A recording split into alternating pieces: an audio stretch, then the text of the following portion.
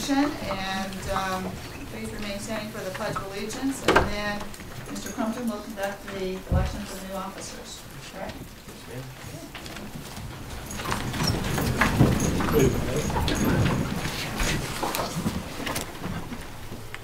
Father God, thank you, Lord, for being our Lord and our God. We thank you for the bounty of our county, of our country, Lord. We just praise your name for all that you provided for us. We ask God as we come into this meeting today that you will forgive us where we failed you, help us to be loving, and help us to be united in carrying forth the business of this county and for serving the people that are here. Give us wisdom in making our decisions and guide and direct us for us in Jesus' name. Amen. Amen. I pledge allegiance to the flag of the United States of America and to the republic for which it stands, one nation, under God, indivisible, with liberty and justice for all.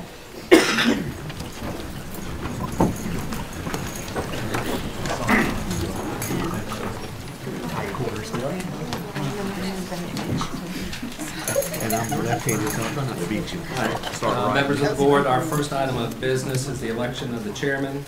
And for the first time in 51 years, somebody other than Mr. Hall will run this, which I'm deeply honored to do today. So you have, under Robert's Rules of Order, there are 4 ways to vote for chairman. One is by voice, one is by rising, one is by show of hands, or one is by ballot.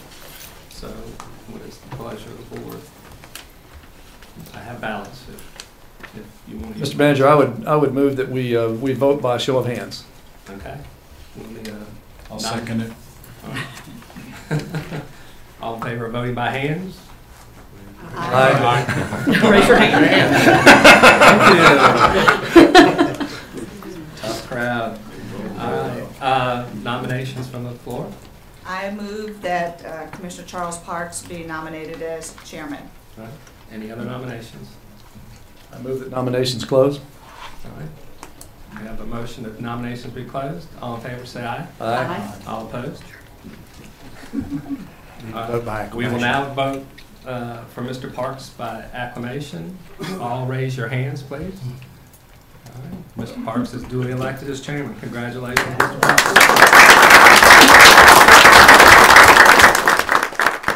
That may be the last one you see, all hands up. All right. We have to do the same for a vice chairman. Once again, we can elect by voice, by rising, show of hands, or by ballot. I'm going to assume that we're going to do this as we did the last one, by show of hands, unless there's opposition to that. All right, open the floor for nominations. I move that we have Amy Dalrymple as vice chair. Mr. Fraser has nominated Amy Dalrymple. I move that we place the name of Kirk Smith in nomination for vice chair. Nomination for Kirk Smith. Any others? Nominations. All right. We have a motion that the nominations be closed. All in favor, raise your hand. Thank you. All right. All in favor of voting for Amy Dalrymple as vice chair, raise your hand. Let the record show that there are 3 votes for Amy Dalrymple, Commissioner Fraser, Commissioner Dalrymple, and Commissioner Reeves. All in favor of Commissioner Smith for vice chairman, please raise your hand. Let the record show Commissioner Womack, Commissioner Smith, Commissioner Shook, and Commissioner Parks voted for Commissioner Smith. So Commissioner Smith will be our vice chair on vote 4-3.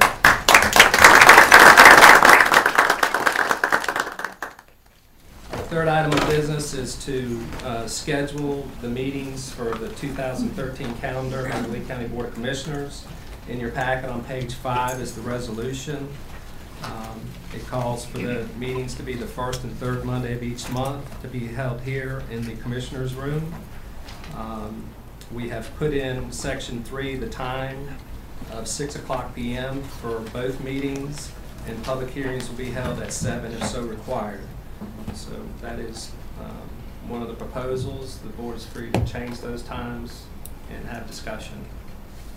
I move the resolution be accepted. Second. We have a motion by Mr. Parks that the resolution be accepted. Any discussion by the board?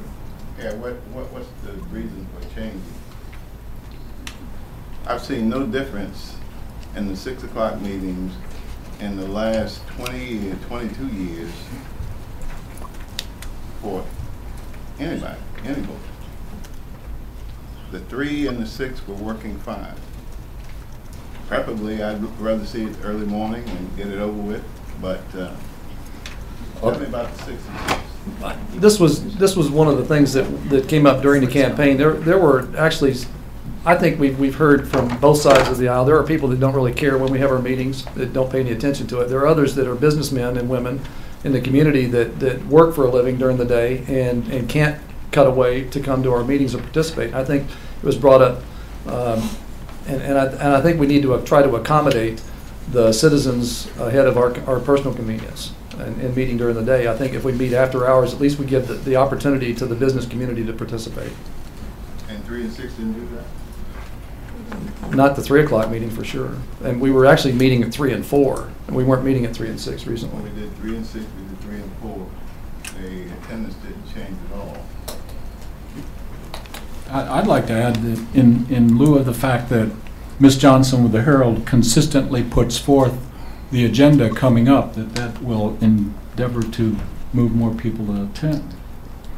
I'm serious. She's done a good job of that.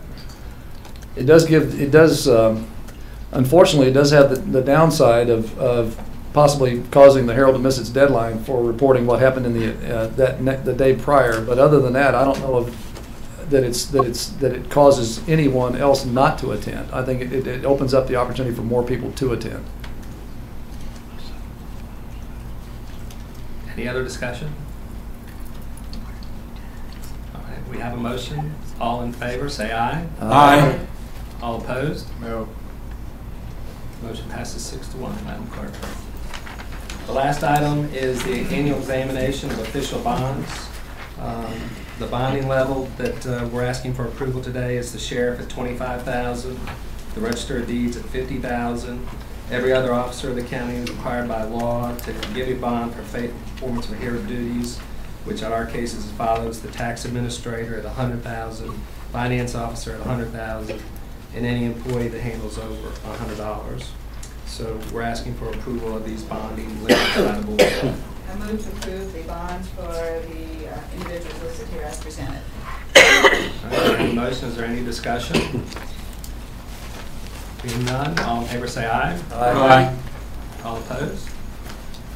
Carry 7-0. Commissioner Parks, you get to change seats with Commissioner Shook, and congratulations. Is that all you want to do? You did a fine job. Thank you.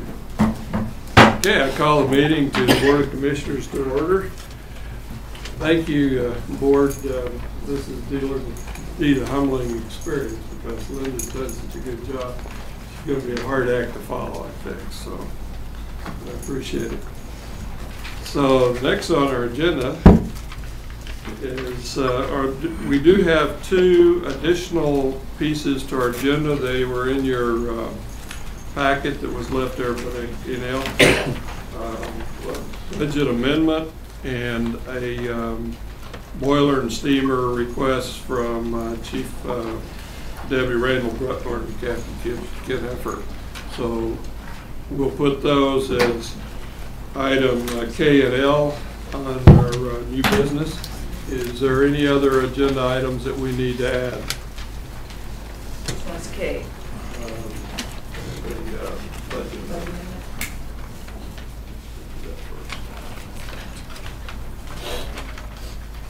Any other additional items? If not, ask for a motion to approve the agenda. So moved. Motion's been made. No further discussion. All those in favor of the agenda say aye. Aye. Okay. We got a total on that one, Robert. Okay. Yeah, I was feeling kind-hearted at There the you go. moment. Approval of a consent agenda. Are there any additions, changes to the consent agenda? Yes, Mr. Chairman, I'd like to address letter E. Pull that. Okay, it's acceptance of additional family planning funds for health departments. So, do you want to discuss that as what you want to move it to the agenda? So we'll make that item in with the agenda. Okay. Any other changes to the consent agenda? I move to approve the consent agenda as amended. Okay. Any other discussion? If not, all those in favor? Aye. Okay. Nay. Opposed? Okay. Thanks, Robert. You're welcome. We'll keep this thing. Great. Okay, so we move that to consent agenda. Now it's time for public comments. And first on the agenda, please, on your public comments, when you come forward, please identify yourself and where your address and the topic that you wish to speak on. And I think the first one we have is Ann McCracken. If you come forward, please, to the podium.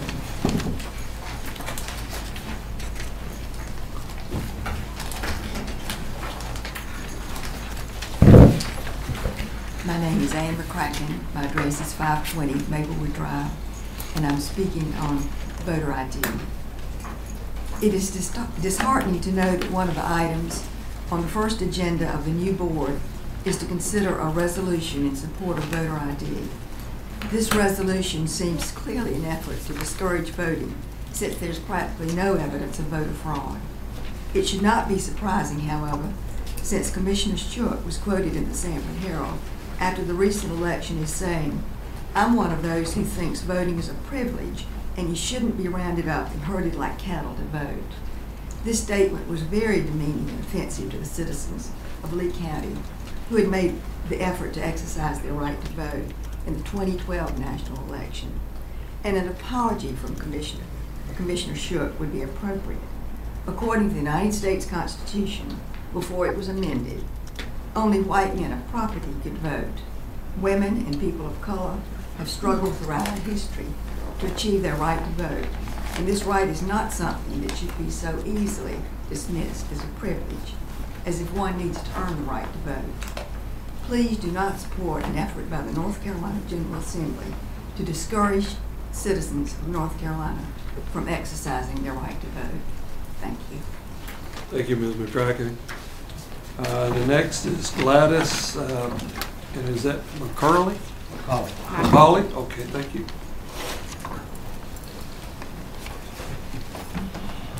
My name is Gladys McCauley. I reside at 2100 Eaton Lane here in Sanford, North Carolina. I'm a spokesperson for many people who are dog lovers.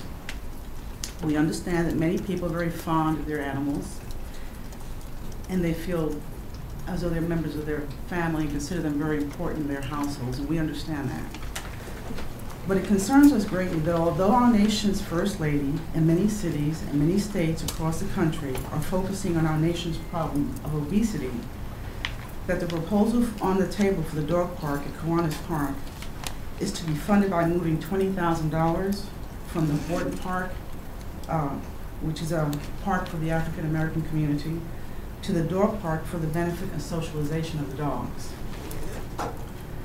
The idea that the interests of the people you have sworn to serve is being superseded by the creation of the park, the dogs, is a concern. Has the board considered an alternative way to fund the dog park? We are not at all opposed, because we are animal lovers, we're not opposed to the idea of a dog park, but the idea that it's being taken from a community that is economically underfunded, and the $20,000 is sorely needed, and there's such an emphasis on obesity, and that's where the children go to play and run and the parents to exercise. Should we not give our humans a little bit more consideration? I did speak to someone a few minutes ago, and she said to me that the funds that are being taken from the Horton Park budget is going to be refunded through Pet Depot and other companies. If that's the case, then that's good. But if that's the case, when do they propose to do this? Is this going to be a long-term plan, or is this something where the monies will be readily available when the community is ready to get the work done? Because spring will be here soon. Summer will be here soon. We need a place for our children to go play. We need a place for our people to exercise. So we're not denying anyone the right, but let's really consider what's at stake. And again, if the funds are there, that's wonderful, but let's not deprive the community of a place to exercise and play, because our children are this nation's future. Thank you. Thank you, Ms. McCollum. Next is Brooks Gage.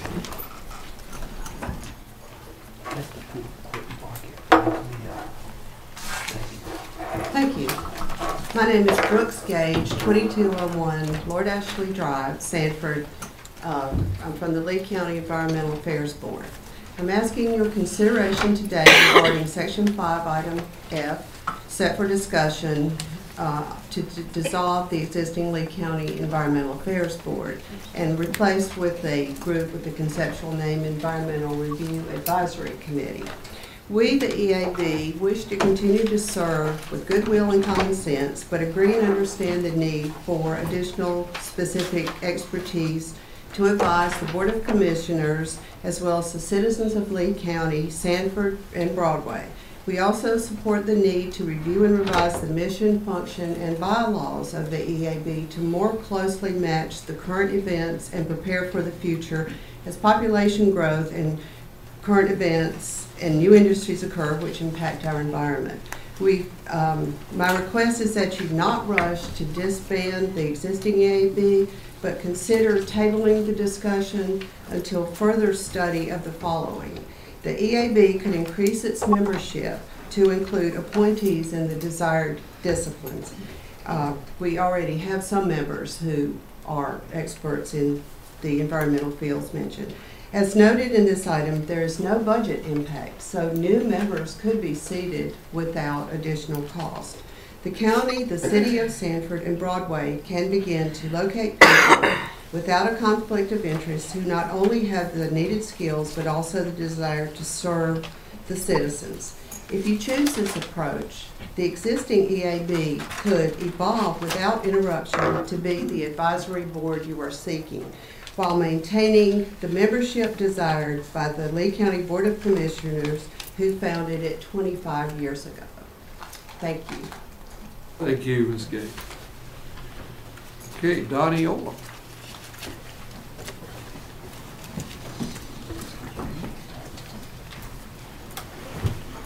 Good morning. Donnie Odom, 2412 Brookwood Trail. First off, congratulations to the newly elected commissioners. Congratulations, Commissioner Park, on your new title. I just had a couple of comments that are just general comments. I would just like the board to remember that that you guys were, and ladies, were elected to be leaders of the community. You know, not individual people, but leaders of the community. And with that being said, it's our politics has, from the national level down to the local level, has gotten just ugly. And I would hope that you would take your position seriously, and remember that individually you represent areas. As a group, you represent the whole county and all the taxpayers.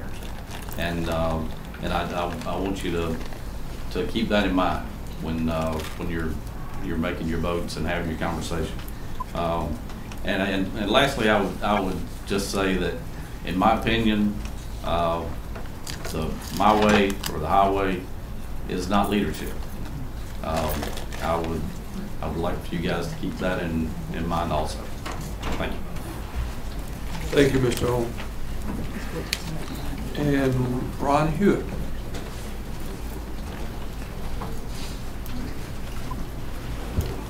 Mr. Chairman, Board of Commissioners, Mr. Compton, Thank you for allowing this opportunity. I'm Ron Hewitt, 608 Valley Road in Sanford.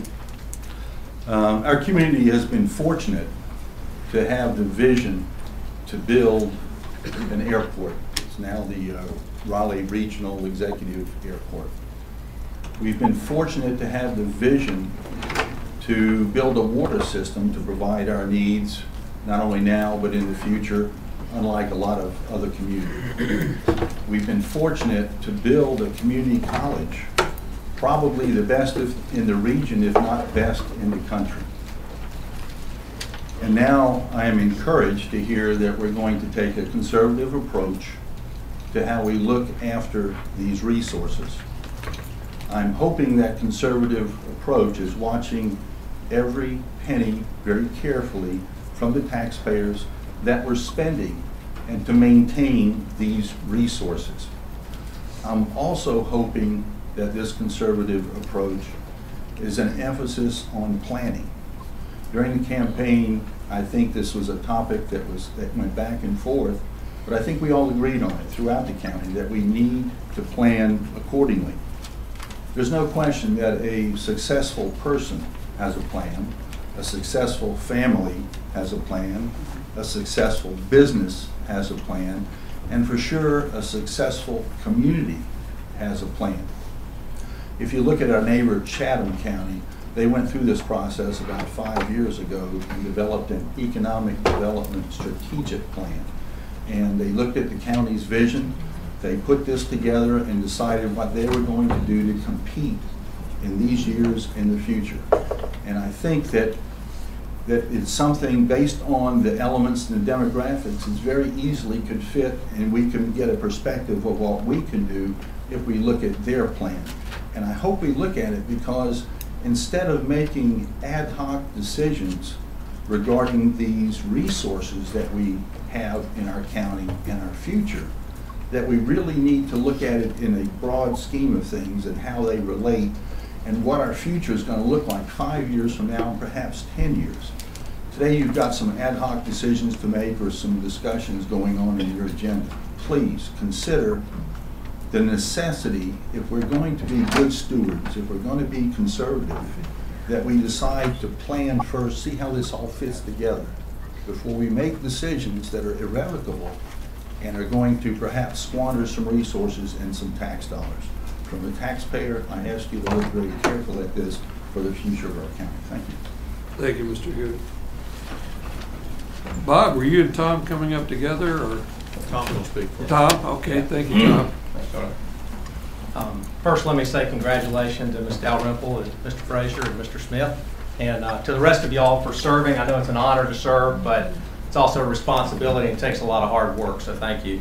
On behalf of, my name is Tom Snell, 1201 Wilkins Drive here in Sanford, and on behalf of the Chamber of Commerce, which is who I'm speaking for this morning, as the chairman of the board, I would like to speak briefly about the reorganization of the Lee County Economic Development, and believe that the county really needs to maintain a professional, full-time, and dedicated economic development organization. I've said a lot about Sanford and Lee County over the past year I've been chairman. We got a lot to be proud of, and it's a sorry dog that won't wag its own tail. But at the same time, we need to stay in the game. There's a lot ahead of us, and we have a lot of opportunity that needs to be taken and keep us in the economic development game. We're really encouraged that there's a lot of stuff on your agenda today that's already starting to address that. So we appreciate that. And we really want to help to craft the public-private joint effort to restructure our economic development. As the voice of business since 1938, we're speaking on behalf of small and large businesses in Sanford and Lee County, and we definitely want a seat at the table.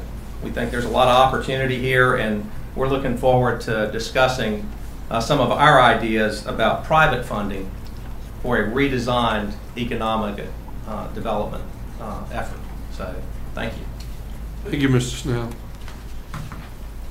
Ms. Emily Harris.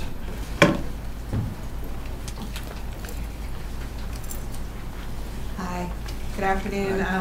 I live at 304 Robin Hood Lane, and I am a 2009 UP resident of Sanford. I am in support of the dog park. The reason why, I have 4 talking points and it'll be quick.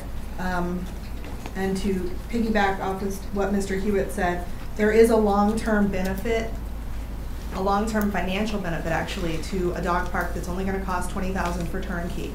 Minimal maintenance to maintain it, mulch, gas, trash pickup, that sort of a thing. Lots of community partnerships. The Boy Scouts and other citizens have already expressed interest in helping, and what can we do to help it, what can we do to support it, that sort of thing. It adds value to our community. When my husband and I relocated to Lee County from Guilford County, we had a wonderful dog park. My husband works in Fayetteville, I work in Greensboro. This would be a huge asset to us. It's a draw for community members.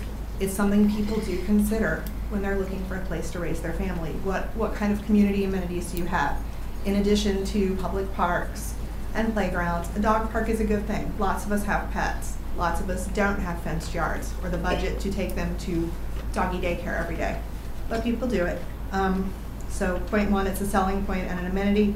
Raleigh, Cary, Greensboro, Southern Pines, Burlington, Wilmington, Fayetteville, these communities have dog parks. Some of them have more than one. So it does add value to our community. Point 3, it adds a sense of community. People will be able to meet, share space, communicate with each other, play with dogs. It's a good way to make friendships and build a sense of community. And it could become an event venue for animal rabies clinics, for CARA and other rescue organizations. It's a good thing. I just hope that you guys will consider it, because I think it would be a big asset to our community. Thank you, and congratulations everybody who was elected. Thank you, Ms. Harris.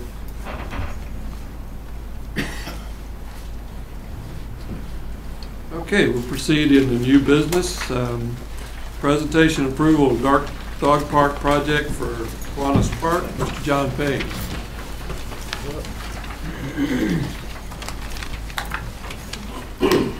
Good morning, Mr. Chairman and Commissioners. Let me see if we can get our presentations on here. Just put the caps on it. The cap, just take the caps off. I do that so it doesn't blind me. Okay. Going blind. There we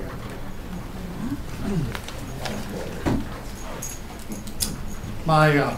My staff, being Laura Kelly and Bill Shuey, came to me with a proposal, but based on feedback that we've gotten from previous community meetings.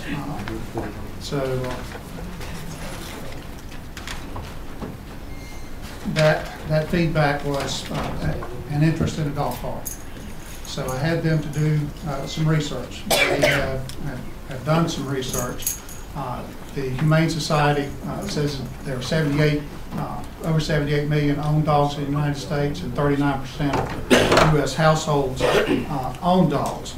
And for Lee County, that means based on nearly 21,000 households, and you multiply it out, we have 8,185 households with dogs.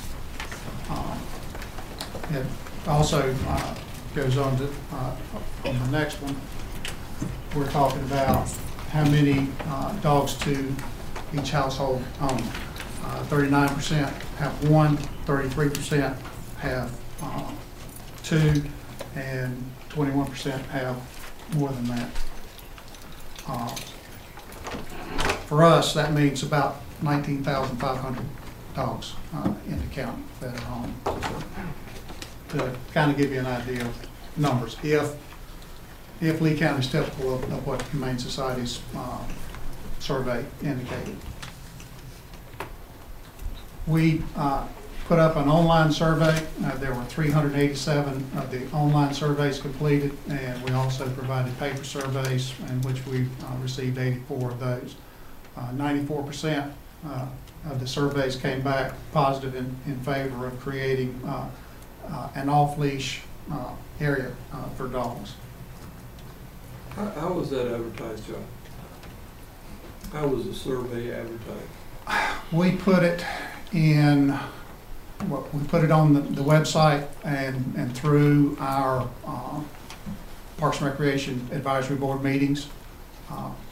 And what a paper. Yeah, there were some articles in the paper as well about it as a result of Parks being on the Parks and Recreation Advisory agenda for those meetings.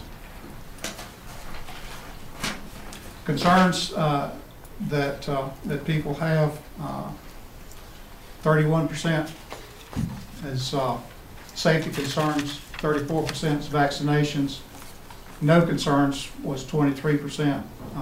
Overuse was 7%. Noise was 1%, and other, and I'm not sure what the other is, but the other represented 4%. But by and large, safety and vaccinations were the largest concerns that people had about an off-leash dog area. Proposed rules and regulations.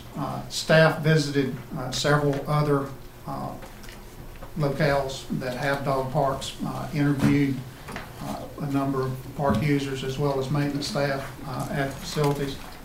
And I went with them to City Park in Burlington and interviewed several folks that were there. And they were self-policed areas, or at least City Park is. And they're the person that I talked to was very favorable.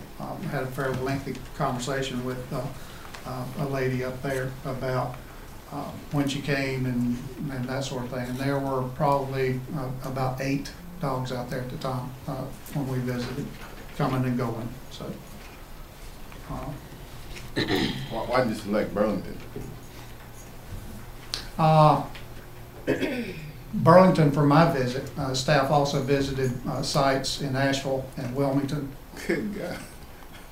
As part of other travels, because they their own travel, I guess. Yes, Okay. yes, sir. Not on our dime. All right. Yes, sir. Okay. John, are those parks in those other cities funded by the cities and not the counties? Yes, yes. Let me ask you: Have you run any of this past the attorney? No, I'm just sir. looking at the legal and financial responsibility of the dogs. So we haven't had that reviewed by. Not by our council, no, sir. All right. That's typical of signage at the other venues that were visited. Oh, I don't doubt that. Right. But lawsuits usually Yes, follow sir. the money. Yes, sir. I understand.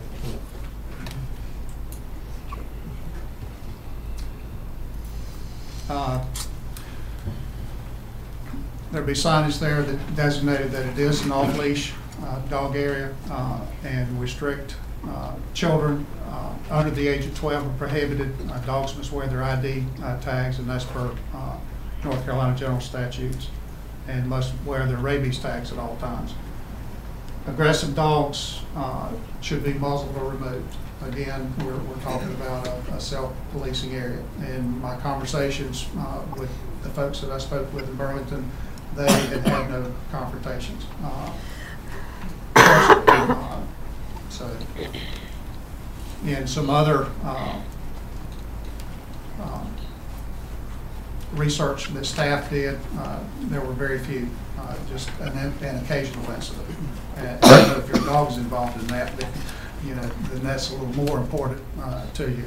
It's just like your child being involved in something where they get hurt, and that wouldn't be a good thing. But by and large, it's self-policing. Rules will be posted, and all dog bites must be reported according to North Carolina general statutes. If the bite occurs, then they give their name and phone number to the other dog's owner.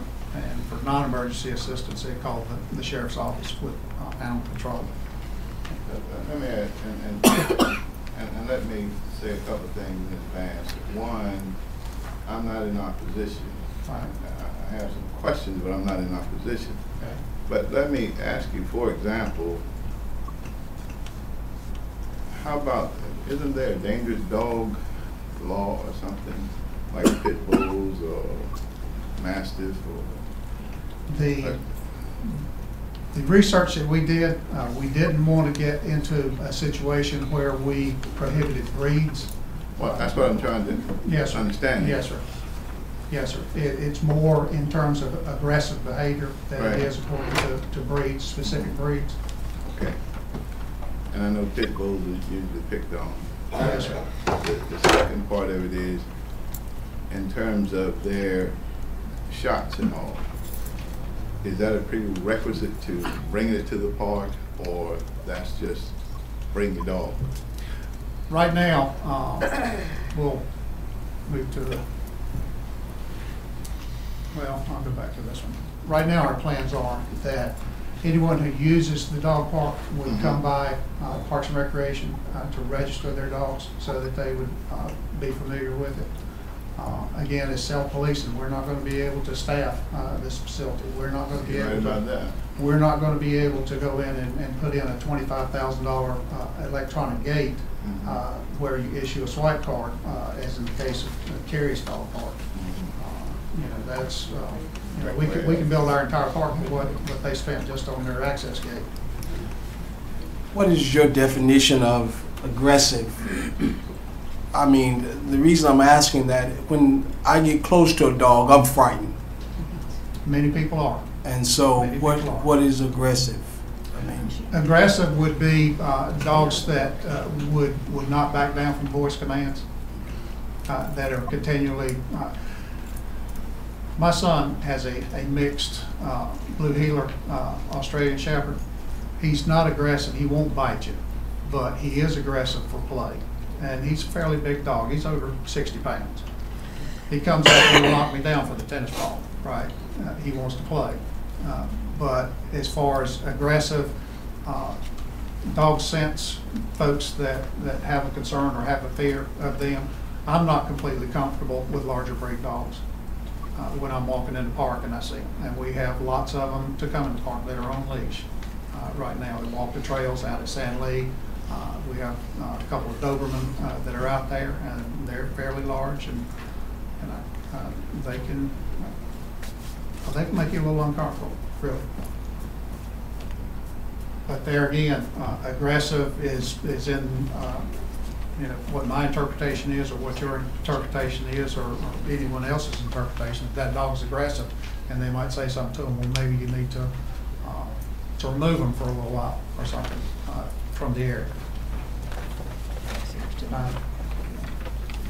I'm not sure if that answered your question sufficiently. Active supervision of the dogs is required at all times and must not be left unattended.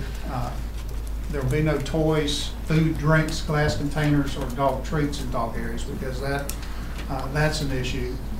Like I say, my son's dog loves the tennis ball. He loves to play catch.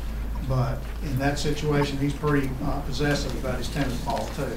So if you introduce a toy, then you know, or food treats, that sort of thing, that's not a good idea, because that can instigate some confrontation at times. And the dogs must be leashed upon entering or leaving the dog park.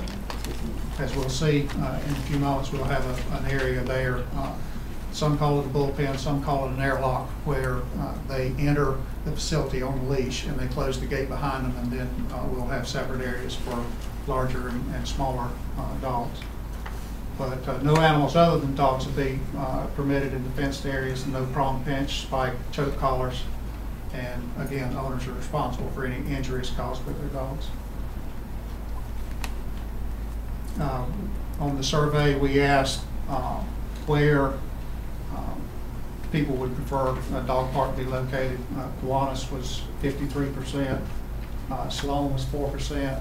Both Kiwanis and Sloan represented 43% of the responses as far as location. Why did you only ask for those two? Those are the two most suitable areas that we have to put these parks in. At OT Sloan, it would be a matter of relocating our disc golf program over there, which is kind of what we've got in mind long range anyway.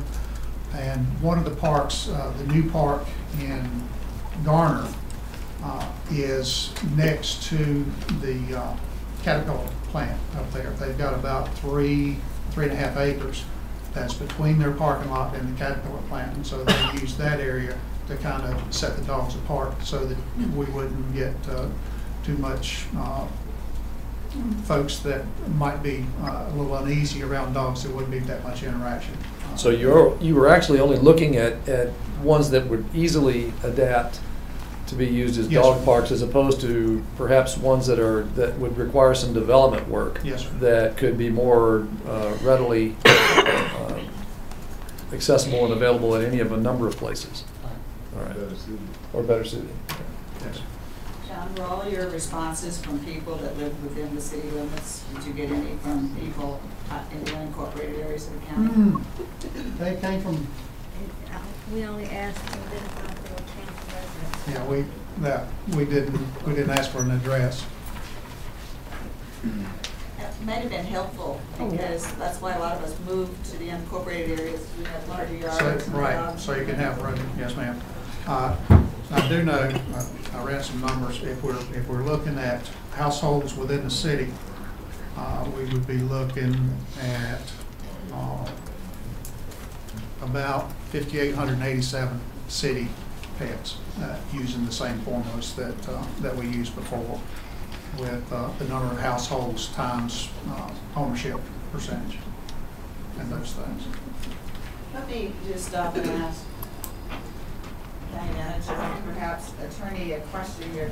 You know, with all of the joint meetings that Commissioner Parks and I and you had with our counterparts at the city and town of Broadway, I recall City Manager Hegler saying they'd like to maybe help with some of the responsibility of some of these things. It would almost appear to me that this would be a real a good thing for the city to do, because I would almost bet that all of these people who would benefit or be attracted to this live within the city of Sanford. Is there some legal reason why City of Sanford couldn't subsidize this or support this? Because did I understand them right, that they'd be willing to help out with some of these? That's a statement they made. So I wasn't daydreaming. Well, they can, obviously, they're in the parks and rec business. They run a golf course, and they've built some static parks, so you know, they could do it. As far as doing it, the only legal issue is if they did it on our property, they'd have to have our permission. We'd just have to we'd have to have an interlocal agreement. It's something that's fairly simple to implement, if everybody wanted to do it. I'm going to do something weird here.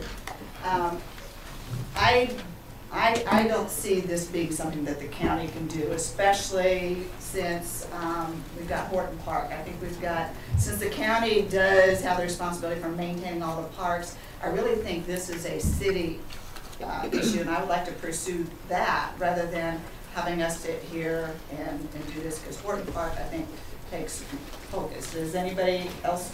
Let's let John finish his thing, and then we'll get a motion on the table and then discuss that. Okay. This is the area that we're talking about over at Kiwanis. It's down in the meadow, near where the volleyball courts are now. Is that a dog or a horse? That's a person. A horse park, I would favor. But this area is selected because, one, we can fence that area down there. It already has shade trees down there. And the area underneath there can be mulched so that it just fits well with what we're trying to do in providing shade and an area that off-leash dogs could run and exercise, and their owners could socialize as well as the dogs socialize. John, Yes. in driving by there a lot of times, what I see is a lot of soccer games going on. Is that the area that they're using? I can't tell from, is that looking from the road, would the road be back to your right? Yes, sir. To the right of the screen, there's going back towards Wicker Street, and Okay. back toward us from where the picture is there is going to be the playground and the shelter. Okay, out there at the park. all right. Here's the area that's laid out. Of course, that's the parking lot right there, and this is the area we're talking about, right there. I couldn't tell from, That print's And mighty small. I didn't get my magnifying glass out, John. My glasses aren't that good, but can you tell me what sizes those are? It's about 186 by 186. Both of them, or one looks smaller? No, than- the entire area. This area right here would be for the smaller dogs, and this area would be for the larger dogs. Okay, so the smaller dogs be about 186 by what? It looks like about a third, Commissioner says. We're looking at Okay. about 65 feet, maybe, something like that. Okay. And let's talk about the logistics of accessing that park. So it's your intent that people would drive into the already crowded parking lot there at Kiwanis Park and disembark their dogs and not let them get away and chase people around or escape into other parts of the park, and then carry them by a leash out that distance to that park and then turn them loose. That, for those that drive, there are a number of dogs that are on the Greenway now. Right, but the Greenway doesn't come out through that part of the park, does it? No, sir. The Greenway. Yeah, it's out off Carpenton Road, right? Yes, sir. There is an access up a little bit north to That's a connecting trail right there, over to the Greenway. Right. Now, the backside off Carpenton Road, where there's a small parking lot, that also directly connects to the Greenway there, does Yes, it sir. not? Okay. Yes, sir. So, but you didn't look at that backside of Kiwanis Park and the development of that wooded area back there for a dog park? It's not as conducive back there. What's not conducive? It's back there's a wetland. You have a lot of, right off Carvington Road there, Yeah. with the bridge, it goes across a creek and a wetland area. Actually, that's where the Right city has now, a lot of sewer Commissioner, easements through there because of the how low only- it is. the only area that we do not allow even dogs on leash is the exercise trail. And that's the only place that we would have any space at all to do it. We'd have to allow the dogs to be on the exercise trail then. And that's when we have a lot of folks that are rehabbing and older folks that are out there that, believe me, they call when they see dogs on the exercise trail. But are dogs not allowed on the Greenway?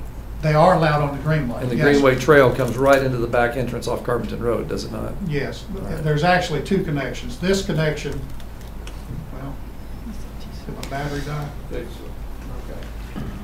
there it is. It's about to die. This is the first connection here from the Greenway into the park. There's another connection on towards the parking lot at Carpenton Road that comes across to the exercise trail.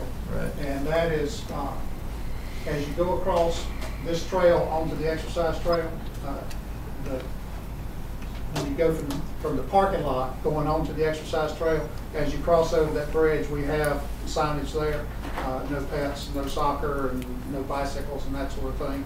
And we have the same thing on the other end. So, and that's the only space that we would be able to make use of. The rest of it is wetland. We wouldn't be able to do it.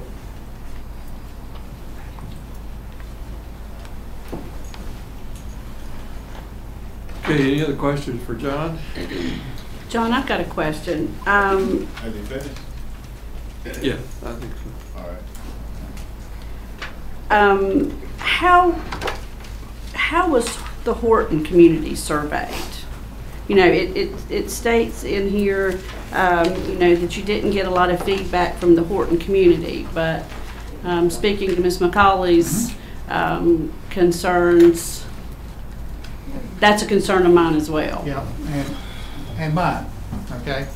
We met, we being two members of the advisory board, and I met with a group of about a dozen residents, area residents. Some of them walked over to Horton Park, some of them drove, but by and large, most of them walked across the railroad track and over.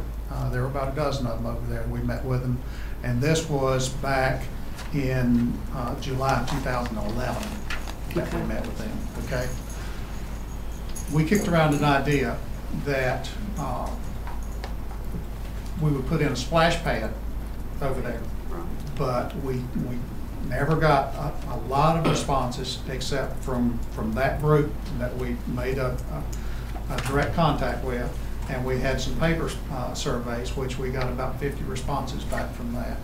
They were favorable to the splash pad, but it's hard to apply for grant funding or anything else unless you can show more numbers. And so we've kicked it around, and we brought out a new survey. Well, okay, let's see what, in addition to perhaps a splash pad, the community would like to see there. And when we did that, I've got 19, that was put up in June of this year, June of 2012. I've got 19 responses online, and I've gotten 20 hard copies back. So I've got 39 responses, yes ma'am. And those responses would like to see the pool reopened. They'd like to see tennis courts out there. They'd like to see a trail, upgraded playground, some of those things that we can address. But we feel like it would be better if we take a look at the entire park and see, well, let's go in there and do a makeover. You know, right. Put in a splash pad, find a place to put a walking trail, and upgrade the playground equipment. I'm not sure about the tennis court because we're talking about expensive items there. Absolutely. Well, one of the things that concerns me, I know, I think maybe the young ladies here that addressed the board at the last meeting with the health transformation project, you know, updating the Horton Park, you know, with the health issues for that community might be something that we could do in tandem with her project. And oftentimes with grants, we need that matching seed money. You know, that's my concern, is maybe we would need to leave the money there and let's see how this plays out, and maybe that would be an option. It's not that I'm against the dog park. I love dogs, and we have 2 that are part of our family.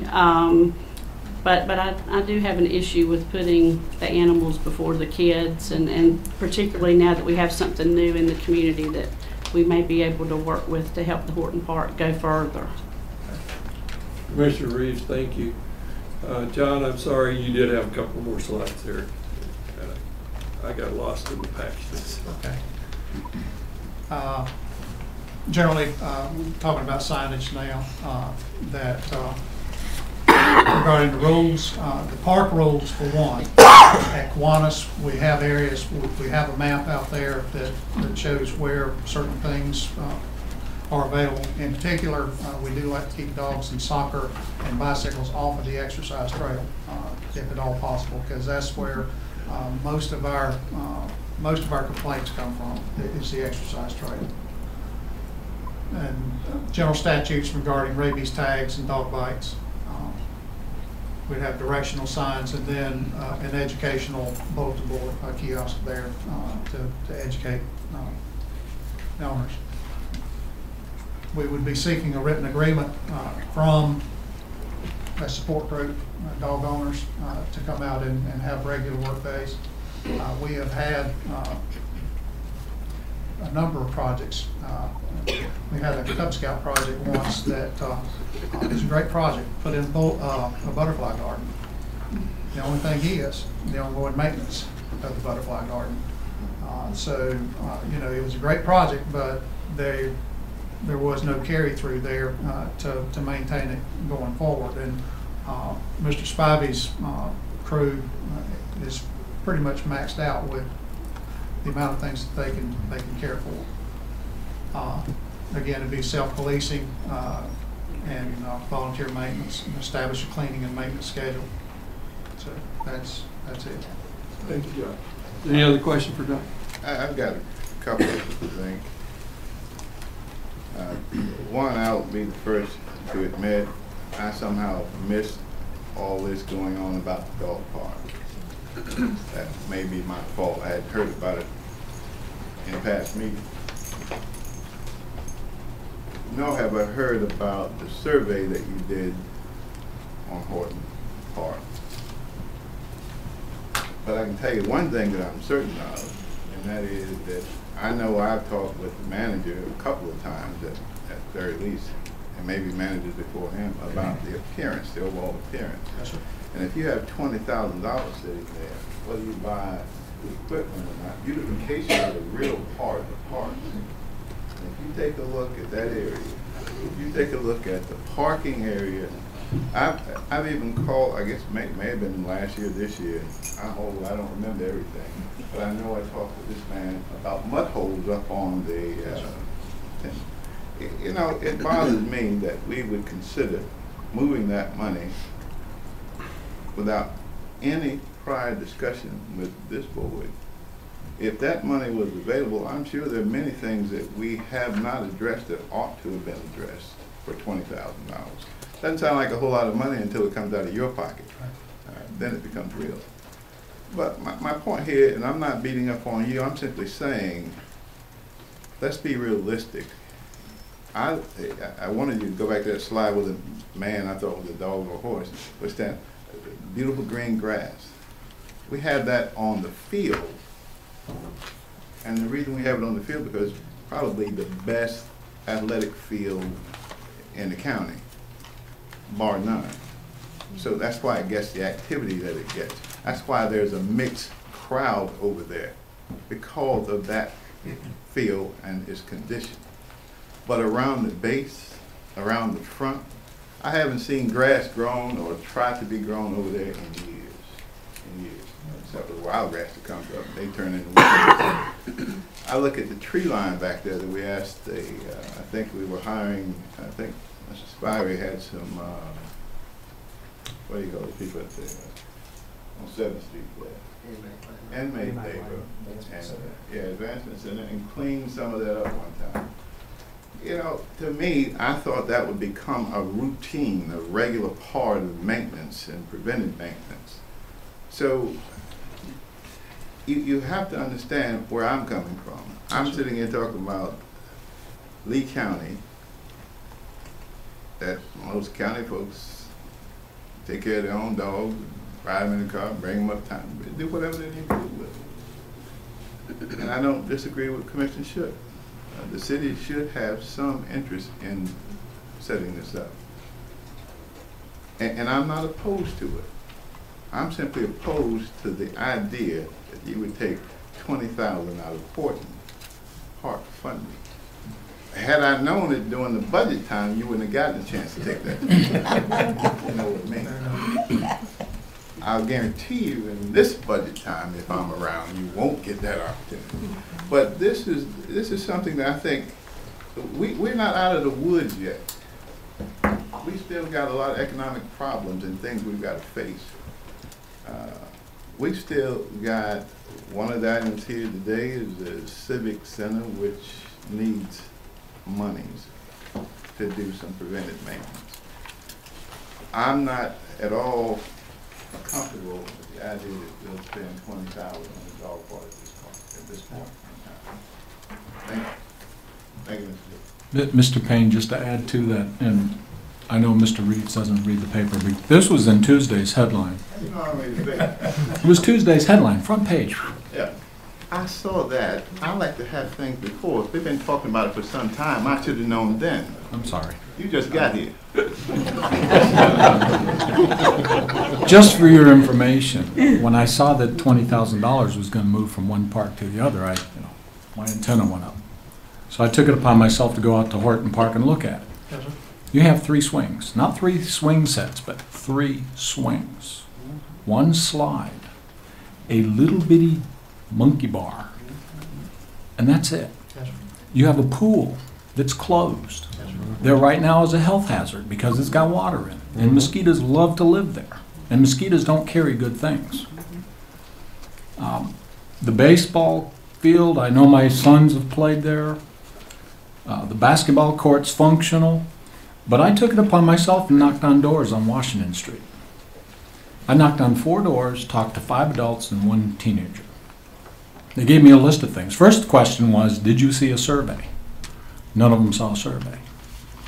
And if I can knock on 4 doors and get a list of things like playground needs upgrading, pool needs to be opened, bathrooms need upgrading, needing for more swings, another basketball court, and the need for new slides. I mean, these were from the people that live on Washington Street. And then adding to it, I'm standing there and here's cars zipping up and down the road. This is something the city needs to look at. Maybe they would consider a speed trap or two, because there's no sidewalks to that park.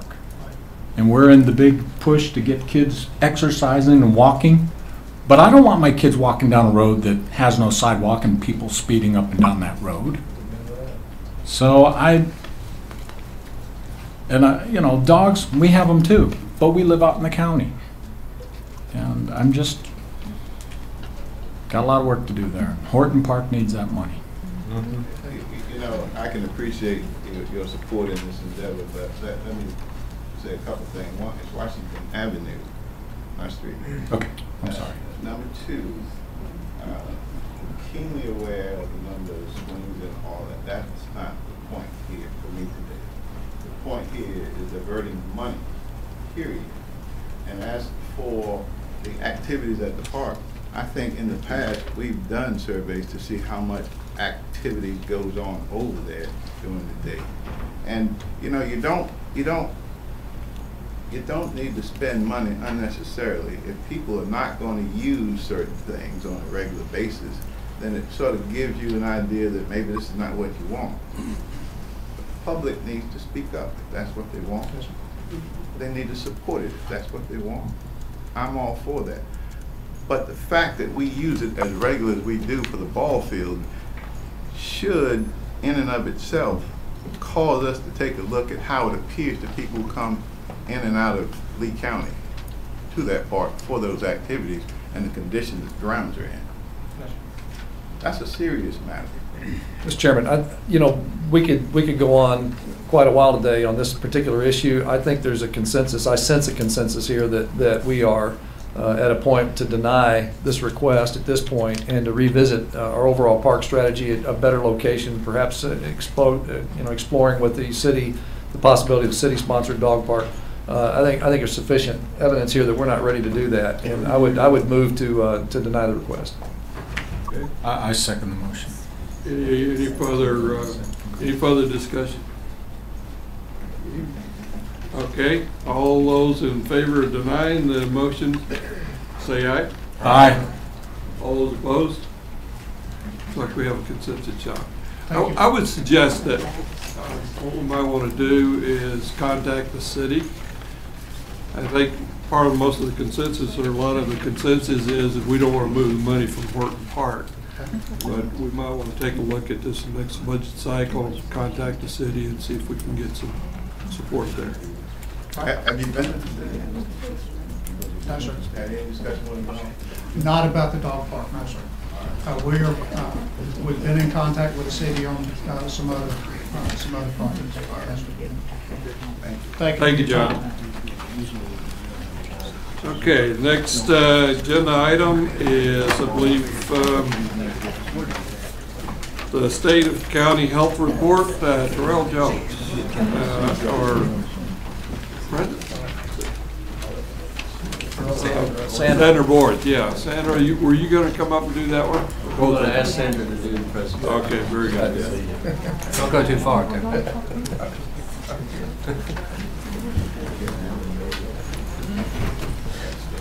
Good afternoon. You all should have a copy of the 2012 State of the County Report. Okay. Just want to do a little brief overview, especially for the new commissioners. The state mandates that the county does a State of the County community health assessment every 4 years. Our last one was done in 2010. And in the interim years, we do a State of the County report. So what you have before you is the 2012 State of the County report. And in there, I'll just go over very briefly. It talks about the purpose. It talks about our health priorities. Our health priorities are identified through our community health assessment. We did a priority meeting and listed all the concerns that were listed in that community health assessment, and we identified the top 5 priority areas. And we try to do an update within the interim. We do a population update. You will see our 5 priority areas, which we have task force that meet on a monthly basis. They will be outlined or updated in here, the progress that goes on to meet the objectives over a 5-year period. And then we also have to do, we talk about the 5 leading causes of death. They identified again in our community health assessment, and each year in the interim year we do an update. We also talk about what's new in Lee County and any emerging issues. One thing I would like to make a correction on, or I should say, is the population update. When we did the population update on here, what you will see, what y'all have is according to the 2009 estimates, and that's what it was, an estimate. Every 10 years, they actually do an actual count of the people in the county, and there's a 2.85% difference. That could be misleading in thinking that people have moved out of the county. So what we've done is restated it. So let me pass out what I have, please. Pass it around. So what I've given out there is, according to the U.S. Census estimate 2011, Lee County population is 58,752, which it actually is now. And it talks about the primary races, and it gives you a population breakdown. Any questions regarding that change? And that will be, of course, in the new one once it's printed.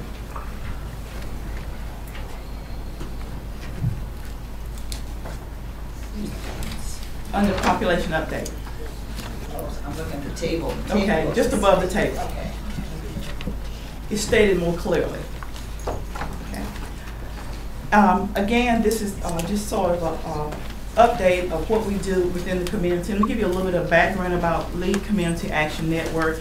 This is a community-wide partnership that's made of private, non-private partners within the community. We meet every once a quarter, and what we're doing basically is working to reduce some of these disparities within the community. The majority of the work is done every month within our priority areas, and they are teen pregnancy, dental health, obesity, teen pregnancy, and sexually transmitted diseases. And we meet within our groups, and access to mental health. We meet within our groups on a monthly basis to work to reduce these disparities within the community. Any more questions? I know in the past, Commissioner Dalrymple has been involved, Commissioner Womack has been involved, as well as Parks, and we appreciate y'all's participation in these group meetings. Thanks. Are there any questions or anything? Anything in the report? Yes, sir. I'd like to highlight 2 items Okay. that are in here that I think are very important. One is Family Promise, and I know you're very active on the board there, and I know it's near and dear to my heart. Family Promise of Lee County I think it's great that it's included here. I would like to see us in future reports also add the service we provide for homelessness through the Outreach Mission Incorporated as well, OMI, which provides housing for homeless singles. There are some people that would otherwise be homeless if it wasn't for that mission, as well as Family Promise. And I think Lee County, I think it's safe to say this county is the only county in central North Carolina that has accommodations for both single homeless as well as family homeless. And I think it's very important. Even Wake County has that, obviously, but if Chatham does not, I know that Moore County does not. And so Lee County, and we do attract people from other counties, unfortunately, because of that service, but I think it's important. And I'd also like to note that there's not one nickel of federal, state, or local tax money that's supporting those facilities right now. These are all being done through charitable organizations, and my hat's off to the churches and the faith-based networks that help support these things. It's really good. The other item here is on food deserts. Yes, sir. First, I thought that was desserts, and I was reading that very closely. But food deserts, and I saw the diagram for the food desert, and I would just ask that we relook that food desert the way it's plotted here, because we do have the Bread of Life Ministries and Christian United Outreach. I know that New Life Praise Church supports through distribution. There's several churches that are supporting redistribution plus meals. Yeah, and Pastor Kibitz, I would think that we probably ought to relook that, and maybe I'm misinterpreting what a food desert is, but I would just be very careful to label food deserts in downtown Sanford with that. Okay, just to bring some clarity. Okay. Now, this is the Economic Research Service of the USDA, agriculture, that define this as a food desert is citizens living more than a mile from a major grocery store. Retail. Or retail? So they don't take into account any of the pantries that we have, even if they're not, even if they're a mile away from a supermarket. Not according to this definition. All right. I could do some more research to see, but not according to this definition. Well, the other thing I would offer to you is that on one of the maps, on the plot that I saw, on the map, it seemed to show one of them that was like a block away from one of the grocery stores. And I was questioning whether or not that was actually correctly drawn. Basically, we just lifted it out of the Okay. USDA, off their website, and All right. just plopped it in. Okay, well, we But again, we can might want to take a look research at that that map just to make sure we correct them. Okay. There's one other thing that greatly troubles me about the county and its health.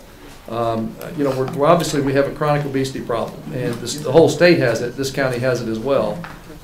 We're not as healthy as we need to be in that area. I question whether or not the government has that much of an active role that needs to play other than education. But I would offer that there is one thing we can do that is very important in the educational side, and that is that we have a lot of type 2 diabetes that's rampant in this county as a result of obesity.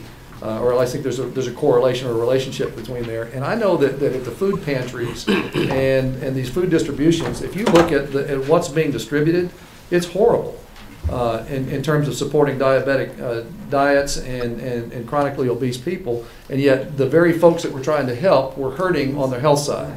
We need to figure out a way, if you can just tuck this away, we got to figure out a way to help vector the correct types of foods, fresh produce, and maybe Susan Conlon in the Ag Center can help us with that. I mean, to figure out a way to get the proper nutritional items into those food pantries, because right now, other than the bread basket, I don't know anybody else that's making a concerted effort to try to get the right diet down there to these people that really have that need.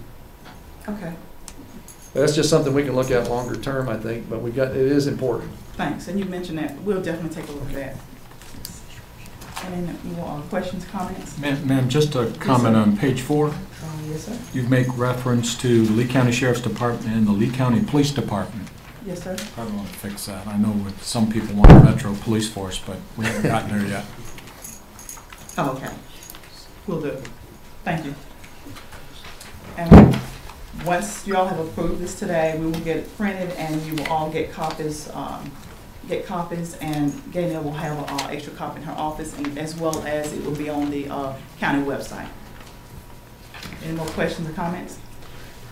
Now, you know, I would just say, Mr. Chair, I would move that we approve the report with the corrections that were noted during the meeting. Yes. Okay, any other further discussion? Call for a vote. All those in favor, say aye. Aye. Okay, thank you, very sir. much.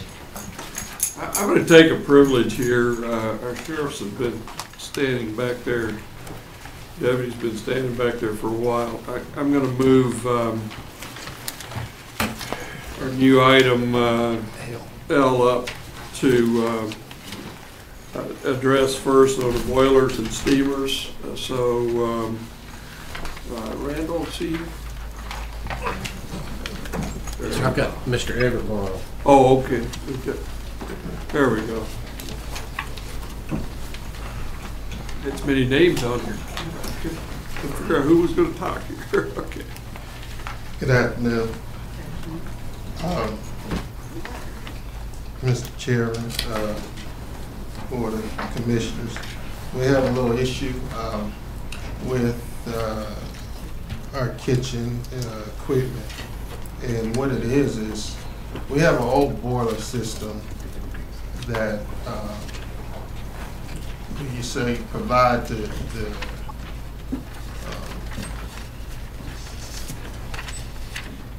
power to the steamer and the kettle.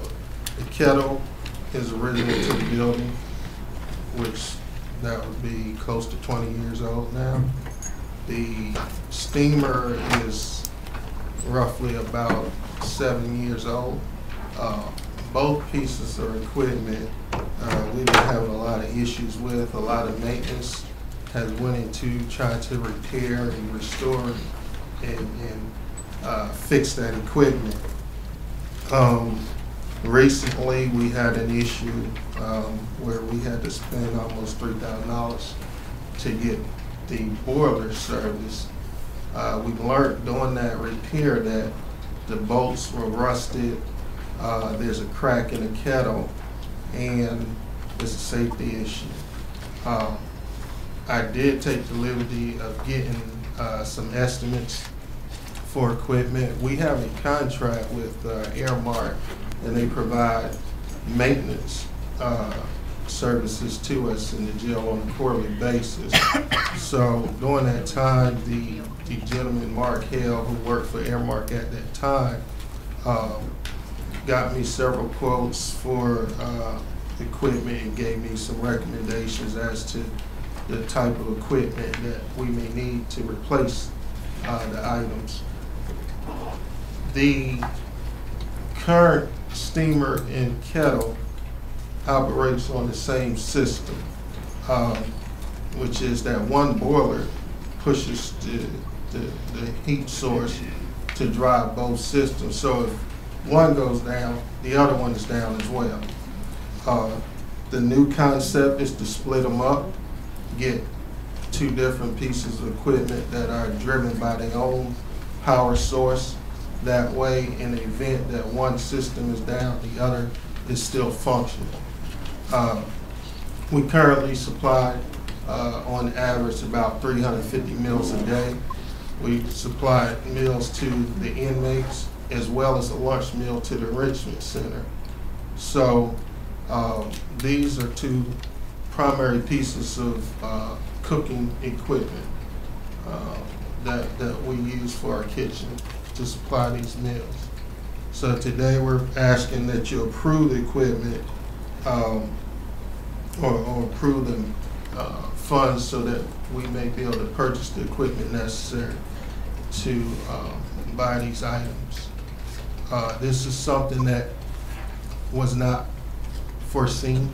Had it been, it would have been in the budget under a capital item, and we would have requested funds for it. Every year, we do an assessment of the equipment in the kitchen just to see what may be needed. So it was one of those things that, you know, we kind of learned, and, you know, we knew it was a sore spot. We tried to get through another year without having to spend this type of money, because we know that money is an issue, always. So we ask today that you consider this. That way we can move forward with the project and get this equipment replaced, and also make sure that we have safe operating equipment in our facility. Mr. Everett, could you tell me, I'm sorry, go ahead. Yes, Lieutenant Provett, did you need to come up and ask? It's Chief Butler. Butler. I'm sorry. Well, Sorry. Mr. Everett, you know, I was forgetting to mention the company came to see if they could repair the equipment that we had. They said they couldn't, but, you know, they stressed us the danger. This thing's under pressure, and with the leak in the kettle, or the crack in the kettle, and the leak in the steamer, it could ultimately blow and burn someone severely. And as Mr. Everett was saying, you know, he and I talked about trying to make a way to make this stuff work, or to have it repaired to get us through to the next budget cycle, and there was just no possible way. Let me ask this question about the bid. Obviously, you got a quote of $28,000 or thereabouts to do the repairs. Did you get multiple bids? Did you ask several vendors to look at this? We have not. Like I said, this was given to me from the folks that did our maintenance. And it was the best possible, how can I say, what they felt, in their opinion, would be the best equipment for our money. Okay. We understand the bid process. I also know that this will need to go to bid, but this was just, how can I say? Get the funds allocated. Good faith estimate. Yeah. Yeah. Rough estimate and a suggestion. Well, let me ask you this. Have you taken the necessary precautions to prevent any burns, accidental burns, and that sort of thing there? I mean, as best you can? I mean, or is Aramark satisfied that you've got safety conditions in place to continue to use the facility? At this time, it's still functioning. Like I say, this has been identified. We're we have taken precautions so far as pressuring down equipment and that sort of stuff. Trying to use it on a limited basis. You know, however, it is an urgent matter and it needs to be addressed. Yeah, I would just suggest to you that I'm supportive of doing whatever we need to do, particularly because of health and safety concerns. But I do want to also make sure that we're doing our due diligence as stewards of the taxpayers' dollars to make sure that we got a best price. And I would be moved to approve, a cap of $30,000 to get this work done, but under the condition that we're going to get a couple of good faith bids, and so there's at least the appearance of competition in this thing, so that we don't have a company that's vectoring money off to a friend. And then maybe a couple of folks look at this and take a look at the engineering that's suggested of having the two separate, the kettle and the steamer, and maybe have an alternative option for value engineering that they might go back to replace what we got there to see what's cheaper. I think in the essence of time, you would want to declare this an emergency purchase and allow us to get the bids and go ahead and award the bid at staff, because it's over 20,000, and normally we bring items over 20,000 back, but since we're not meeting the January 7th, we declare this emergency purchase. We go get the bids and then allocate the money. The money needs to come out of fund balance too, so a motion needs to include that these funds come out of fund balance. John, did you find out a thing on this one sentence that I asked about is? Well, I was just getting ready to ask them. It said the quote does not include labor to install. It says the jail's budget of, and then there's a blank there to cover the labor. So are you planning on covering labor out of your budget? Right, because every year we bid for maintenance issues. So we should be able to help. You're going to cover the labor out of your maintenance budget. Yeah, that was my selling point.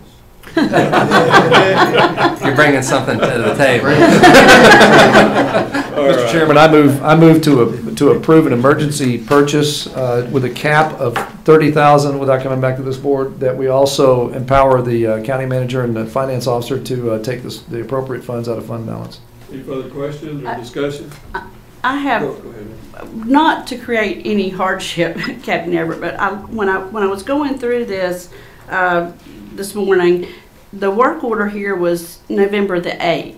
So, we're getting close to a month, and the statement of this person that assessed the situation said it was very unsafe. And I know you said you're trying, but I mean, what's the timeline that we're looking at? Because it concerns me that we're using it every day, and it sounds like this leak and the crack could get bigger with every use. What it was, and I didn't get this work order until last week, the copy, which you have, I have. I got that last Monday. The gentleman that came out was supposed to come back and actually write this up for me, and on several occasions he didn't show up. So I called him and said, look, this is an issue we need to take care of. And he said, well, I don't need to come back. I'll just write up something and email it to you. So obviously he had written it up prior to coming out. So I'm just concerned that it's obviously an emergency issue, and all care be taken so no one gets hurt before it gets fixed. Interesting, he wrote it up before he came out. Yeah. Would that be a situation that Director Spivey could have looked at? I'm just asking him, actually. Normally, Mr. Reed, that's a specialized item because and what we had done in the past, we've got companies like Whaley, and they've now got this contract with Airmark. And the reason why is this is not an average piece of equipment because it does work under pressure. Okay. And I really don't encourage our staff to deal with it because we don't have any prior training to this. Good answer. Thank you. Any other questions? I believe we have a motion on the floor. And you want to restate that, Jim? The motion is to approve an emergency purchase with a cap of $30,000. That the county manager can make that purchase as appropriate after and contingent upon receiving multiple bid options to evaluate, and that the money be taken from fund balance. Okay. All those in favor? Aye. Aye. Okay, thank you. Thank you. Appreciate it.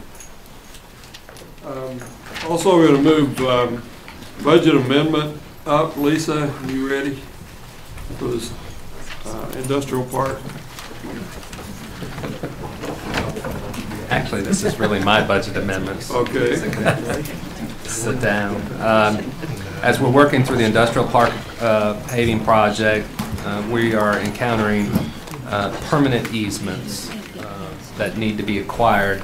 The construction easements, so far we've negotiated with one owner to give us the construction easements, but permanent easements we're going to have to pay for, and we're estimating that to cost $50,000. Grant funds cannot be used to acquire the easements.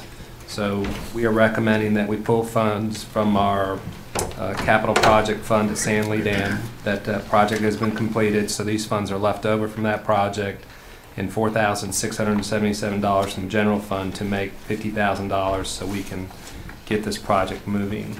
Okay, and we asked you a question a little earlier, is this all it's going to take to get the easements? I hope so, but we don't know. We have two owners that at this point we have not come to terms with. So 2 of the 3. How many owners are we talking about along that? 3. We have 4 actually. We're one of them. We should go along with our deal, right? Hopefully. And we're not charging ourselves for our permanent easements. I don't know yet. We got to move forward. We're not charging ourselves for the permanent easements. And actually, the large Can you disclose the names of the other 3 property owners out there? Well, you have Leemore Capital. You have Mr. Womack, and not our Mr. Womack, different Mr. Womack, and Steve. Smith. Yes, Smith. Pardon? Spencer Smith. Excuse me. Spencer Smith. Yes.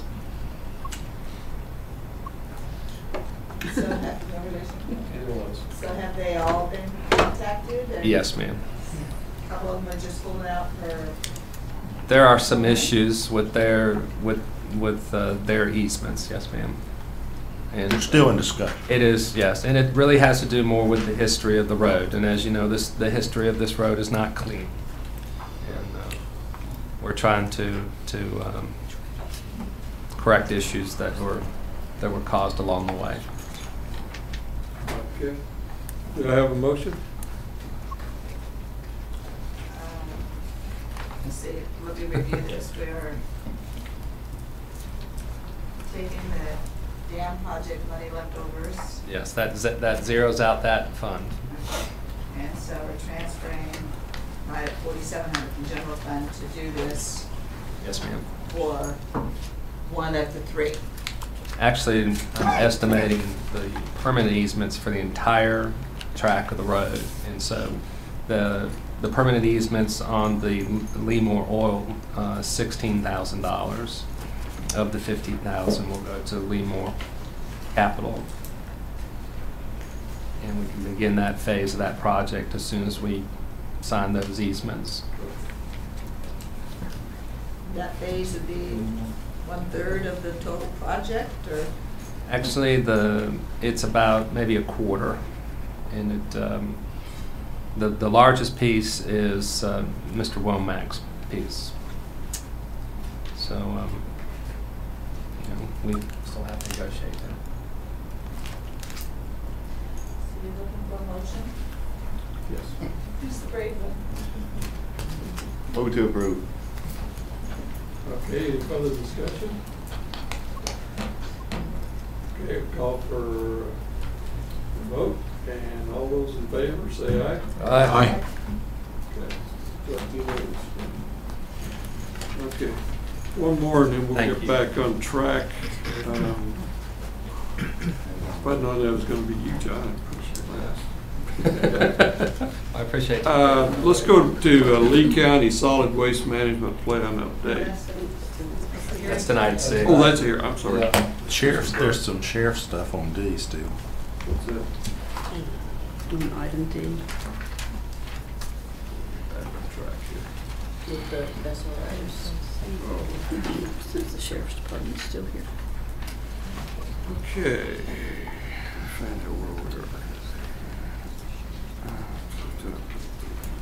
They don't need to wait around for item D.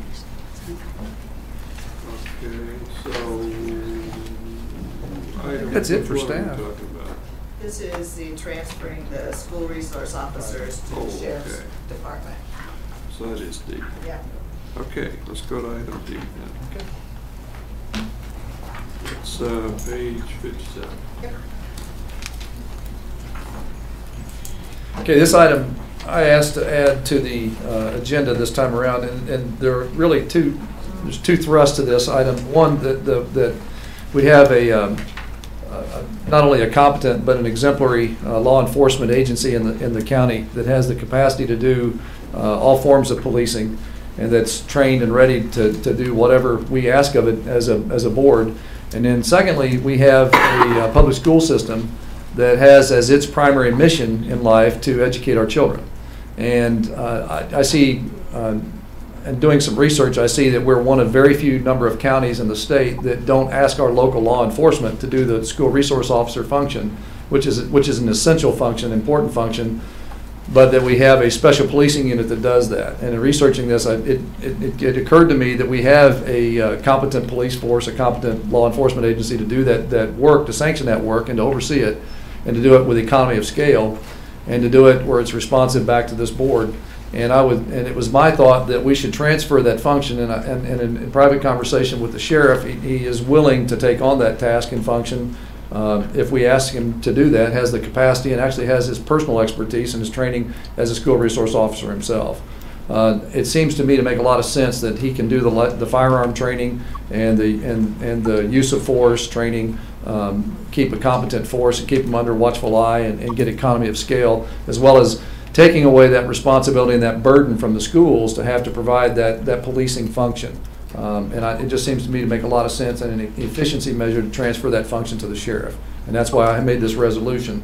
And I would move to approve this resolution by the board, subject to the conversation we're going to have. Okay, we have a motion on the floor. Is there any discussion? I do. Go ahead. I do have some concerns. Has there been a problem with the way in which everything has taken place thus far? Been any issues? Can you explain? You talking about, do I have a problem with I the mean, way is there any issues? Have there been any issues at the school? Oh, absolutely. There have been issues. I mean, but that's what I would dare say that even if the sheriff had been managing the SRO functions up to this point, there would have been complaints or issues. I mean, we hear complaints and issues all the time. I personally have been called in on 2 different accounts at the high schools, but that's just because of local constituents that reside in my district have complained about it. That's not the reason behind the transfer. The transfer was really done to more appropriately align the task and function underneath the law enforcement agency and remove that burden from the schools. Good afternoon, Sheriff. I see you back there. Did you make this request by any chance? No, sir. Was it discussed with you before it was presented on the agenda? I have had some discussions. Okay. Can you give me your insight as to why this is a good move forward? I haven't heard anything from the Board of Education. I don't know if any of you have or not. Well, my position is if the Board of Commissioners if you want me to take it over, I'd be honored to do so. I do think that the jurisdictional issues that these officers have at times will be cleared up. And I have to say, during the summer months, when I need extra patrols, I can put those 7 officers to work. And also when school is not in, if they're not taking vacation leave, they can work in the county. So that's 7 uniformed, sworn deputy sheriffs that we can use during those times. And so it would go a long way with our crime prevention efforts in the county, especially during those times when crime tended to go up. So that's my really my position on it. Well, that makes good logic. Would you tell me if you had any discussion with the chief of police or the city or the staff itself over there? No, sir, I have not. Okay. Is anybody here? I think what you said to me makes good sense, but I only think it's fair that we give consideration to those that are in place, and let's have some dialogue to hear what their positions are. And we still have the authority to do what we choose to do with county money, but I don't want to recede, and I appreciate you accepting that role, and I'm sure there are folks in the city and county would be glad to see 7 more on duty. How would that impact, though? Are they 12-month employees now? I don't believe so. I mean, my understanding was that they were not, but I could be wrong. Well, if they're not, they're very highly paid for the period of time they are working. I mean, that's about $450,000 for 7 people. Well, that's what I mean. I don't know. So would that? I think that all are 10 months except for one, I Right. believe, but I'm not sure about So that. we would have to, I mean, if you're talking about employing them for 12 months, then it would be an additional cost. Well, I don't know that. You'd have to look at those salaries and They would have to fall within our wage scale. Yeah. So. Yeah, I have a real problem with, you know, it sounds good, it looks good on paper, you know, but I haven't heard any complaints from the schools as to how it's being done now. And I'm in the schools a lot and, you know, have seen the SROs in action. They do an outstanding job. I did get to talk with Sheriff Carter briefly this morning, and he enlightened me some on the jurisdiction issue, which I can appreciate. But I would be in favor of tabling this until we can at least talk to some of the members of the Board of Education. I mean, this is impacting our children and our staff and their safety and well-being on a day-to-day basis. May I say something, Mr. Chairman? Yes. I think this is an excellent idea, organizationally and from a legal and law enforcement perspective. But you have to remember that the school budget is not like our budget. The school budget is set once a year, and I'm not sure that we have the authority to take money out of, once we've appropriated it, to take money out of their budget without their without their approval. Certainly that could occur in July. I mean, Counselor, I agree with that, and I anticipated that issue, and that's why item number 3 is listed on the resolution, which says, if required by legal or administrative mandates, Board of Commissioners supports passage of a local bill in the General Assembly to deal with that. I'm not sure it would even need that. I think it's, I think that typically I'm so used to the Sheriff's Department dealing with this, being the SRO people, and either the money's in the budget, and sometimes it's budgeted to the school and then they just contract with the Sheriff's Department, or it can be a straight budget thing. The point the only point I'm making, I don't think it probably doesn't need a local bill. Probably doesn't. It's just because we're in the middle of our budget cycle, and you know. This says effective fiscal year 2013-14. Okay, good. Yeah. So Yeah. Also in the resolution. Yeah. I think we'd probably be okay. Is there anyone here from the Board of Education, Superintendent? Hang on, Tracy. Yeah, I'll be right here. Anybody else have any questions, Tracy? Commissioner Womack, you had indicated that only about 10 counties. Yeah, the last information I could find is published widely for consumption, and I didn't want to wait 60 days to get a response back on an RFI to the DPI. I did some research, a couple hours of research, and found that that under the General Assembly there was a bill that was introduced about 2006 or 7. And at that time, they had to make a special bill just to allow for a policing unit, special policing unit. And at that time, they said even though there's only 8 or 10 counties of the 115 local educational activities across the state, there were only like 8 of them or 10 of them that were currently using special policing. Everybody else was using a local police department or sheriff's office and doing fine at that. And I suspect, I don't know this for a fact, but I suspect there's even fewer than 8 or 10 now. We may be one of maybe half a dozen that are still doing it. because it's just so much more efficient and effective to do this function underneath a local police unit. So, John, does the $450,000 we appropriate to the school system for the SROs come out of all local funds? I am not sure. I don't think so. In fact, that bill that I was talking about just a minute ago that I found actually was a special bill, and there was funding that was provided. So a degree of funding comes from the state. I don't know how much of it is, but I think the bulk of it is made up by local funding. But there is some appropriation that's done at the state level through the special populations or whatever that allow for some what they call school safety officer money, and that's used for SRO purposes. Mr. Chair, I'm not opposed. I still feel that it is paramount that we allow others to comment regarding the situation. January is only a few months, a few days away, and if we're lucky, we'll all be here to deal with it on January 7th. There's not much likely to happen between now and January anyway, in terms of figuring out the money aspect of it. I just had a couple of questions, Tracy, before you leave. And then, in your experience as an SRO and as sheriff, can you give me some specifics of some of the things that you mentioned on jurisdictional or things that you felt like maybe the local sheriff's department could do better in the SROs and taking care of the actions there in the schools?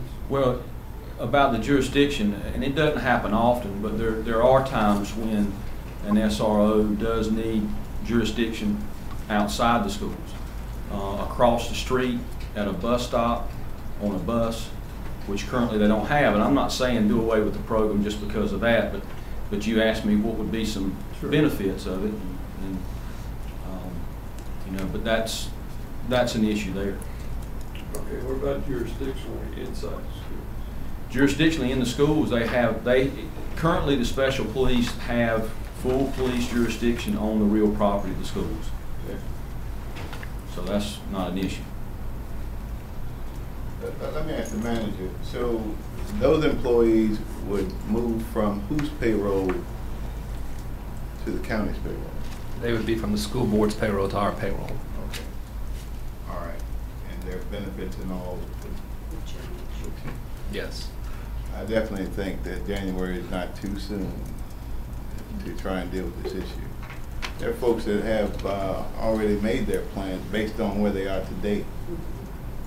And I don't know how this impacts. Maybe finance can tell us, or the county manager. I'm concerned about their well-being in this situation. This wouldn't take effect until after our budget negotiations, July 1st. They still need to get time to react to what's happening. Okay, so we have a motion on the floor. So if we were going to table, we'd need an amended motion. So moved. Okay, state your motion, please, Mr. Reeves. To amend and until the January, what is it, 7th? Yes, sir. Meeting. Okay, so we have an amendment that we delay it until January 1st. So that being an amendment, that would take precedence on a vote. So all those in favor say aye. Aye. Aye. Okay, those opposed? No. So 4 to, did you hear Ricky, 3? Yes, I agreed with VA. Okay, so 4 to 3. I need clarification. Okay, Ricky, Amy, and I raised my hand. and Russ voted no. Okay. So then the motion to pass the resolution is now on the floor. Any further discussion? If not, those in favor say aye. Aye. So we have 4, and those voted no. No. Okay, so same two. Okay, so that passes 4-3. Mr. Parks, I think the item you were trying to get back to kind of catch up, we had pulled item, I think it was E, off the consent agenda, the acceptance of additional Diener Family Planning Funds, and we still have the Health Department here. Okay, thank you, John. You could release them after they discuss this. Okay, so let's, that's page 19 to, Page 21. page 21 to 31. Yes.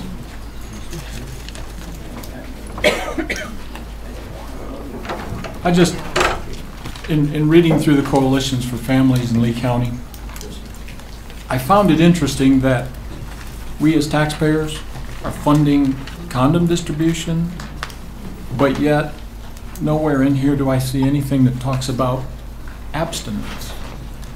And I'm just curious, do we talk about the failure rate of condoms? Do we talk about various STDs that are not protected by condom use? I'm just, we're continuing to perpetuate a behavior that perpetuates poor outcomes. And that's my concern here. That I'm not prepared to really have those answers for you right now. I do know that the schools, I believe, have policies.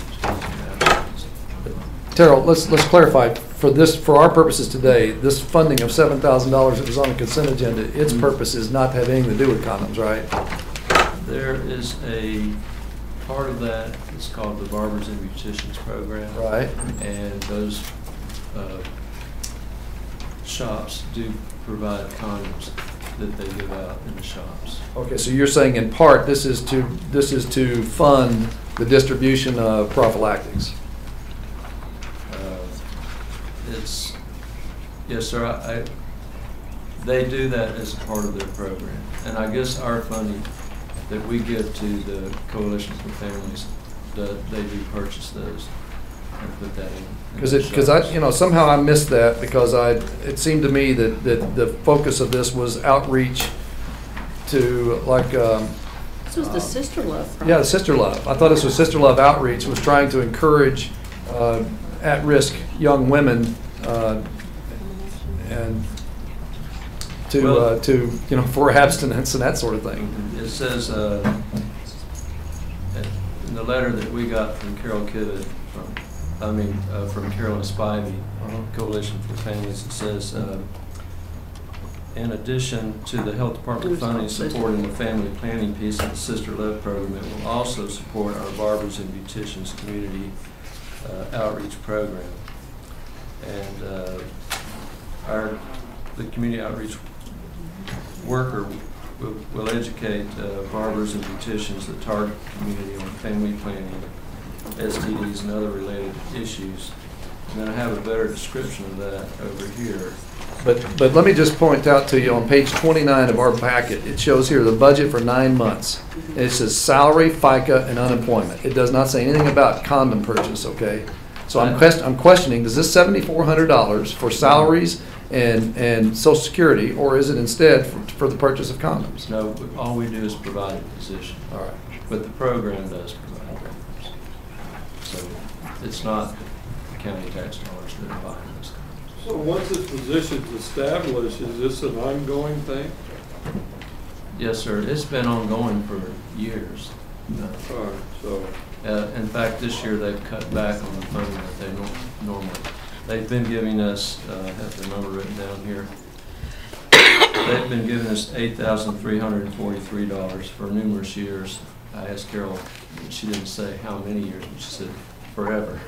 They've been supplying that much, but this year they've cut back to $7,404. So Coalition of Families is not asking for any extra money. They're just going to make do with what they get. Don't we rate 7th in the state as far as teenage pregnancies? We are high. And yet, we're still perpetuating a behavior, through these counselors. Here's a condom, go have fun. Well, I think that most of the people that these counselors talk to are adults and not teenagers. But I don't know for sure. I have actually planned to go visit the Barbers and Beauticians program participants. We tried it 3 weeks ago, and the lady that was going to give me the tour got pneumonia, so we put it off. And actually, this Thursday I'm going around to talk to them and see how this program works. Tara, let me offer this. I support Sister Love program. I think it's great. I do question though, and I think Commissioner Kirk Smith has brought up a good point. We need to verify, and perhaps if Sandra could come back at a subsequent meeting and give us an update on the Sister Love program and what it consists of, and who they deal with directly, and maybe even indirectly how that has an effect on the community's teenage pregnancy rate, because that's a genuine concern that we all have about that. Well, I agree that this addresses up to 40 participants in the Sister Love program. Right. And we have a lot more teenagers than that, female teenagers in this county, and I don't see that we're really getting directly to them other than we have a movie at the movie theater. There's a brief 15-second commercial that asks people to consider what they're about to do, and that's about, we need more, and I understand this. So, has this program ever been evaluated? Because the rate keeps going up. So, who evaluates, or whose responsibility is it to evaluate the program for effectiveness? Well, I believe that the LECAN group evaluates all the programs that they support, and this group is supported by LECAN. And we don't. You said you think, but we don't know. I wish Sandra was still here. She oversees that group. So. Well, let me offer this observation too, Mr. Parks. The rate has gone down, and it's gone down for 2 or 3 years. The unfortunate part is we're going down slower than the rest of the state. So our status in the state, our standing is higher, even though the rate itself is actually coming down. We still have a disturbingly high rate of pregnancy among the 14 to 17-year-old group. That's still a problem. We have as many as 2 or 3 a year. I think we need to take a look at that, because when I attended LECAN meeting with Pam running the meeting at one time, this was last year, it was going up. And so there seemed to be some disparity in numbers. So what we need to do is have an evaluation of this program to see if we can do better. Yes, sir. We need to do better somehow. We always need to do better. No matter what efforts we have, we can always do better. I will ask Pamela and Sandra to work with me on looking at the statistics of the program, not just of the teen pregnancies. Well, none of that. I want to know what the program is doing. Mm-hmm. The specifics of what it's doing. Mm-hmm. Not just meetings. I want to know what we're doing about getting people involved. Okay. Was this money coming from your operational budget, or did you get grant funding from somewhere else on this? The state gives us this money every year. These are planning dollars, right? Yeah. From the state. So, okay. Pam is here if you need to ask her a question. Good.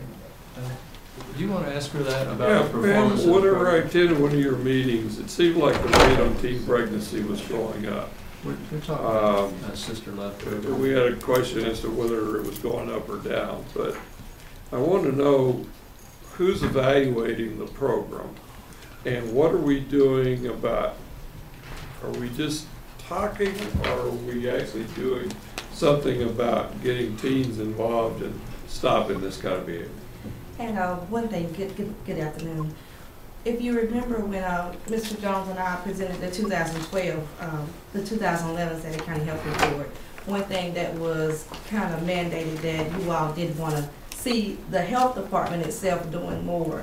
And that is one thing that we actually did ourselves in the health department is this summer we began a program with the Sanford Housing Authority in one of their low-income areas, and we've been in the school system more, teaching classes. Literally, I think I'm in there 2 or 3 times a week now, working with the school system on becoming more involved at Southern Lee High School as well as much as I am in Lee Senior.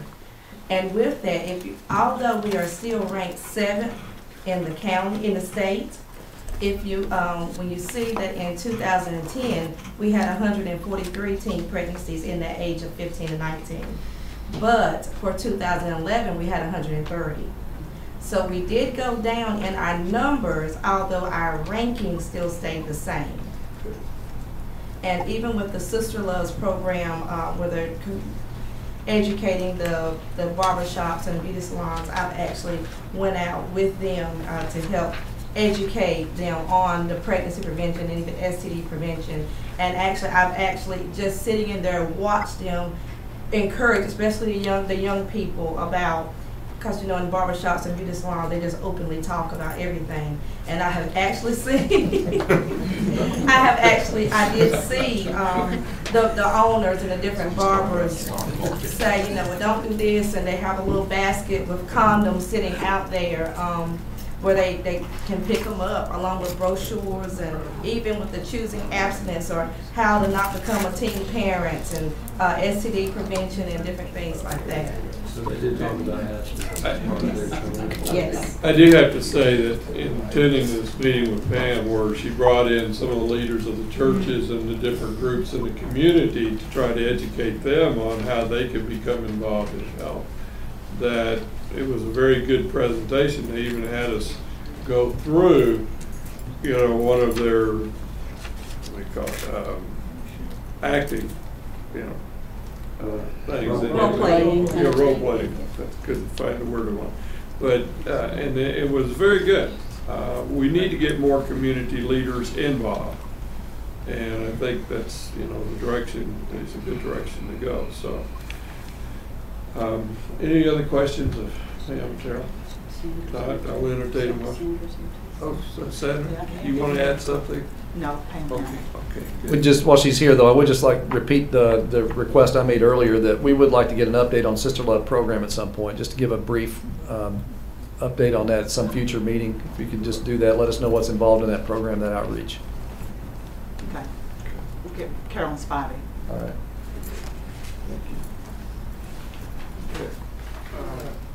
Do I have a motion?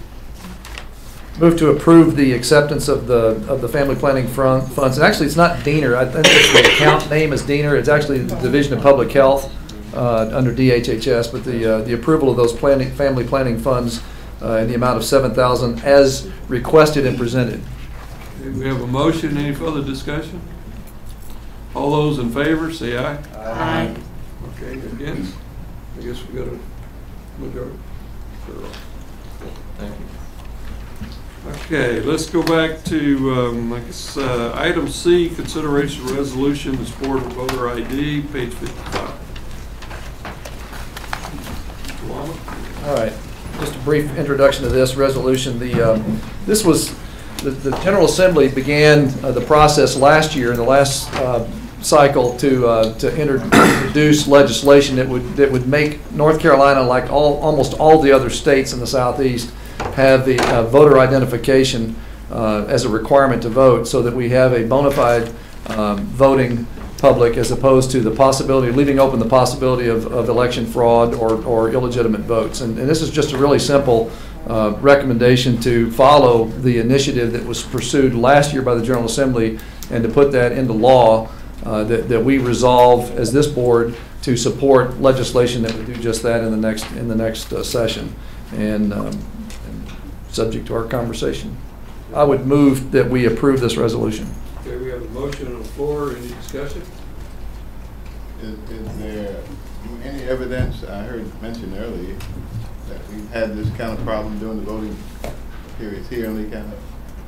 I want to hear somebody else other than you. I know you already got it. So. I can tell you what we've observed. We saw Virginia plates on cars pull up, people get out, go in and vote. In some cases, they forgot to hide their I voted sticker before they went in to get another I voted sticker. And you know they voted? They came out with another I voted sticker on the outside. Okay, but And you know they voted. And do you know, did the car go in or just the individual? If you had a relative come down and drive you to the voting booth.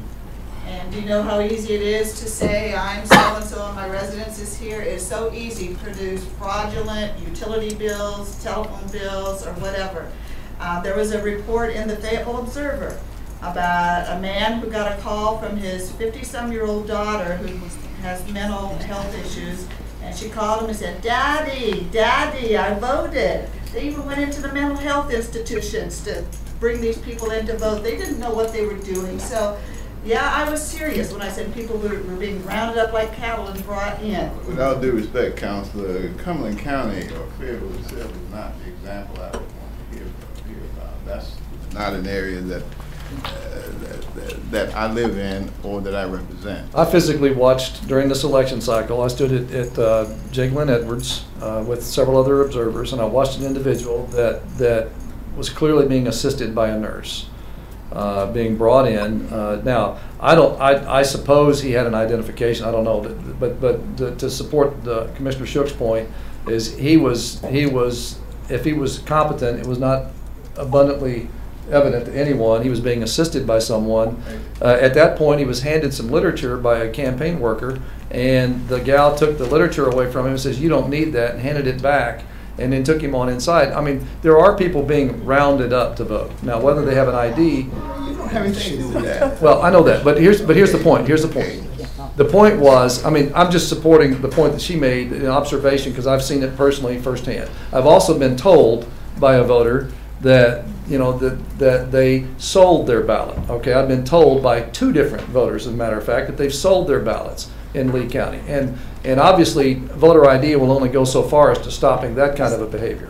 But I will tell you, the other thing that this is important, this is to help to ensure that we don't dilute the vote, regardless of what party or what race there is, to make sure that people that are voting are bona fide, are legitimate, regardless of who wins or loses, to make sure that the election has the same sacred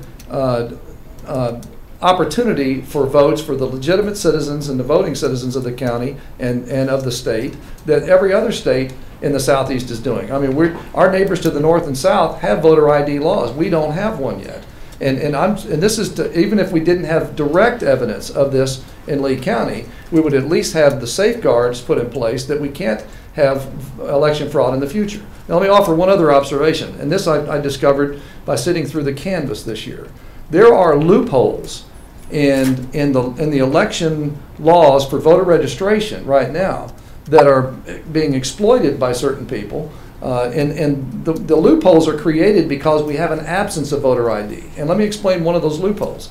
If you attempt to vote in this election, if you attempted to vote in this election, and you didn't have the proof of identification, and you hadn't previously registered, or you were given a provisional ballot because they couldn't verify that you were on the voter rolls, the fact that you got a provisional ballot, whether it was accepted or not in this election, was enough to get you added to the voter roll for the next election without a voter ID. You don't have to have an identification card, a proof of residence or anything, and you get added to the voter rolls.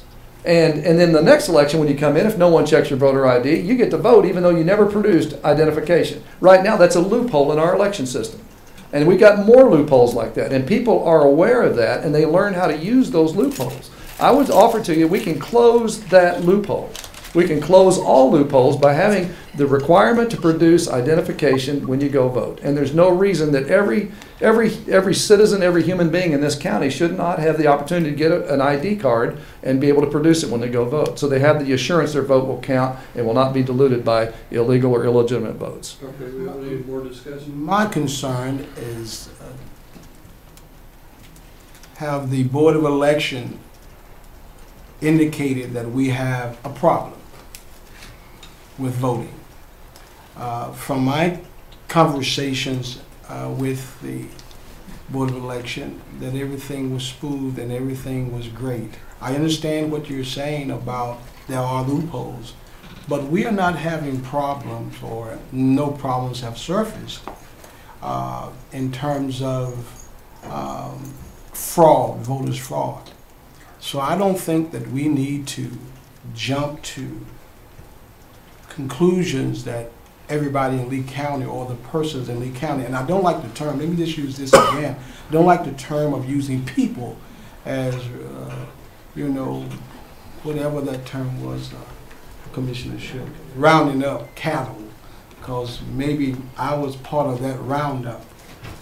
My family may have been some people who I consulted to go out and vote, so I don't consider that being someone to round folk up.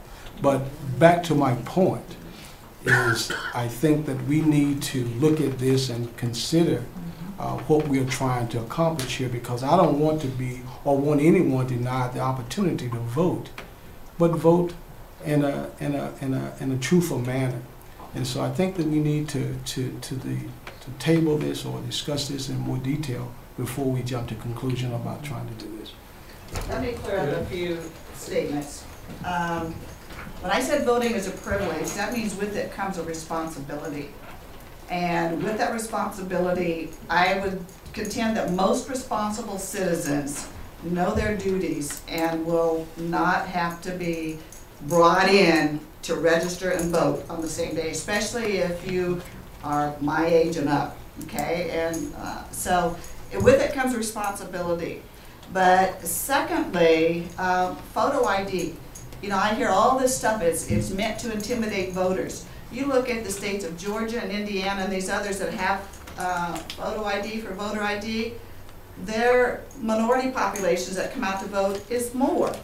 So it's just to, you know, make sure that every legal vote counts, and it's not too much to ask somebody for a photo ID. Now, you have to have a photo ID to get Medicaid prescriptions. You have to have a photo ID to get a lot of other government programs. So a photo ID is not going to be that hard, because I would contend that most people today probably have one. So I'm in support of this. The voter ID has been important to me for a long time, so I'm a strong supporter of this. Okay, any other discussion? If everybody seems to be in a position to have one, then why is it necessary to force them? Why don't you just ask them for it? If they produce it, fine. If they don't, it's fine. No, that's the point. It's not. By law, we're not allowed to even ask. Well, then that ought to be something in and of itself. It's not really your business. It's not really your business how I get to the voting poll.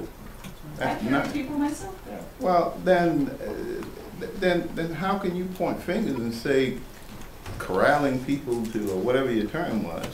You're guilty of the same thing. And Lord knows, handing out paperwork, I know none of you were sitting here telling me you don't know about that. Putting papers in people's hands about how to vote. Don't sit here and tell me you're not guilty of that. That's got nothing to do with IDs. It's got everything to do with it, because one is just as bad as the other if you start to think about it. Really? Yeah. How's that bad? It's offensive to me to have you come up and tell me who to vote for, or hand me something that I didn't ask you for. Well, it might be offensive to you. I mean, there are a lot of things that are offensive to a lot of people, but allowing someone to have campaign literature is freedom of speech. It's constitutional. Allowing me to vote is my right. That's right. But allowing you to vote if you're ID. No, it didn't. It's not your right to vote without an ID. Right now, it is your. It is an. Well, you better not try to stop me from voting about ID. Well, I won't stop you. I mean, know you won't. If the General Assembly has the good sense to pass this resolution, which I think they will, then I won't have to stop anything. The General Assembly will. Well, then let the General Assembly do it. That's what this does. It signals to the General Assembly our support. Well, to do that. Just that. I know you. That's what I'm saying to you. You're asking for us to support it, Lee County to support it. I'm simply saying I'm not in support of it, and I don't understand why it happened to be such a big issue for you all. Well, to be honest with you, the timing of this, people might question, and it's very simple. The General Assembly goes back into session in January. These resolutions that I propose for today are simply to get in front of the General Assembly so that we're not after the fact signaling our support to something that's already happened.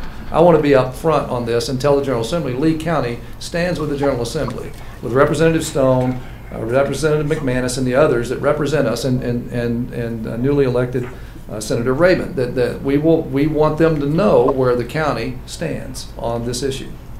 How would we pay for it?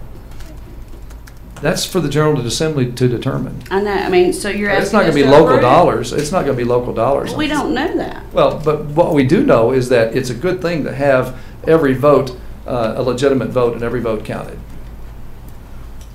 So any further discussion? Apparently y'all had them early. That's why the agenda is the way it is. Your discussions. No. And I have somebody who's worked in the elections during early voting for a long time, an elderly man who normally doesn't speak out on things. And he was telling me his concerns for all the years he's been working in there, the number of first-time registration people who came in to register and vote on the same day. They couldn't read or write, which I have no problem with that, but so he read them, all parts of the ballot. And when it came to registering their party, they didn't know. All they said was the name of the person they were voting for. And he said, I'm sorry, I can't mark that, that's not a party.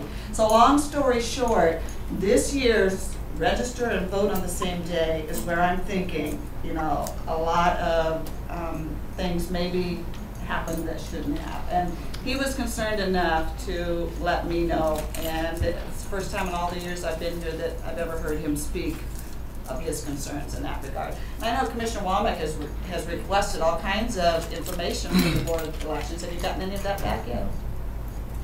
Let me jump in here for a minute. I have a special needs son. He has a picture ID. He knows who he wants to vote for, and he went and voted. He's up in Virginia, and I don't know whether they asked for ID or not, but he's got one. So if they ask for an ID, he can present the ID. IDs are easy to get. You can pick up one at DMV, probably have one made, so. But I don't see ID as a big problem. If it could take some of the volatility out of our voting, where if they present an ID, I always carry my voting registration card with me, and I, give it to them whenever I go to do that. And if they won't, I wouldn't mind giving them a picture ID. I just think it makes the voting thing more legitimate. I don't see that it's restricting anybody because they're readily available. No, it's not restricting, it's requiring. Well, it's mandating. And all I'm saying to you is, and I don't disagree about having ID, but if I'm out walking in a jogging suit, or if I happen not to have my wallet or anything else and I caught a ride to the voting poll, not having an ID would, in this case, prevent me from voting, I think. Well, it wouldn't prevent you from voting. You'd just have some inconvenience to go back home to get it. Well, it depends on the time, Mr. Chair. I'm saying, in my case, it's a last minute thing. Yeah. So if I didn't have it, I wouldn't be able to vote, or if I couldn't get back home at that particular time. This whole thing is about control. That's all it's about. Boils down to it. Simply control. You know it and I know it. I guess I disagree in the fact that I think... That's okay. That's what this is about. Yeah. That's why we have votes. Because I think it's something that would make our voting more legitimate. So is there any further discussion? Yes, I'm not sure if we are discussing or whether our concerns are about the citizens of Lee County, or is it a personal accomplishment, if you will. I really personally said that I would run or I campaign for the citizens of all the citizens of Lee County. And I just don't believe that the citizens of Lee County are happy with us asking to present a picture ID to vote. I just don't believe that. Especially in the Pocket community, I know that they wouldn't have that to happen. Now, I don't know who you all are speaking for, but I know that many of the citizens that I have talked with would not want those kind of things to happen. So let's don't do it for personal gain or just for our own personal vendetta, or if there is a vendetta, but let's do it for the citizens of whatever we agree upon. Let's do it for the betterment of the citizens of Lee County, because I see that we are getting into a personal issue here. And I don't want us to do it for something of a personal gain. I'm very compassionate when it comes to voting. I'm very compassionate when it comes to anything about the citizens of Lee County. But let's don't do it just because of something we want to do. And I don't want us to take that and there we go. Yeah, I would just like to respond to that by saying that I don't think this is a personal thing unless you consider it a matter of personal commitment and to ensure the sanctity of the voting process. That's all this is. This is not a personal agenda or a vendetta. This is about signaling support to the General Assembly that we want them to follow through on what they started last year. We resolve to do these things all the time. And this is where this has been, had it not been introduced last year, I probably wouldn't introduce this resolution today. But they didn't quite make it out of committee last year. We want them to move it forward this year. And I believe the vast majority of citizens in Lee County, just like across the state, are in favor of voter identification. The vast majority. Okay, any other discussion? If not, we have a motion on the table. All those in favor of the resolution say aye. Aye. Those say no? No. Okay, 4-3. Make sure the General Assembly gets that number too, 4-3. Okay.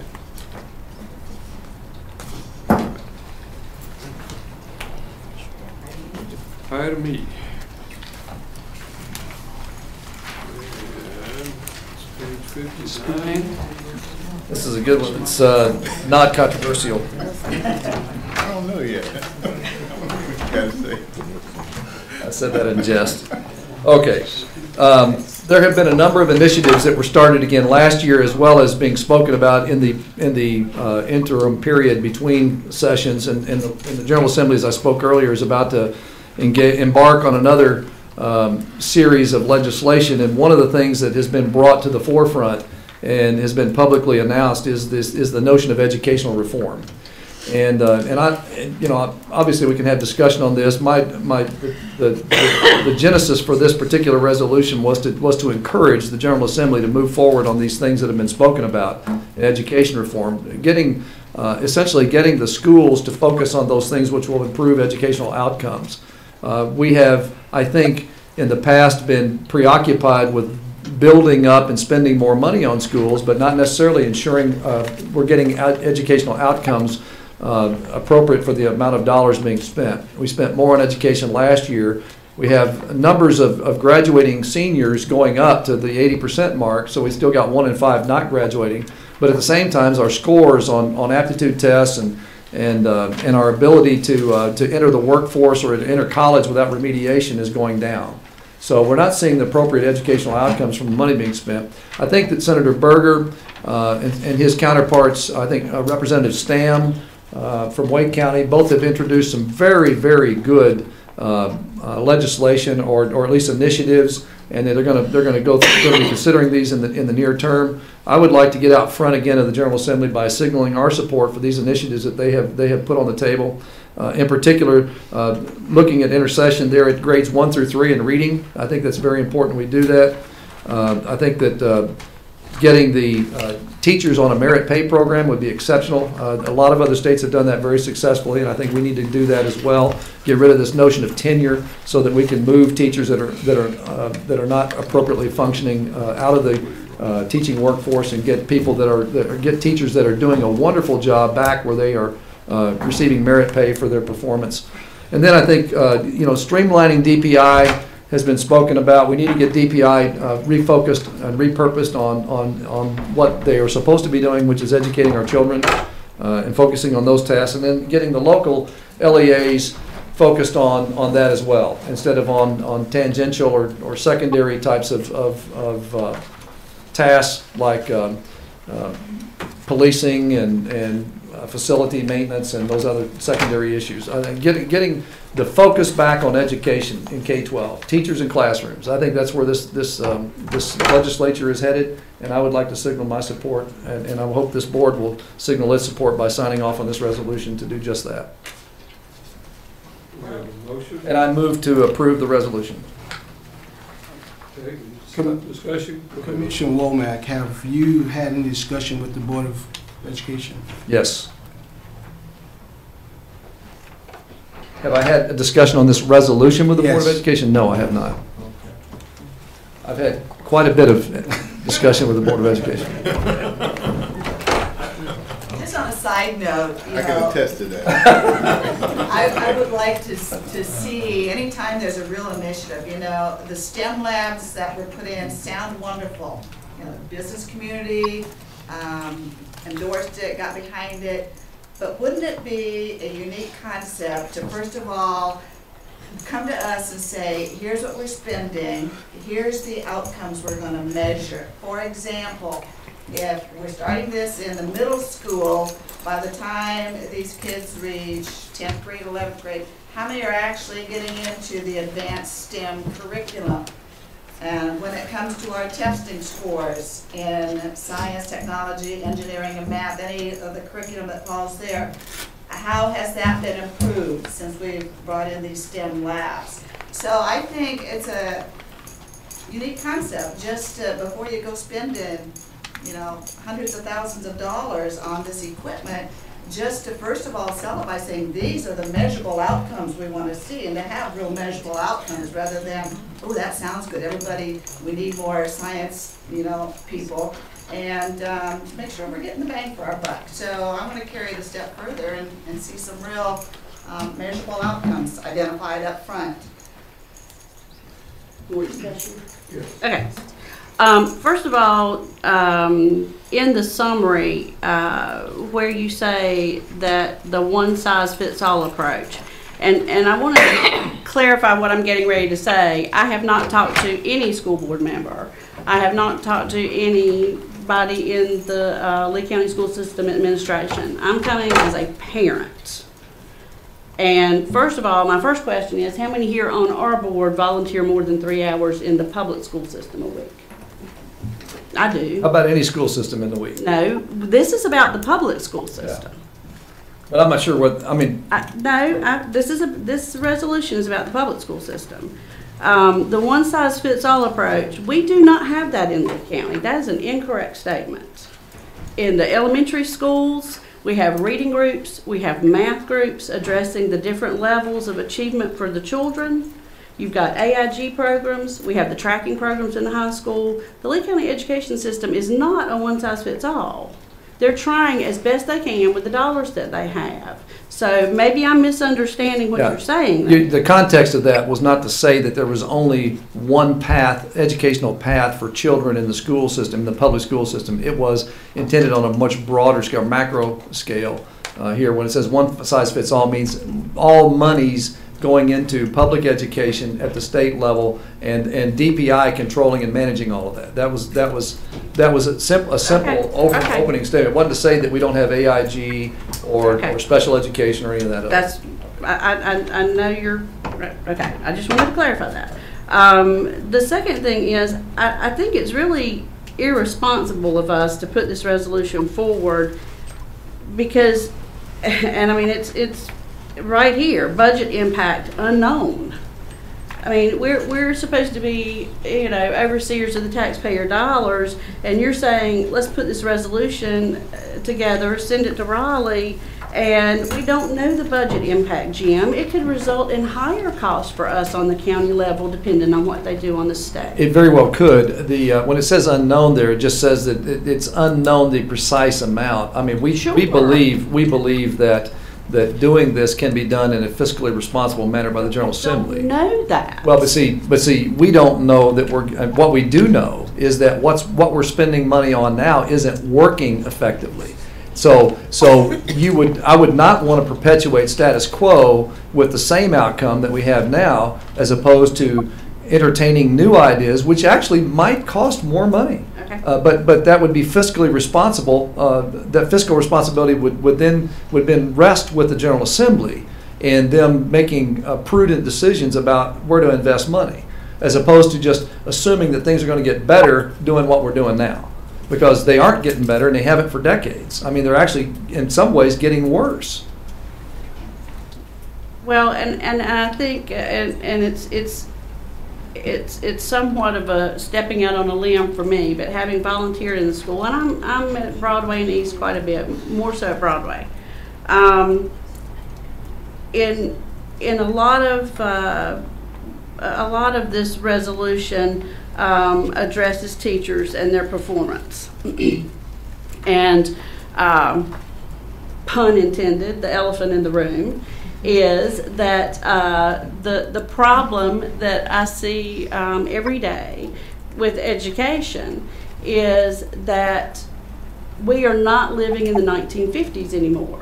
The children do not get off the bus or walk home from school and mom's there in an apron cooking dinner and dad's going to be in the door at 5 or 5:30 And, you know, that's not the world we live in. And the teachers are fighting an uphill battle. I think you know that. Absolutely. And so to send a resolution to Raleigh saying that their pay and their annual contract and their profession, their livelihood is based on them educating those children when they have no control over what happens to them when they leave.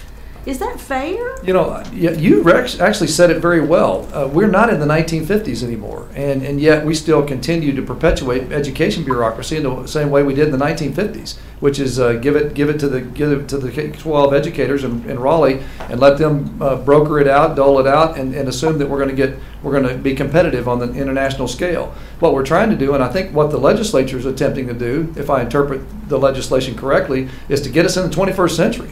You know, look at charter schools and expanding they lifted the cap on charter schools last year. Give parental choice so parents can get their kids in the best schools. If they're in a disadvantaged neighborhood, that they've got some choice about where they put their kids so they can get the best or the optimal outcome. Today, you can't do that. And in fact, we're going in the opposite direction in some of the counties. I think what we're trying to do here is support legislative initiatives which will give at least the opportunity to improve outcomes in education. And I think that's what this does. Merit pay has not been a part of the school system ever. And giving them that opportunity to pursue merit pay for good teachers, good performing teachers, is a popular notion among teachers. Well, but and again, we don't know how much this is going to cost. And then when you're talking about the merit pay, you know, in A2, you've got rewarding the most effective teachers, but there's no methodology in here about how that's going to be measured. You know, 68% passing, 80%, you know, at grade level, and then what else? Teachers with rewarding them with the performance bonuses and merit pay increases. Again, that goes back to the cost. We don't know the cost of that yet. There's too many unknowns, Jim. I don't disagree. We need education reform. You know, the product is not as good as it needs to be. But for me, there are a lot of unknowns here. And then finally on the B2, families may deduct at least a portion of the money they spend on their children's education on their state income tax return. Wouldn't it? I mean, I just want you to elaborate on that a little bit, I guess, and then I have a question. That's one of the other initiatives that's been floated. I'm not sure it'll make it in the legislation for this year because that truly needs to be studied. And it does say, I do delineate in here that some of these are near term and some of them are longer term. Sure, right. I want them to study these things. Yes.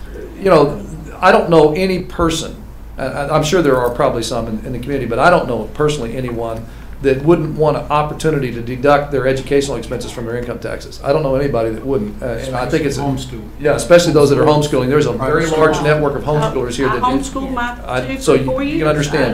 I understand. I think that it is if we could get to the point where parents really do have a choice. They have a choice of private schooling, homeschooling, public schooling. And among public schooling, charter schools. If they had that opportunity and they knew that if I go public school, I don't get a deduction, but I'm going to get what the best that can happen, and maybe they got a good public school that they can send their children to.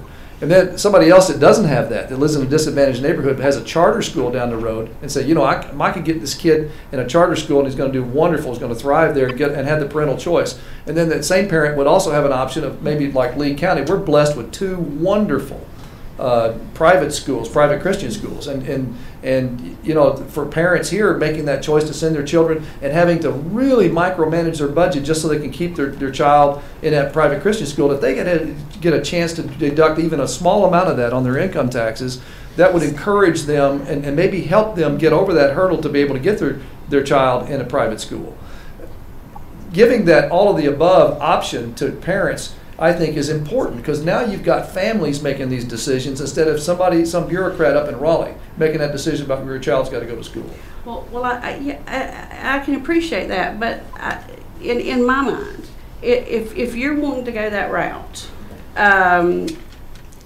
it would seem to me that you would need to have a full portion of the cost be deducted in your state income tax. And then all the public and private schools would charge the same amount for their educational services for the children. Otherwise, you're going to have a very deep divide socioeconomically. Right. You raise a good point. That's why it needs to be studied at great length up in the General Assembly. And it's not in the proposed current legislation. It's one of the ideas that's being floated. I understand. We're just simply saying, looking at this as an option for the future. That's why, Jim, I applaud your wanting to do education reform, because I know you're truly trying to look out for the kids and you want them to come out of high school and ready for college and other things. But we're kind of putting the cart before the horse here. I would like to see, you've got a lot of knowledge on this. I come from some homeschooling background. We've got a lot of good retired educators and community leaders.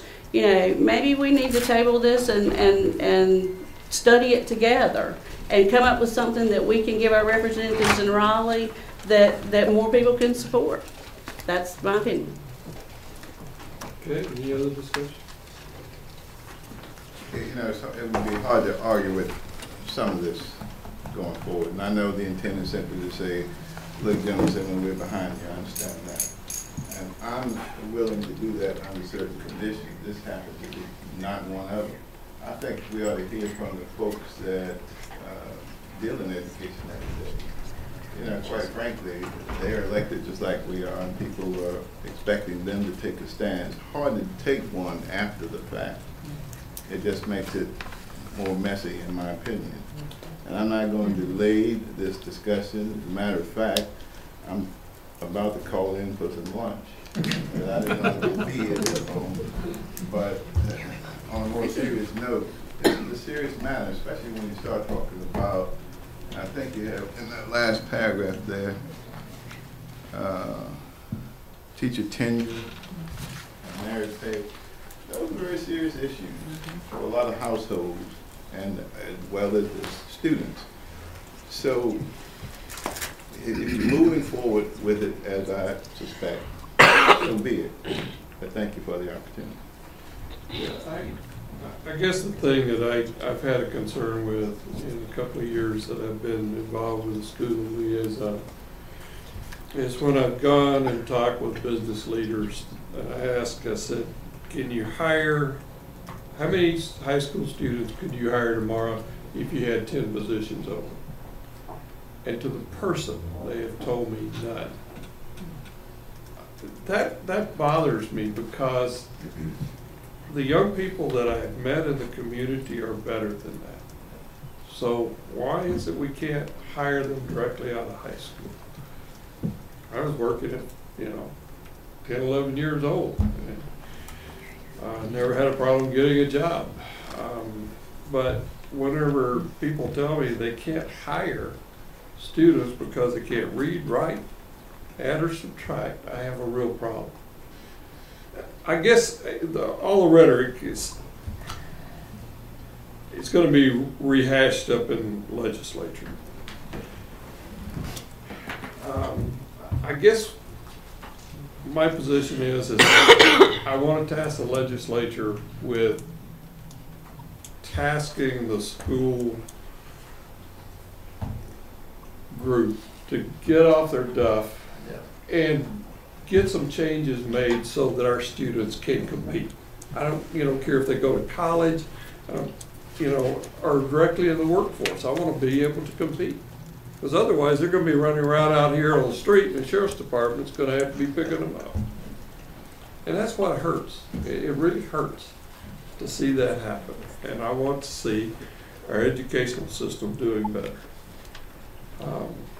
Amy, in our previous working on the board, we both have shared our concerns about public education. I think we both agreed a couple of years ago the main problem is at Pink Palace in Raleigh, PPI. I don't disagree. So there's a lot of money there. I would hope that a lot of this reform was from our public schools to remove some of the red tape. One of the reasons that charter schools can flourish and do better is they don't have the same red tape to work through. So I would hope that reform would put more autonomy down at our local elected officials also, because we can control who we elect and what they do and what they stand for and how they want to see things go. So that would be very important to me, is to know that some of that red tape is removed with EPI and more autonomy and control with our local elected school boards will be part of that. So Just to add to the topic of charter schools, most of you probably don't know it, but if they don't succeed, they're closed. They're shut down. We don't have that privilege with some of the institutions we have now. Well, no, I mean, I was gonna, just to respond to Linda, I agree. If that's what this resolution said, what you just said, I'm all for it. But I know, but it's the other things, and then the questions that, I take my responsibility here very seriously, like all of us do, and I just can't, in good faith, representing the citizens that put me in this seat, vote for something where I don't know how much it's going to cost. I don't know what the impact is going to be. I don't know how far-reaching it's going to be. I mean, you're talking about unknowns. It's just, I think it's irresponsible. And on top of that, I have a real problem with well, I'll save that for commissioners' comments at the end. Well, I have confidence in this General Assembly, because when they said last year they would not pass the budget shortfall out to the backs of the counties, and they didn't. There was a total difference between how Governor Perdue was going to pass down the shortfall to the counties with what the counties now are going to be funding with public education. General Assembly said no. So I think they're still committed that any changes they make will not be on the backs of county taxpayers. So. I hope so, Linda, but George Bush said no new taxes one time too. So, and they voted him out of office. I know, but we still, I hope. I understand. Yeah. Okay, any other discussions? I think we only have one motion on the floor, and that was Commissioner Womack's. Is that correct? Yes. Okay, all those in favor of the resolution say aye. Aye. All those opposed? No. Okay, grateful. I'm going to take privilege here to give us a 5-minute recess. We've been sitting here for a while. I'm sorry, folks. Halfway through. Oh, yeah. Hey, man. Yes, sir.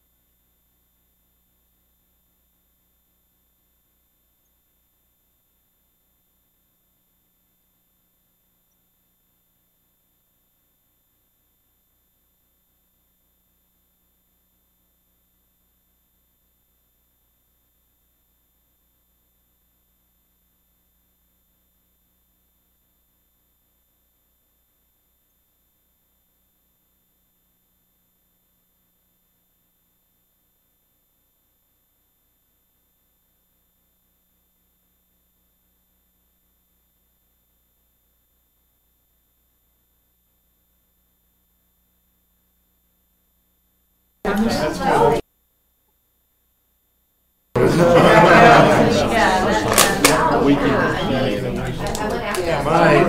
age, that's a bigger imperative.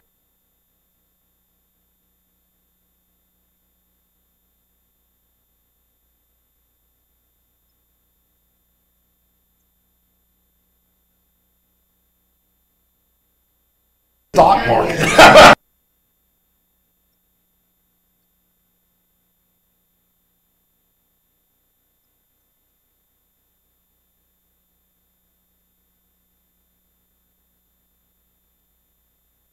Okay, let's go.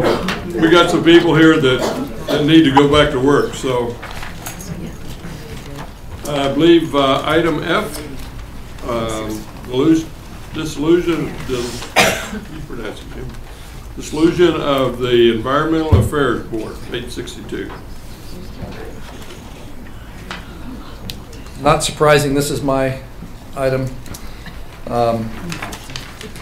The explanation sheet here, and this is for the public's consumption here, this is a discussion-only item, and it was introduced as a result of some interactions I've had over the last 6 months or 8 months with the Mining and Energy Commission, and the sudden realization that I had that we don't have the necessary requisite expertise to advise and to consent to matters relating to two energy industries that are coming to Lee County, and not that too distant a future. And so the idea here was to start shaping now an environmental affairs or replacement, and I called it here, and we can debate the merits of what we call it, the Environmental Review Advisory Committee.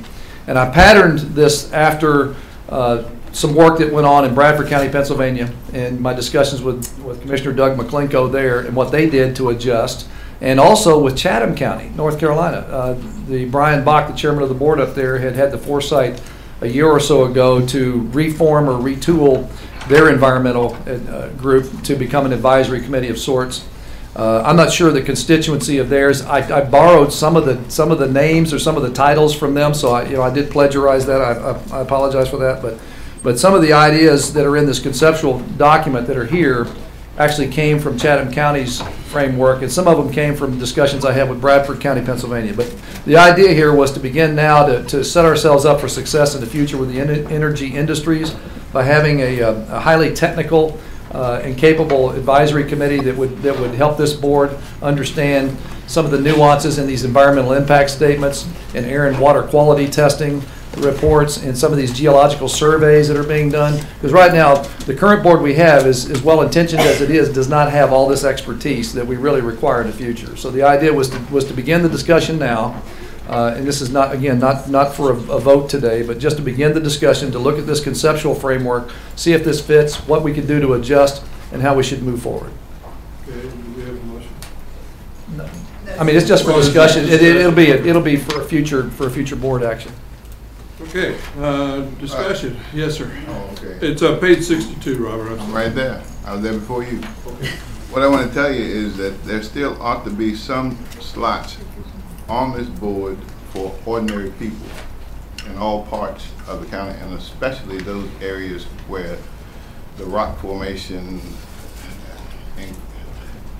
in the discussion is prevalent. So I'm not in opposition to this. Expanding the board is probably a very good idea, but don't exclude Joe Q. public, the average person. Yeah, Jim, I liked what Ms. Gage said, about maybe increasing the membership. There may be some people on the Environmental Affairs Board, I don't know, I just, dissolve maybe wasn't a term that I like so much. Maybe, retool or revamp, but maybe some of those folks want to rotate off anyway.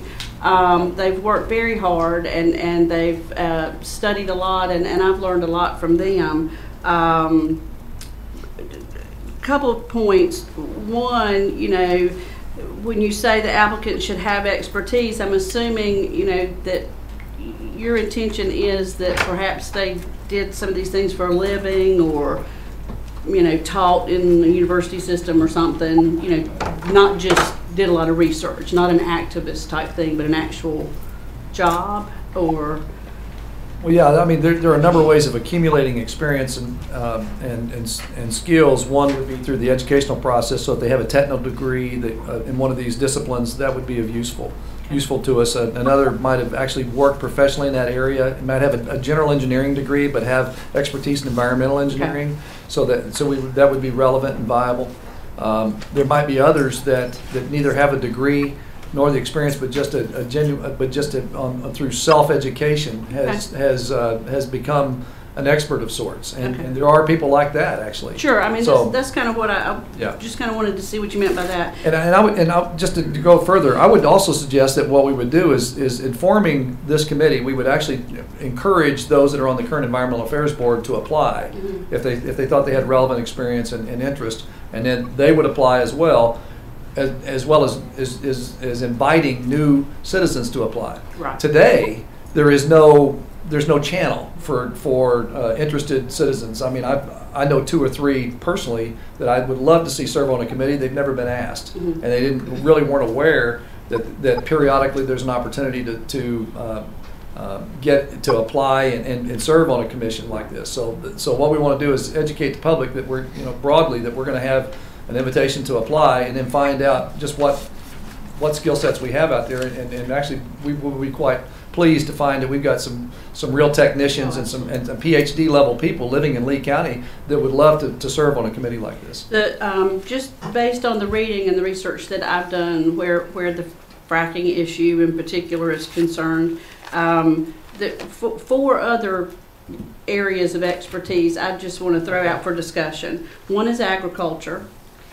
One is forestry, another is livestock, and the last one is a physician, which is a little bit different than environmental health.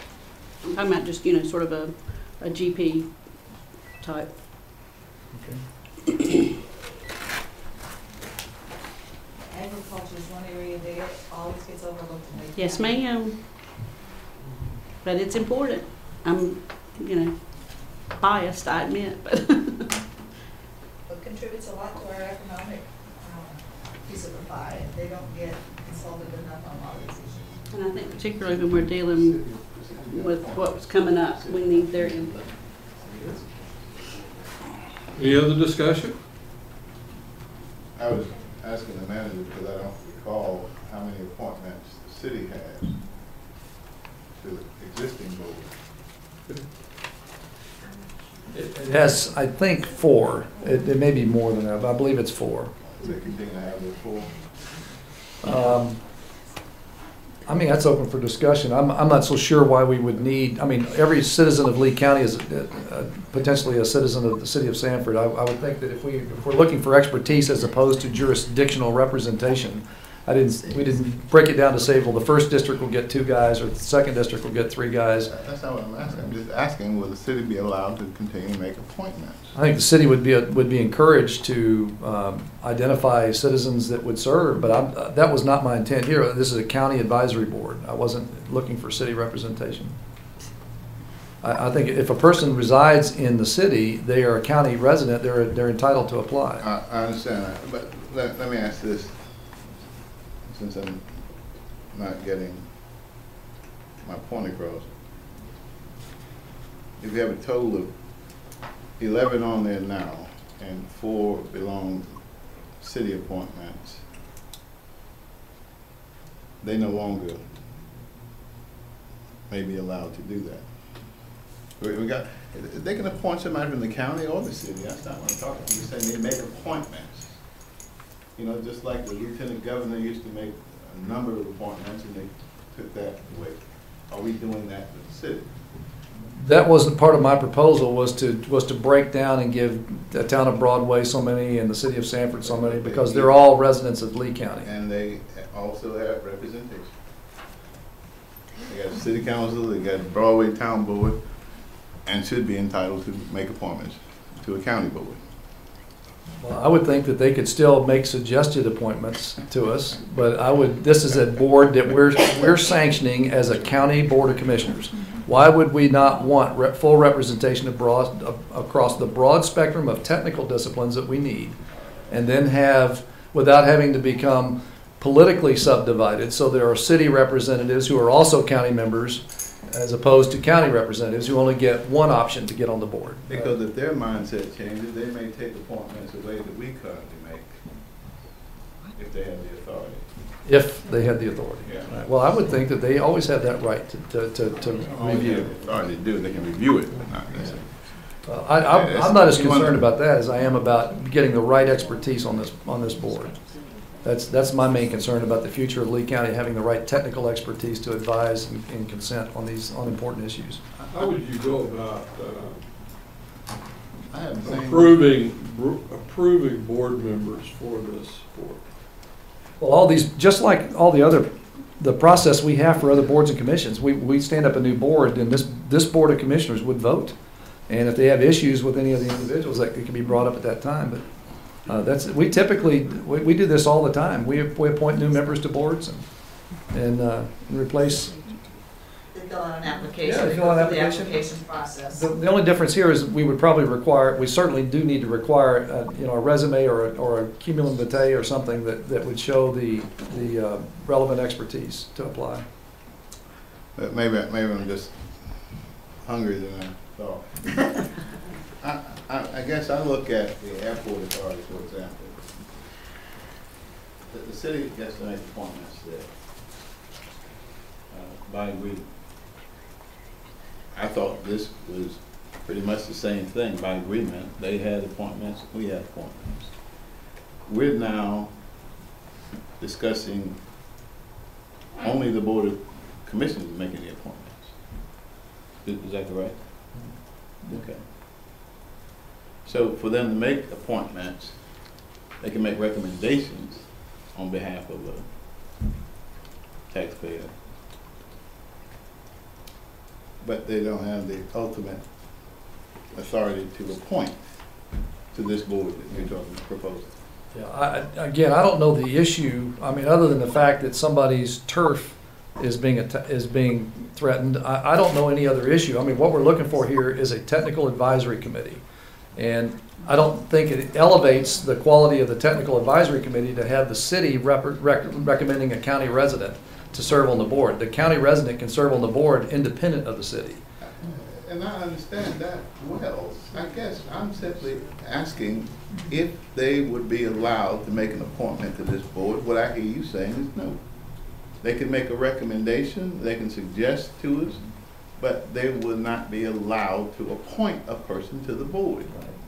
Okay, that's all I ask you to start with. Expound a little bit on what the purposes of this board is for. Well, we'll have a number of matters. One, obviously, already ongoing is the Mining and Energy Commission at the state level. They have a number of very highly technical and complex matters that are going to be explored in terms of rulemaking for the horizontal drilling and the shale gas industry in Lee County.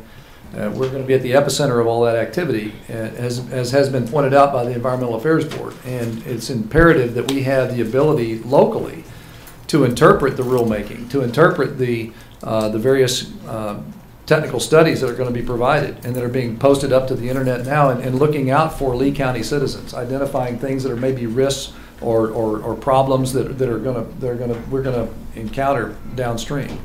Another thing, there are existing hydrogeological studies in the state, and geological surveys have been done both at the state and the national levels in Lee County, and some of these things are very complex, very difficult to interpret, and you almost need a geologist or an academician to identify problems. One example that's been discussed. Dye-based dikes. It's a unique geological formation we have in Lee County, and there's speculation about them having, increasing or enhancing the mobility of water to move north and south or up and down these dikes.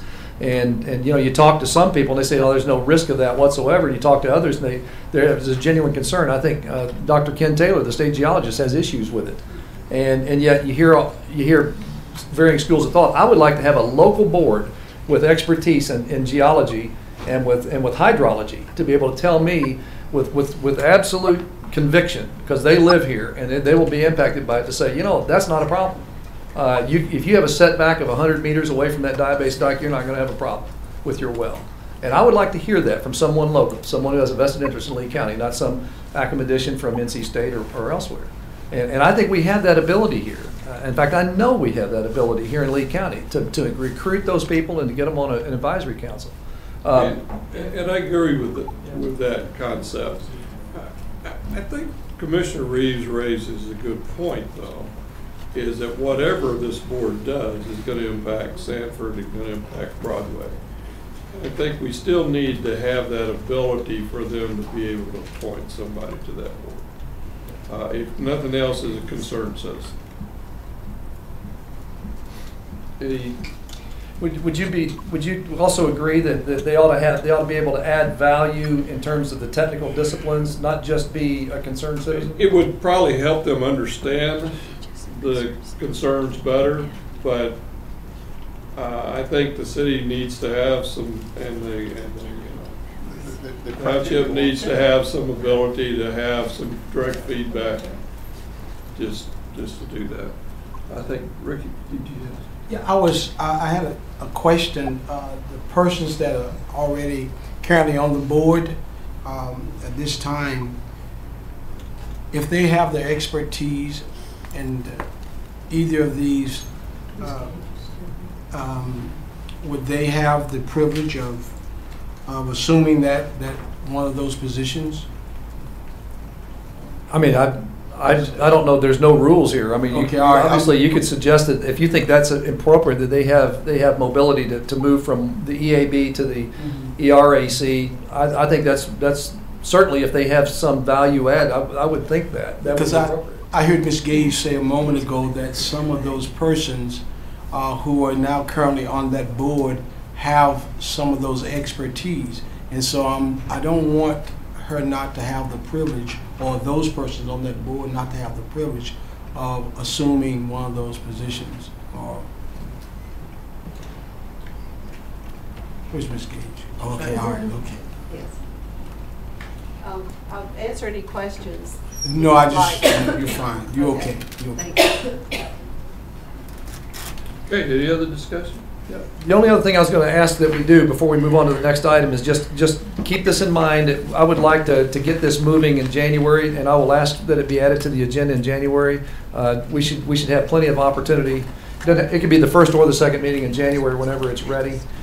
We need to have some more conversations with the EAB and with other interested parties around the community, and anybody else that wants to add their ideas to the mix, we welcome that. And I think when we bring it back, probably have a structure in place and some rules. Okay. Okay. I guess we need to do anything on more than that one. Okay. Consider redesigning of Economic Development Corporation. Okay, this item on the agenda is again, a discussion item, not for vote today, because there's a lot of dialogue that's still got to take place with this thing. But it is imperative that we identify now our intent on this, and perhaps some other actions in the budget guidance later, that we identify now our intent to do some reformation or retooling of the Economic Development Corporation, because we have contract commitments with the city and the EDC itself in the town of Broadway. We need to make sure that we've signaled our intent to do some reforming here, and just to synopsize, this EDC framework was intended to be moving in the direction of public-private partnership as opposed to purely public-funded organization. The idea is to move the EDC to a model that has ideally full privately funded activities, but in reality, at least to a 50-50 type split, if we could get to that model in the next year or two. And the method of transition that I had suggested here, though it's certainly not the way I would design the EDC from scratch, but it was a method of transition I think that it's appropriate, and that was to start this year down that path of saying, if you have money that you're contributing, whether you're the public or the private sector, that money would be would buy a certain number of seats on the EDC and a certain number of votes on the board, and that what we would do from there is so it's proportional representation, which is not present today. And by the way, it wasn't like that from the origins of the EDC. The EDC used to have representation that was proportional to the amount of funding that was provided. That got changed in the mid-2000s. So basically taking us back to that point where it's proportional representation based on the amount of money, amount of skin in the game that's there. And then secondly, that the EDC would be focused more across a broader spectrum of economic growth in the county. In the past, the EDC, by the admission of the previous executive director, was there for industrial recruiting, and that's what he did. And I don't think there was any secret about that. That was his nearly his sole focus. And that though he collaborated across those stovepipes of workforce development and small businesses, his singular focus was on incentives and industrial recruiting. So now we're trying to move the EDC in a direction of more balanced concerns across the county for overall economic growth, which would include small business retention and expansion. It would include entrepreneurship and entrepreneurial ideas. It would include maybe tightening up or improving our promotion and our marketability of the county, because right now it's a little weak, if not a lot weak, depending on who you talk to. So maybe broadening the spectrum of concern so we've got more balanced economic growth across the full spectrum of employment. And then we also are now funding commensurate with the tasks that are going to be done. And this is a novel, I think, idea for Lee County. I haven't seen this really done anywhere else, so it is a little risky. And that was to say that we will budget for incentives. That as part of this proposal is that if you're going to do incentives, economic incentives, then put you on a budget and say, if you got private capital that wants to see this, that really believes in incentives and really believes that we need to have that option to recruit industry, then by golly, they need to put skin in the game. It needs to go into a budget, and it's not coming out of fund balance. So the taxpayers aren't having to pay that bill after the fact that was off budget. Now we're going to put it on budget. And you know that if you're going to go offer an economic incentive, it better be a home run you're going to hit, because you're about to put money out of your budget into that incentive. And that you will budget for it year to year, and that they have to budget for it out of the appropriations that are made. So this is really a movement in the right direction for economic growth and development in the county. It's not necessarily the way I would do it from scratch, but it's a transition path that takes us from where we are today to where we need to be, and that it allows us to do things in a fiscally prudent manner. Now there are some that would say best to just dissolve the EDC. Just get pull out of it now, stop funding the thing, and I dare say there's some good arguments to make for that. But in reality, the ramifications in the perception of the community, the media, and all that, the reality is that we need to show a good faith gesture to try to move this county in the right direction and to do it progressively over a couple of 3 years. And if it doesn't work, we can always pull out. If what we're trying to do here meets with the same result we got last year, then we can just pull out. We can unfund it at some point and say that we're done with it. But I think give it a chance and give it I know that Chairman Oldham is back here, and he would like to see, he's admitted that we need to make some reforms here. We need to change the way we've been doing business. And I think this is a shot at doing that. This is not for a vote today. This is simply a conceptual framework for how the EDC ought to be retooled. And certainly it's going to change some between now and June 30th. But we have Crystal Morphus and Creative on contract through March, and then month to month after that. And I think we can continue that because she's very affordable, and the work she's doing has been spectacular up to this point. I'm very happy with her as a board member, and I think we can sustain that relationship all the way to June 30th and beyond if we need to, as we fine tune this transition. But I think it's imperative we do that, and we signal our intent to do that now, not wait till February, March, or April in the budget. What do we do in the meanwhile? Business is going to continue to go on. Yeah. What are the plans for the next company that wants to get involved or grow and come in for the same incentive deal that we've been giving out? What's the plan here? Well, there'd be no change between now and March with the situation with the creatives. I mean, Crystal will entertain, and she's already received one that I'm aware of. Yeah. She's, I'm looking at Donnie because he knows the answer to that. I mean, we would continue business as usual with the relationship, the contractor relationship we have with creative. Okay, so to some degree, we would not be moving away from the opportunity to grow our base. We'd just be a plan in progress. Right. Yeah, I think it is also important to note that there has been a little bit of a shift in the center of gravity on this board, so we have the safeguard. For those of us that are concerned about that, we have the safeguard that any incentive package that's produced to us right now will have to have every I dotted, every T crossed. They'll have to meet every Moretti case stipulation. They'll have to have the but-for clause in the contract. I'm sure our new attorney is going to make sure that everything we do would comport with what the School of Government is telling us is imperative in these contracts. I'll do as I've always done, vote with the legal side of what we do, and I'll continue to do that. For what it's worth for me, and John, you and I have had various discussions on this, I think that there needs to be more of a focus on the amount of investment for real property. You know, that's long-term, that stays there.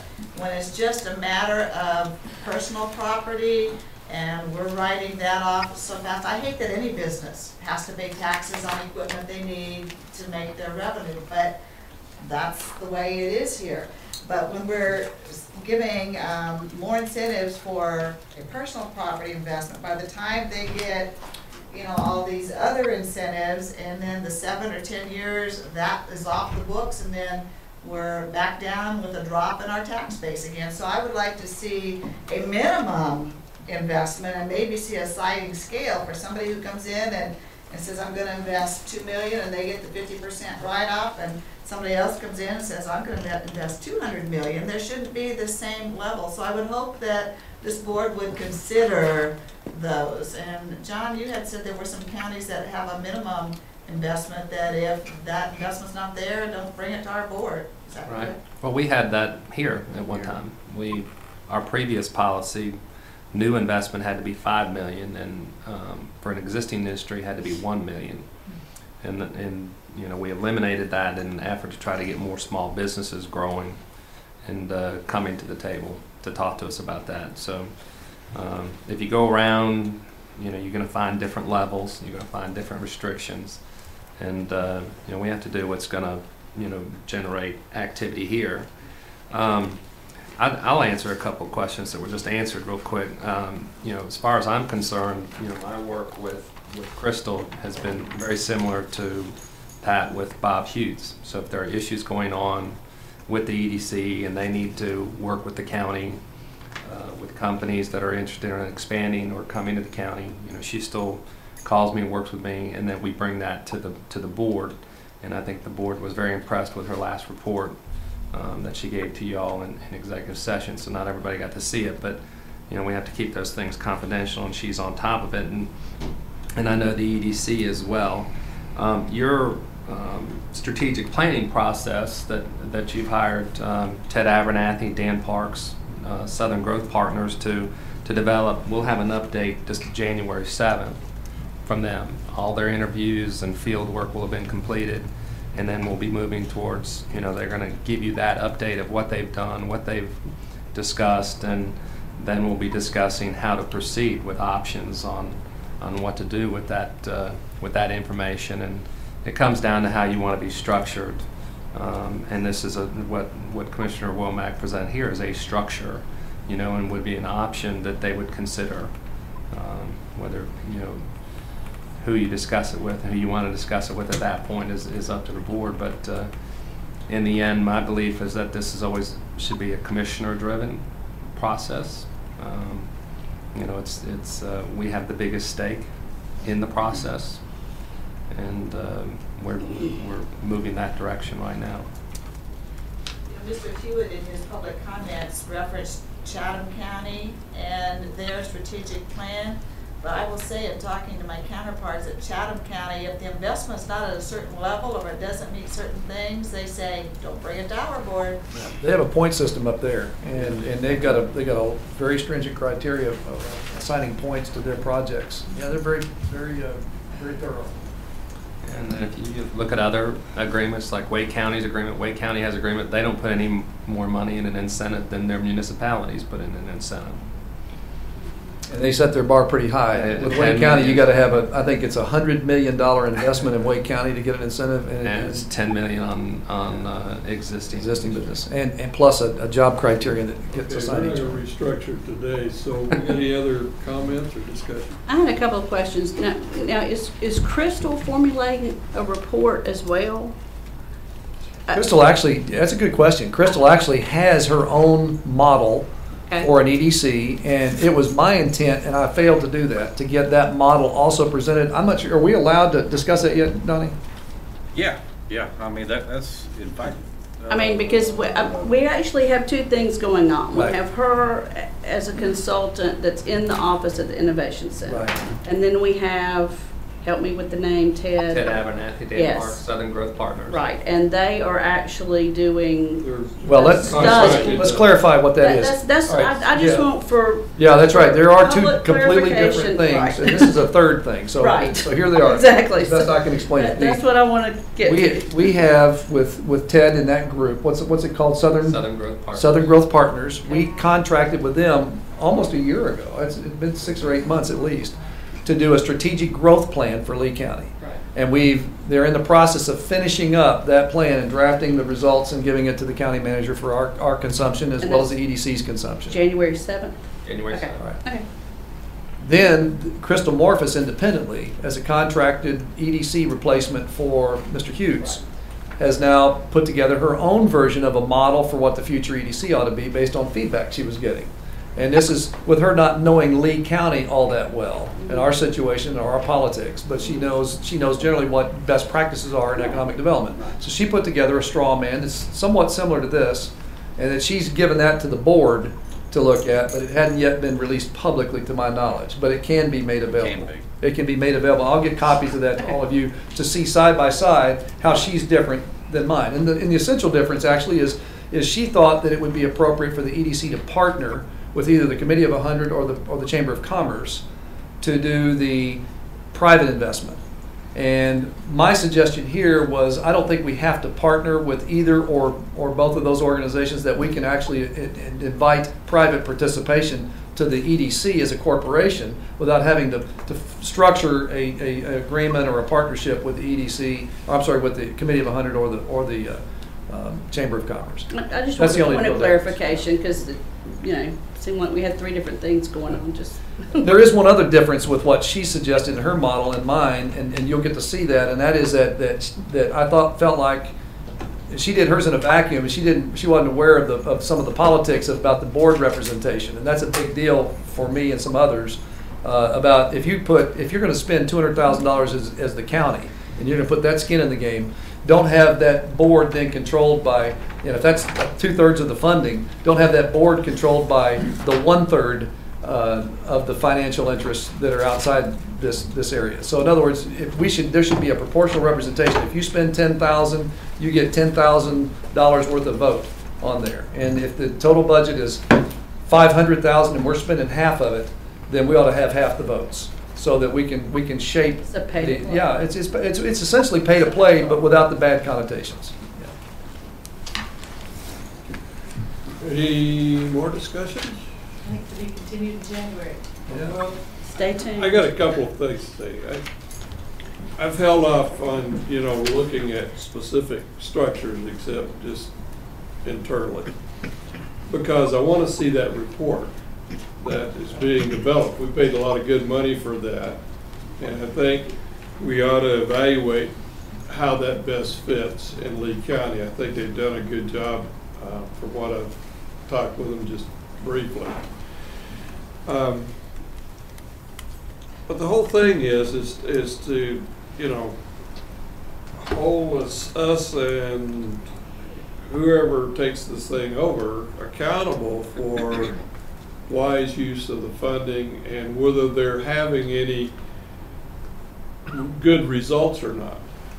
And make sure that, you know, if we get involved with giving out incentives, that we have, again, all the I's dotted and T's crossed, that we have some clawbacks and that we're within the law and that we get some benefit out of it, rather than having to keep paying for unemployment.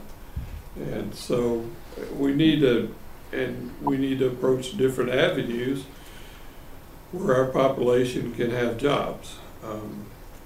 So I think we've got a lot of work to do. We've got a lot of discussion on structure, involvement. We need to get Chamber of Commerce, all of these people involved to say, you know, which way do we want to go with Lee County? And I'm hoping everybody will be here at this next meeting so that we can at least get a start on it. What will happen to the existing board as we know it, EDC board? That all depends on what the strategies recommended, Commissioner Reeves. At least in my view, we should take a look at that and then see what they have to recommend. I think that would determine a lot of things. One thing's for sure, this model, you would definitely have proportional representation. So you would either, depending upon the level of funding that's committed by the City of Sanford, Town of Broadway, and private sector, you're going to have a different composition on the board. You're going to have more votes coming in from county appointees, and potentially more votes coming in from, well, certainly more votes coming in from the private sector, that are people that are buying a seat at the table. Just give me an example using your membership. Well, currently we would have, instead of having 4 board members appointed, we would have 6. Using this model, we would have 6 because we spend around $200,000 a year. I think is what the number is, roughly that. And which is about 2/3 of the current funding. So if we just went straight by that model and there was no private investment, we would have 6 votes. The City of Sanford would have 2, and the Town of Broadway would have 1. And that's based on the funding that's done right now. And if they wanted more, they'd have to pay more. Yeah, they pay more and they get more. One of the structures that I'd seen before was that private industry actually had 95% of the membership on a board, and they paid $9,000 a piece for a seat. Everybody that got incentives were required to be on the board, to buy a seat on the board as long as they were getting incentives. The counties and the cities, what they did is they bought a seat, but generally, unless something was, you know, it was a last-ditch effort to get a company there, they didn't participate in the incentives. What they did is they made sure that the infrastructure was in place for the company to come, so there'd be no infrastructure problem. And what they did is they budgeted for that infrastructure wherever, you know, properties were open for companies to be able to come. That's just one structure. Bob Hughes gave me a book on economic development, and it showed different structures that were in there, the pros and cons of those. If you don't have one, I don't know, John. School of Government publishes. I got a copy of it. If everybody doesn't have one of those, I would recommend you look it over, because it gave some good examples of different structures and whether it would work or not work, and then compare that to what we need in the county. So. Well, the mindset we need to get changed is thinking economic growth and get rid of this old economic development, because government doesn't develop economies. Government creates the structure and the environment so businesses can grow. So that would be my one hope, is everybody get thinking economic growth, and get rid of the economic development. So what happens with our 6, for example, if we went to this model, the membership model? We're already paying the $200,000, we're paying $33.3 per seat, and the city elects not to pay it all, or Broadway to pay it all, and they go without any seats.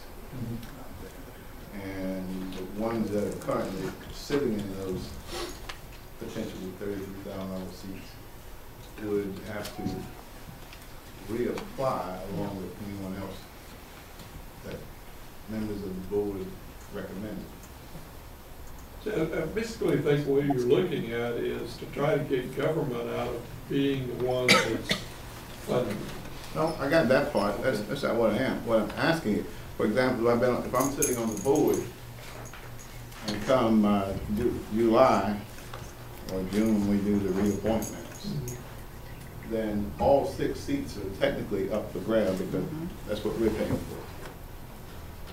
Well, there's several ways we can proceed. I didn't prescribe anything in this concept. We could transition much the way we talked about the EAB earlier, where certain people that are qualified to continue to serve is transferred. That's a possibility. Another possibility is to start from scratch. I mean, there's a number of ways to do this. I didn't really think about that much about the personalities as much as I was trying to get the representation right. When does the city have their budget? Is it before ours or after? Your budget process, they go through at the same time we do. Okay, so basically we got till what, April? To get a start on restructuring and take a look at budget, or we'll say March, so they can add it in or subtract. The only thing, I don't know if this impacts any of the other interlocal agreements, but we do, there is some discussion still to come on that, and depending upon what happens with that, if there's any impact from the interlocal agreements on the EDC or EDC funding, that could have some impact. But otherwise, I think we've got the flexibility to discourse this a lot more, to have 2 or 3 months of trying to fine tune this thing to where we got general consensus and agreement on how to go forward. In the interest of time, do we have any more quick additions? I've got a bunch, but we'll wait. I'm just checking in here to see what I really want to know if EDC and the current EDC and the Chamber of Commerce are looking at this same scenario we're looking at and being prepared to come forward, I guess, in January. Is when you want to revisit it, or when? Well, I think, yeah, as soon as we have our January meeting, we're briefed on this economic strategy.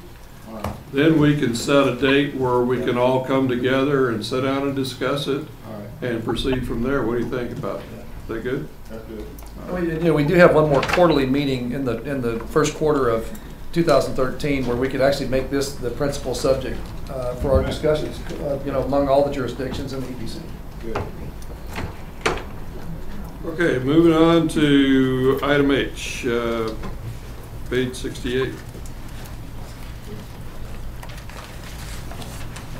Okay, we can make short work of this. This was just a placeholder here in the incentives policy. And the county manager has spoken about this earlier, and he spoke about it in previous meetings. I believe it's time for us to put a mark on the wall that say, if you're going to do incentives in the future, then we better have clearly defined thresholds and make sure they're publicly noticed. Okay, that they're out there on the website just like they are for every other entity that offers these things, and then we have to set that bar very high. That bar should be, if you're going to do it, it better be a game changer for the entire county, meeting both the spirit and the intent of the Moretti case, the case law, and the state statutes. That we are genuinely going to only do this as a method of last resort, and only when it's clearly in the public's eye, advantageous to all citizens of Lee County. That this is not just shop for whatever you can get type of undefined incentives policy. And I think the county manager is capable of suggesting back to us what those thresholds should be. I suggested in here that there ought to be the full complement of requirements consistent with what Tyler Mulligan has taught us from the School of Government. There ought to be a but-for clause that's clearly defined, so we don't have any contracts that don't have it. There ought to be a clear continuous operations statement in the contract in the future. There ought to be a clear minimum threshold for job creation, and it ought to be permanent full-time jobs. In one county, they actually say they have to be county residents.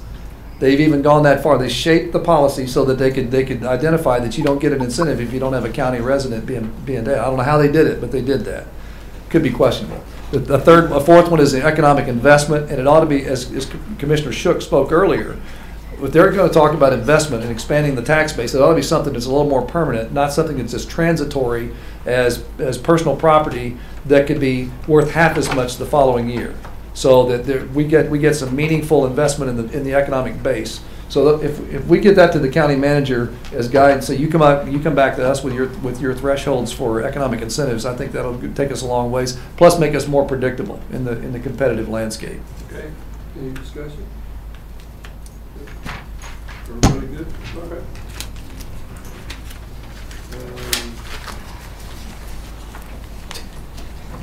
Item I, 69. Okay, again, discussion only, and this is subject to further discussion later. There's two policies, and going through the financial policies resolution that we've had longstanding, that Commissioner Reeves and others worked on back in 2007. I think it's 5 years later, we need to take a relook at these policies.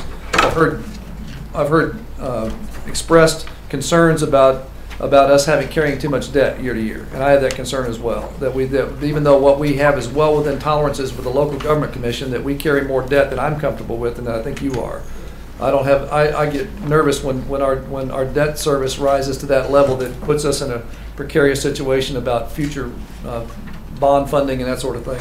I also don't like it when we have more debt that we carry than our annual revenues in the county. That's just as a general principle. I think municipal and county government can get away with that. I just don't think it's good policy to carry more debt than your annual revenues. So I'm suggesting here that we take a look at two of those policies. I think the rest of them are pretty sound, but one policy on debt and debt service and the other policy on ad valorem taxes not changing from year to year.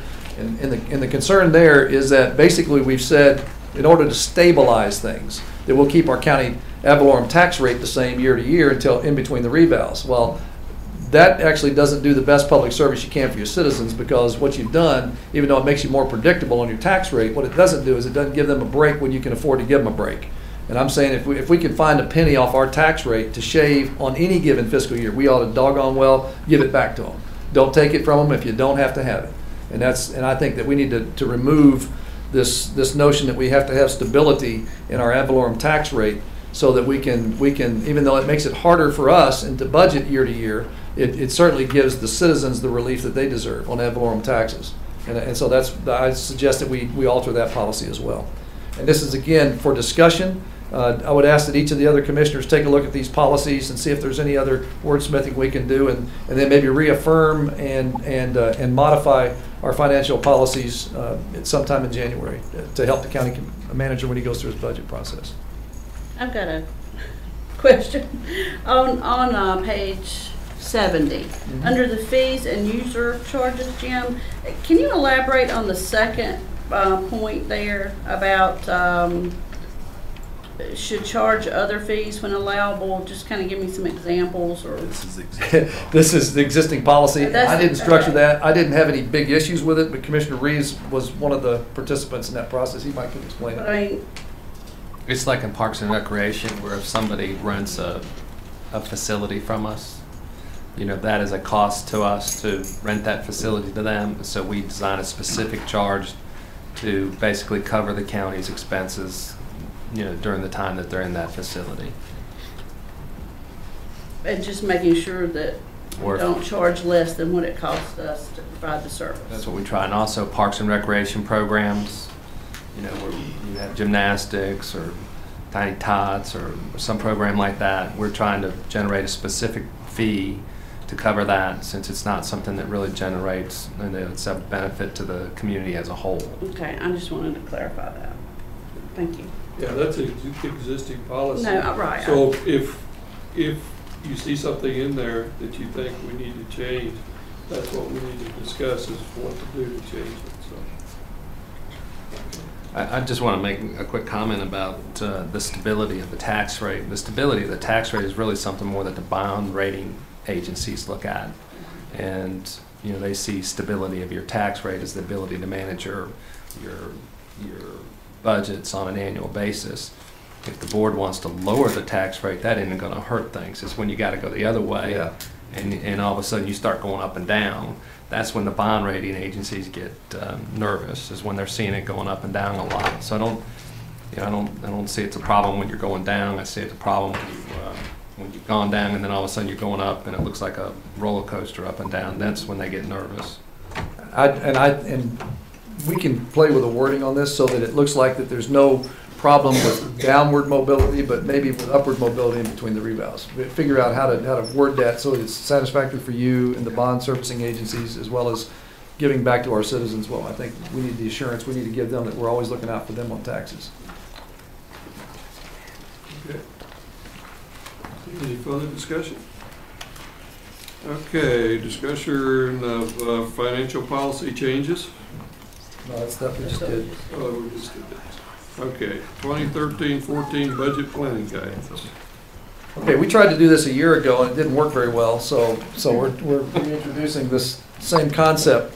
And this really comes from corporate planning and military planning, those of us that have had experience in those areas. It's always helpful if you're going to go through a budget process, if you have, whether you really want it or not, it's helpful to have top-down driven guidance. This is what this board wants you to do, county manager, going forward in the next fiscal year, putting your budget together for the next fiscal year.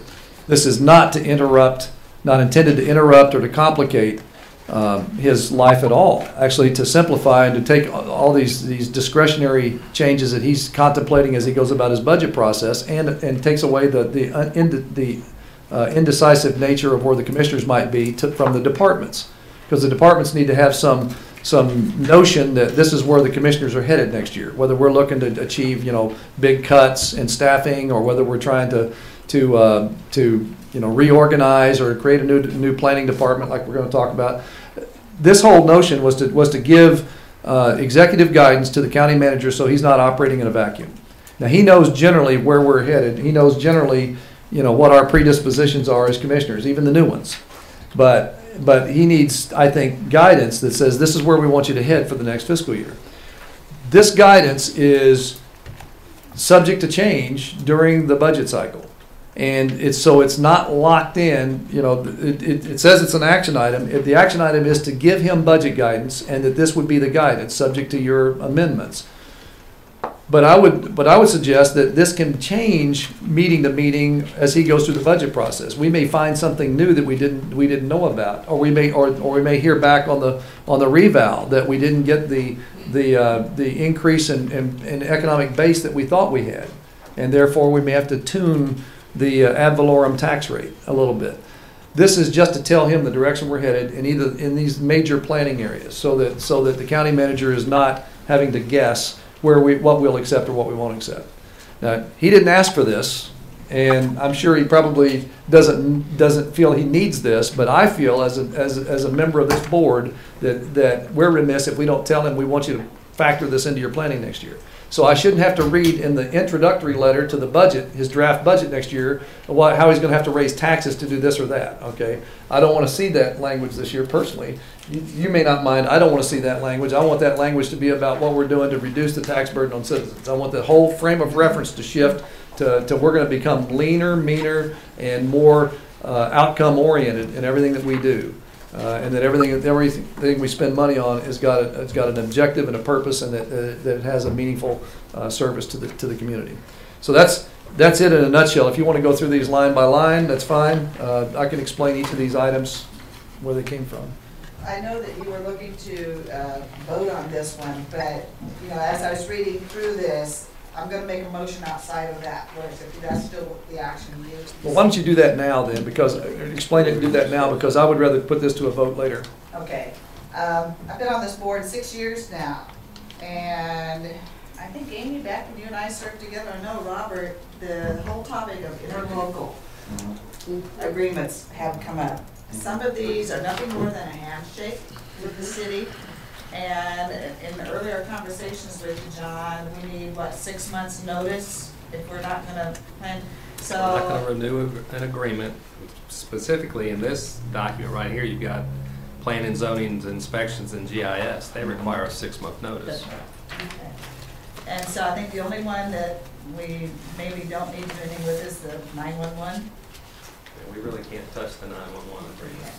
So I'm prepared, I am making a motion that you, Mr. County Manager, and I see the frustration with you trying to get some of these things resolved as chairman for the last 2 years. So I make the motion that we give the city 6 months' notice that all current interlocal agreements, with the exception of 911, were hereby canceled, and we will sit down and renegotiate each one of those so that it's a win-win for both government entities. Because right now, it's not a win-win in some of those areas. So that's my motion. I think we just need to clarify that that includes animal control. Yes. Planning, zoning, inspections, GIS, and tax collection are the big ones. Parks. And we don't really even have an agreement with them on parks. We need to get that in writing. How is it that the county came to assume all the responsibility for all the parks? There was a referendum back in 1974 that the citizens voted to consolidate that with the county, and actually gave the county the, and this is still on the books, can raise the tax rate 10 pennies to cover Parks and Rec, and we spend about 3 pennies right now. So you know, you could go higher. I know Mr. Womack doesn't hear anything about raising taxes, but that is on the books. Well, and it doesn't, I mean, I don't want people to perceive that this is an adversarial thing, but I know, like you said, you know, for the 2 years that we worked together, you know, some of these interlocal agreements are almost as old as I am, and I'm old, getting older every day, you know. So, yeah, we definitely need to revisit them because, like you said, it's not pulling everything away from either one of the other governing bodies. You know, we may lose out on some of the agreements, you know, but we need to come up to 2012. I think on, you know, my issue sitting over here, you know, I understand that the majority will is to lower the tax rate.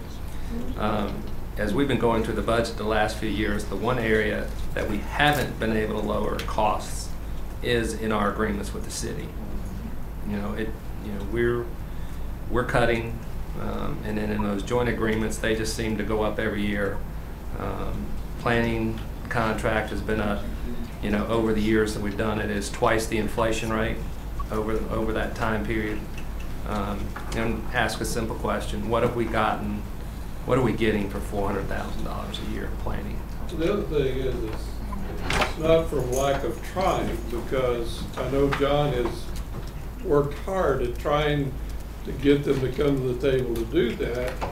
And in some of our meetings, we've even gotten commitments to do that. And when you ask them why haven't we started this process? Oh, well, we haven't had time yet. So it's time, and this has been going on for months. It's time to come to the table.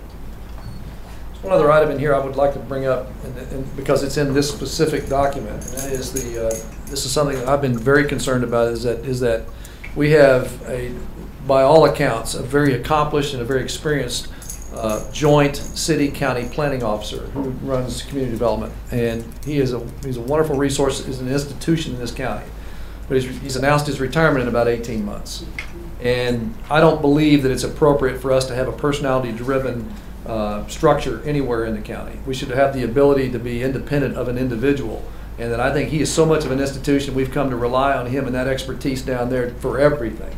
And that it's high time this county had an independent capability to plan, and that we start now before this guy's gone and we lose that expertise to the priesthood.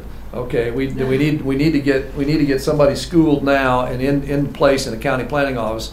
And in simultaneous with all that, we're moving into 2 new energy areas in this county in the near term, and in 2 years we better be ready in that area, and we better have the infrastructure planning in place to do that. We better have the ability, that GIS support that we need. We better have the ability to enforce ordinances and zoning in the county in the extraterritorial areas.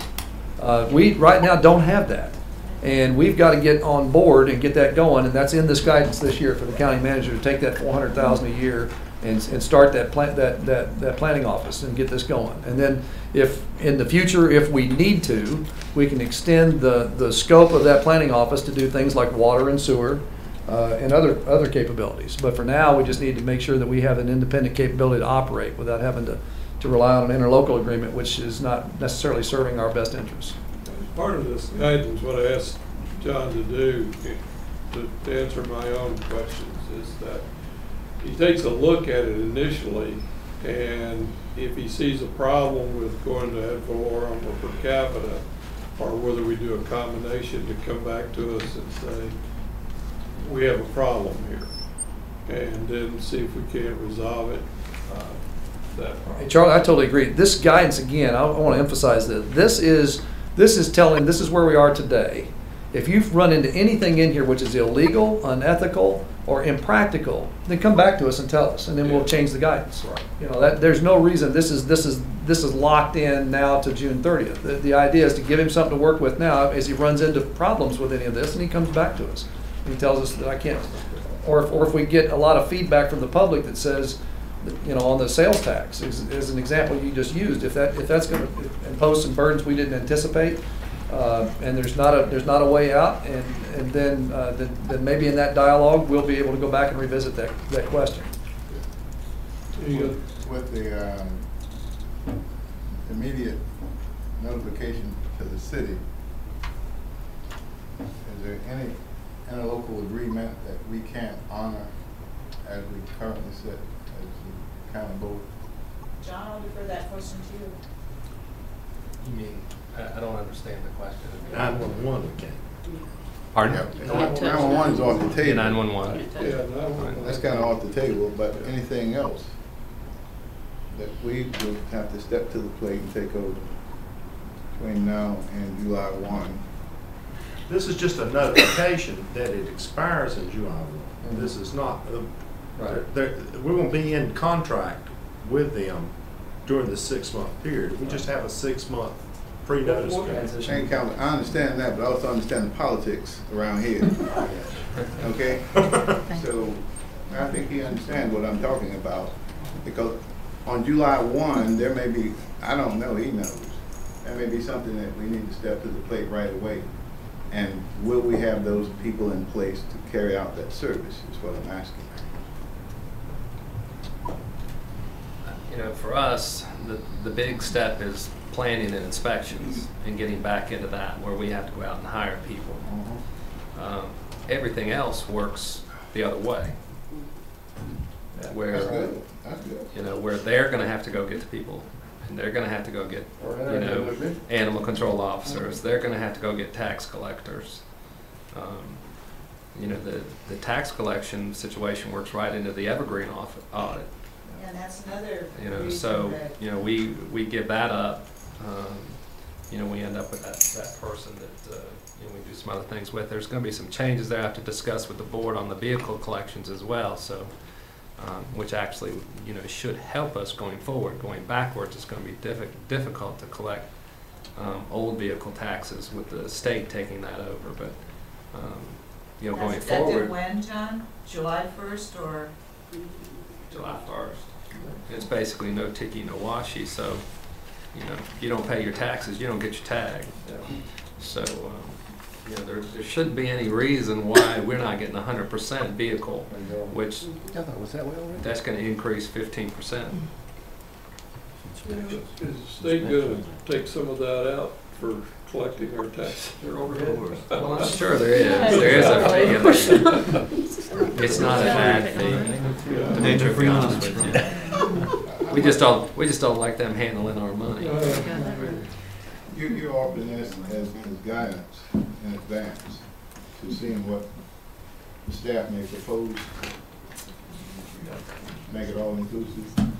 Well, it didn't address everything. Obviously, there are lots of other items that play into the development of a budget. But this guidance basically says that we'll use the same process we did, not this year, but the year before, where we had some panels that actually sat, and I think Ms. Underwood's here. She participated in some of those panels almost 2 years ago, where we reviewed the departmental budgets and their you know, the pros and cons of the things that they had suggested.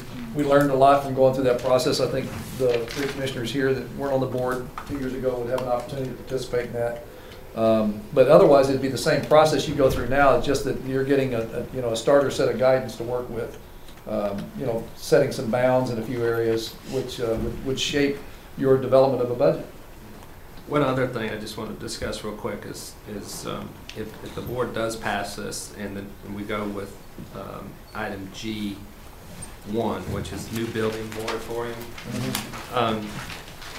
in discussing that with the finance officer, we go through a very in-depth process with the capital improvement plan every year and going through all that. We're also, as part of this, we're going to do a comprehensive county space needs study. I don't think we need to do the space needs study and the CIP again.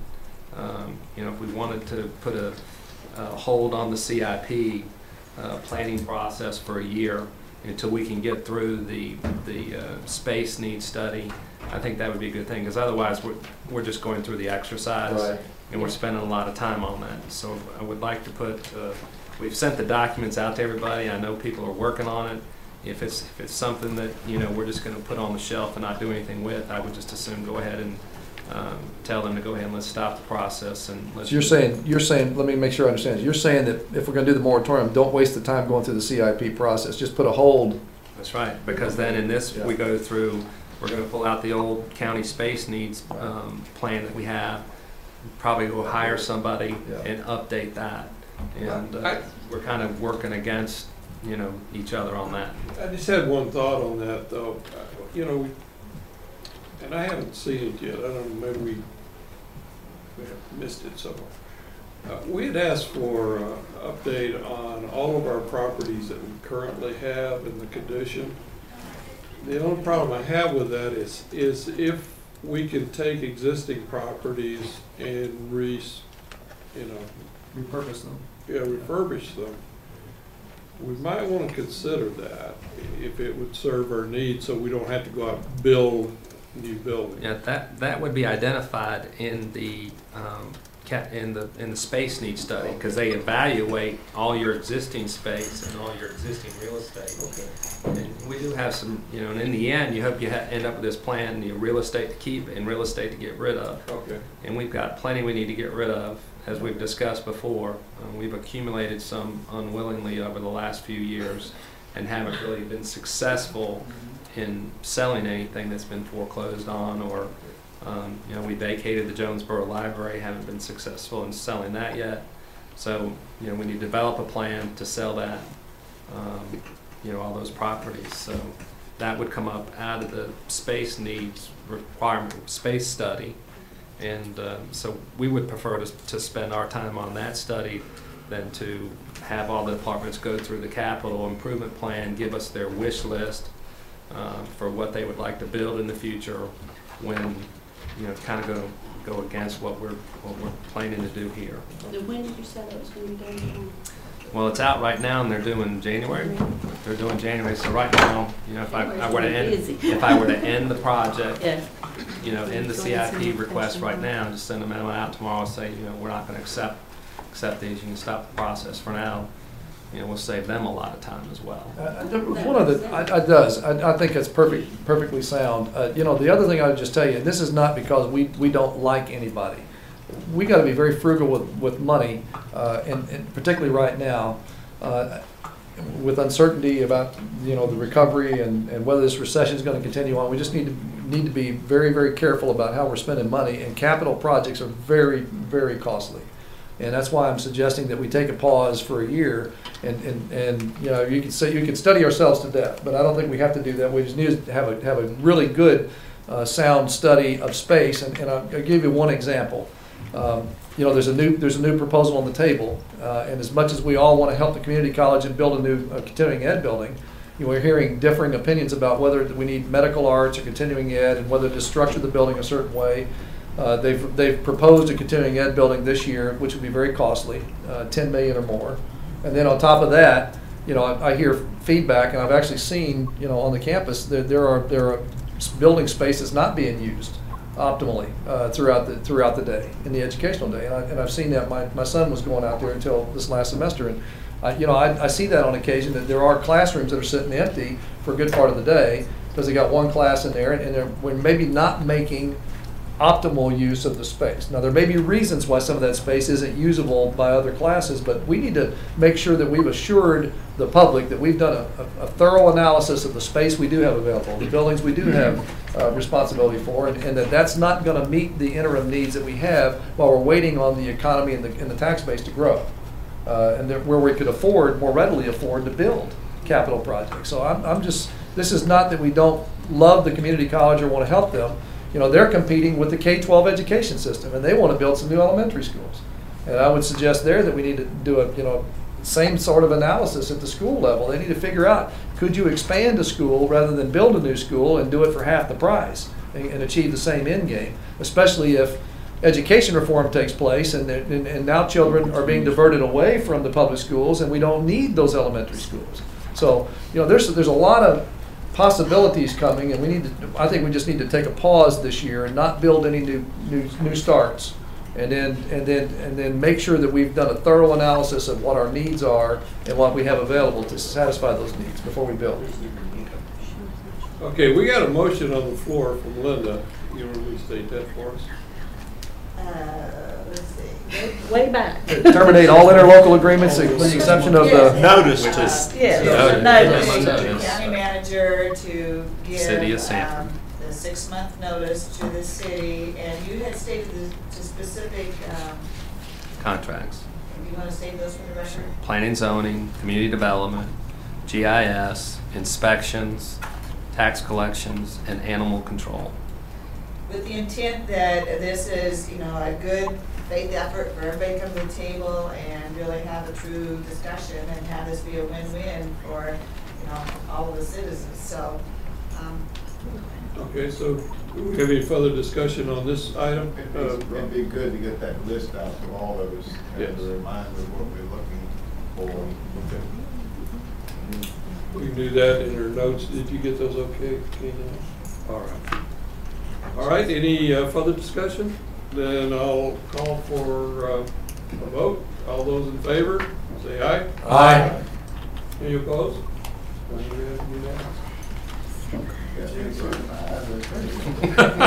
Good job. Okay. Are we doing all right, it? now we need a vote or motion on what we just discussed. I move the Budget planning guidance. I move to approve the planning guidance as written with the caveat that any changes that the manager will make it a point to bring to the board. Okay, Can we any further include discussion? ending the CIP process in that motion? Okay. In the CIP process is not a motion. CIP process. Okay.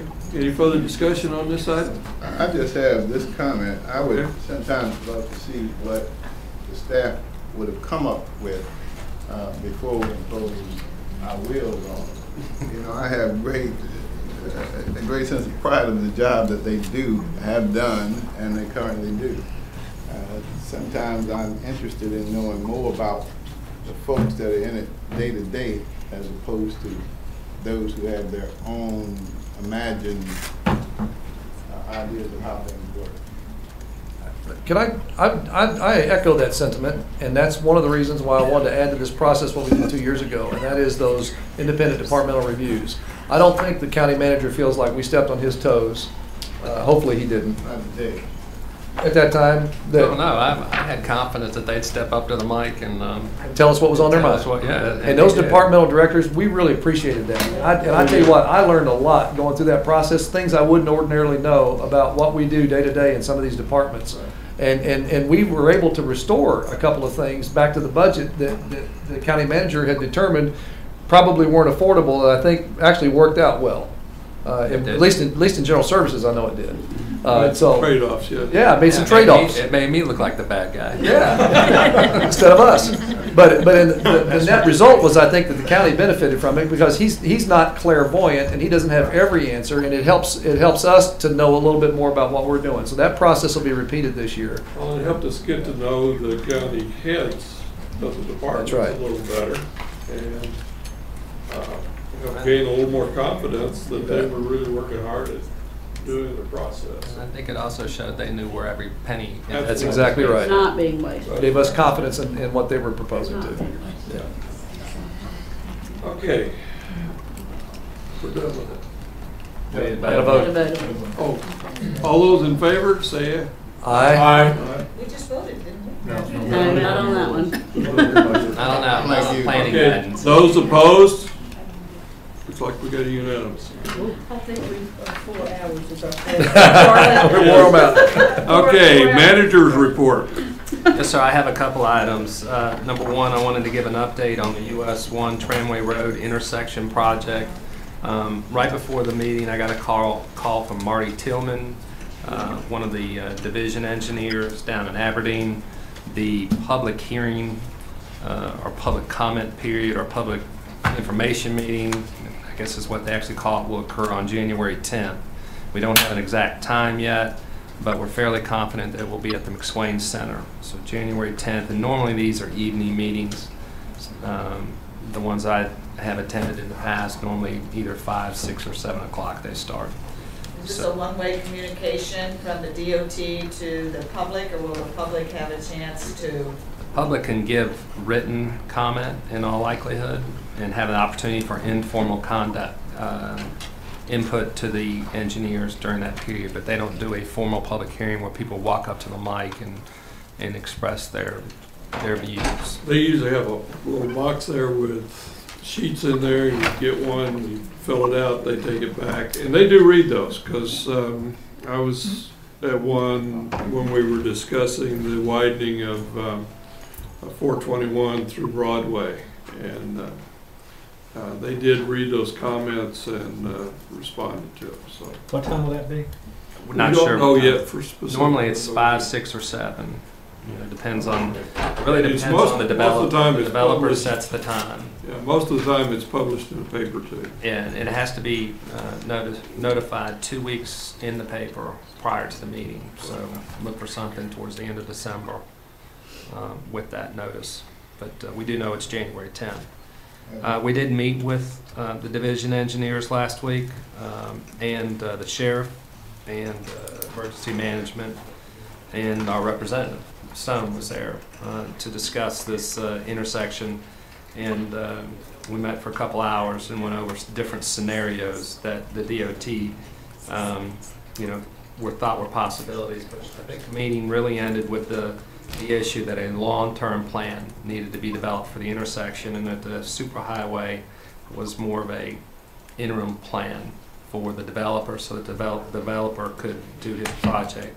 So I know Representative Stone is kind of taking the lead on this and is trying to get DOT and Raleigh to take a look at a long-term planning, not only of this intersection, but other intersections. And like I told him at the meeting, I learned to drive in Michigan. I learned to drive in Detroit. I drove on the first superhighway in this country, Telegraph Road. And I will tell you that you learn how to adapt, knowing that you have to do the Michigan rights. But the thing is there you have options. At that intersection there, you don't have an option. You don't have somewhere you could go somewhere differently. You have to go through that intersection if you're going to get to the elementary school. And so we asked them to look at those issues as well, trying to develop a long-term plan for that intersection. We'll see how it goes. We received notice that the Legislative Goals Conference for the North Carolina Association of County Commissioners is January 24th and 25th at the Sheraton RTP. They are looking for representatives from each county to go. Along with that meeting on January 23rd, which is a Wednesday, I believe, is the new chair training. So Mr. Parks, if you would like to go, and Mr. Smith, if you'd like to go, I normally like to attend that meeting as well as the legislative goals meeting. So Gaynell will be looking for folks who want to go to those meetings and letting her know so she can sign us up. I've got a question before you move on. On this, specifically the tramway project,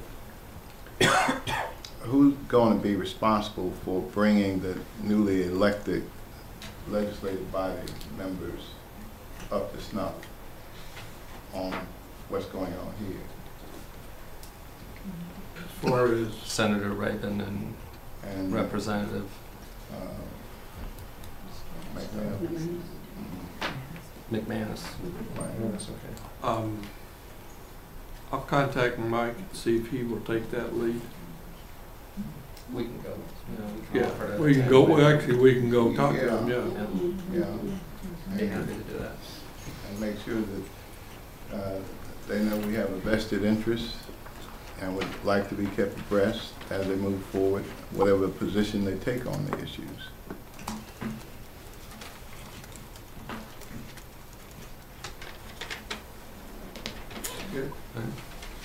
The basement project, all work is completed. We're just waiting on the CO today. I don't know if we got it or not. So at least the walls and everything else that needed to go in down there are ready. Now we've got to move in and get the equipment and furniture in place. So that is moving along. I do have to ask the board for one more action item today. Something that has come up. And Commissioner Womack is well aware of this issue as our representative of the EDC. But the EDC is trying to foreclose on a company, and they have hired an attorney to try to collect on this loan, but the courts are requiring a bond to, I guess, protect the owners of the assets in case something comes down the line where it was ruled that the assets were taken illegally and they are damaged or something like that. The EDC needs a bond of $240,000 and needs the county and the city to sign for that bond. The EDC is paying for the bond,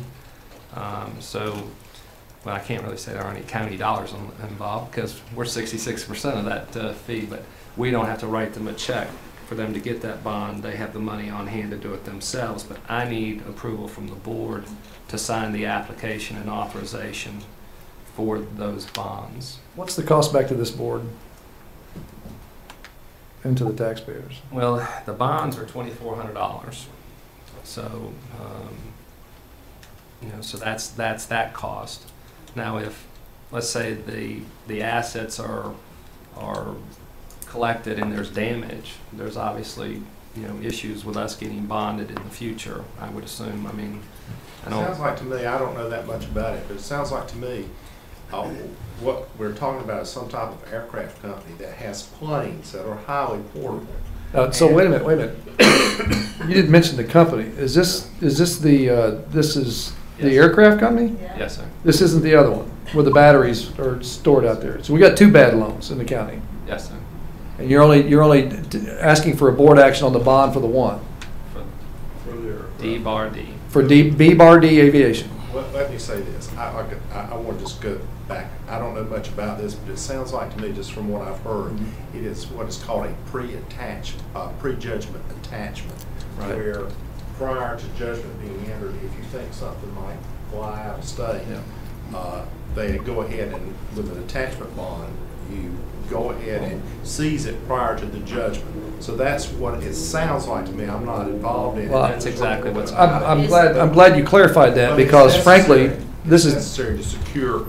Well, I hear you, but I got to tell you, I don't agree, because number one, I've asked the EDC to delay collection until we've gone to and we've gotten an answer back from Department of Commerce, because Department of Commerce gave that same company hundreds of thousands of dollars to relocate to Halifax County, and they're out there now, and they've got assets, and the state has got a vested interest in that. We got no business trying to serve, or now if we want to seize their airplane and chain it somewhere, I think that's fine, and I think that's what we're trying to do. Okay, but how are you going to be? Why do we need a bond to chain an airplane? The bond is in case during the process of being chained, somebody goes in and damages it because it's under our control.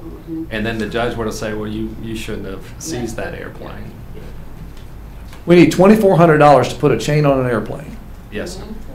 Well, you do before you have your judgment. As I understand it, there's not been, the case has not been decided yet. Okay. And this is a fairly obscure procedure. I've actually seized forklifts when I thought they were getting out of state. So this is for this type of problem, this is a fairly routine procedure, and it's always required. It's statutory that you must post a bond. All right, now let me ask you this question: is that $2,400 recoverable? Yes. It is not. I'm gonna tell you, I mean, be recovered as Yeah. court costs. It could Yeah. be recovered as court costs at the end of the day, but it might not. Well, I would offer to you this. One, we don't know the value of that aircraft.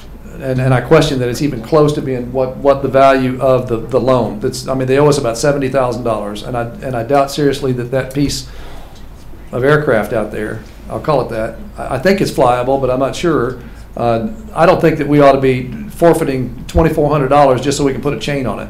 If they haven't flown it out of here already, they're probably not going to fly it out of here. And if they do, we know where they're going, okay? We know exactly where that company is over in Halifax County. We have as much likelihood of collecting on that loan by going through the Department of Commerce and embarrassing Governor Perdue publicly with that giveaway that she did in collecting, as we do by putting a chain on the aircraft at $2,400 expense to our taxpayers. I'm opposed to this thing. I don't think it makes any sense. I know nothing about this case. I was just trying to explain the procedure. We've been asked, and I cannot sign that. I don't have the authority to do that. You would have to agree to do it. Well, I told the EDC earlier, I said, give me a little time. I've been working with one of the executives at Commerce to try to identify who it was that put that deal through, the Sweetheart deal, which took that company out of Lee County in the first place. I complained to them when that happened 18 months ago when that company moved, that they should not be giving a company money that owes us money to move out of here. And so I think Commerce bears some, if not some reasonable obligation to us, at least maybe some legal obligation to us as well. I mean, they're the ones that did the Sweetheart deal that moved that company out of here. Typically, Commerce doesn't give companies incentives to move from one county to the other. I know it. That's exactly right. And I don't even think there was an interstate commerce clause in that thing. But we complained about it at the time, and I got assurances from the governor's office that we were going to be made whole.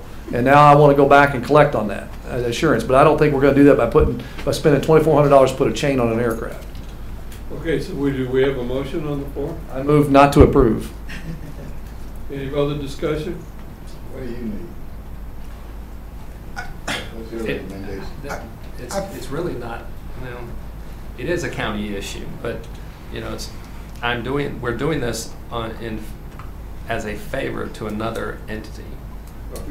And I think that's what we're doing, and if the board doesn't feel comfortable doing it, then I'm not gonna sit here and lobby for it.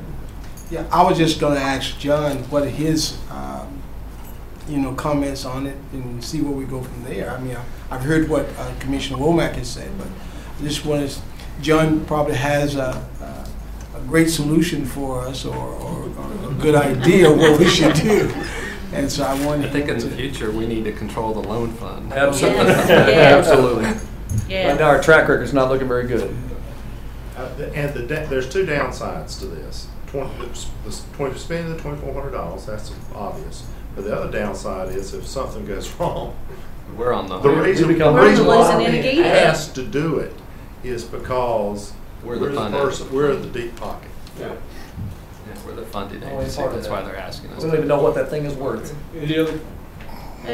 Yeah, I agree with Jim. I mean, we could just be throwing good money after, but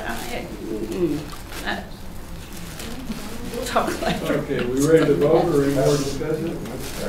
All those in favor of the motion, say aye. Aye.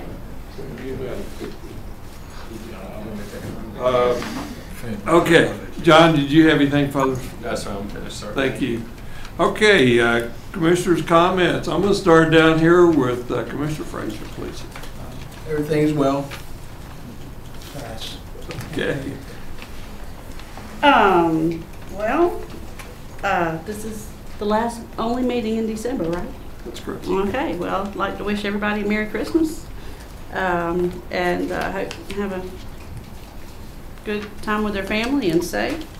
To begin with, the one thing that I said I was going to mention earlier, and I say this in good spirit, because anybody that's daring enough to run for this job, and I know everybody has good intentions, but the one thing with this first agenda coming out of the gate is it seems like we had a lot of resolutions going to Raleigh, and I get where it's coming from, but we've been here now for 4 hours and a few minutes, And we spent a lot of time on resolutions going up to Raleigh instead of maybe doing some county business that our citizens elected us to. I really just, my personal opinion is I don't want us to turn into a lobbying body for what's going on in Raleigh. If we have personal opinions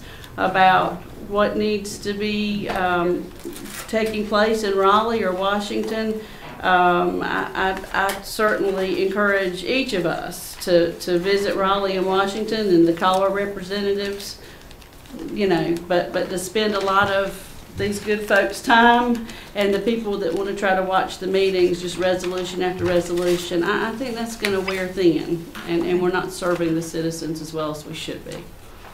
Just my opinion. Merry Christmas. Okay. Kurt?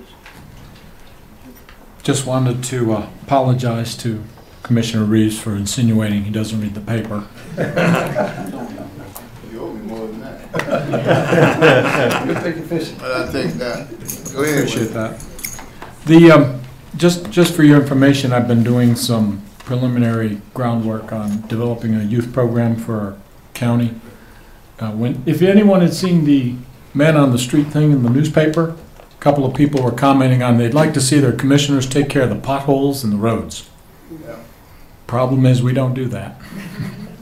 But that being said, I'm going to be asking each one of you to have 2 youngsters from your district for the district commissioners and 2 youngsters from each of us who are at large, 12 and 15-year-old, and we're looking at a summer program. We're working on it. We'll give more details as we get there. Sounds good. Okay, thank you.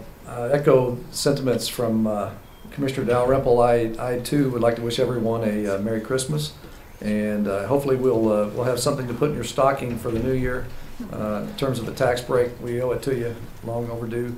The other thing I'd like to do is I'd like to welcome the 3 new members to the board. It's nice to have new ideas and fresh faces, and I look forward to the interaction going forward. And I hope there won't be as many resolutions. I agree there were probably too many today, but we'll move that forward. And otherwise, just everybody have a happy holiday.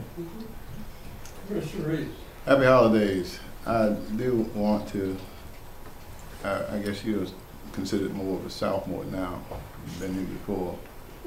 I do want to let you know that I obviously read the paper. I read my name regarding comments you made to the pastor that you talked with down on Washington Avenue. So I read the paper. I don't always talk about everything I read, but I read well. The other thing I will tell you is that you didn't surprise me once you got number 4.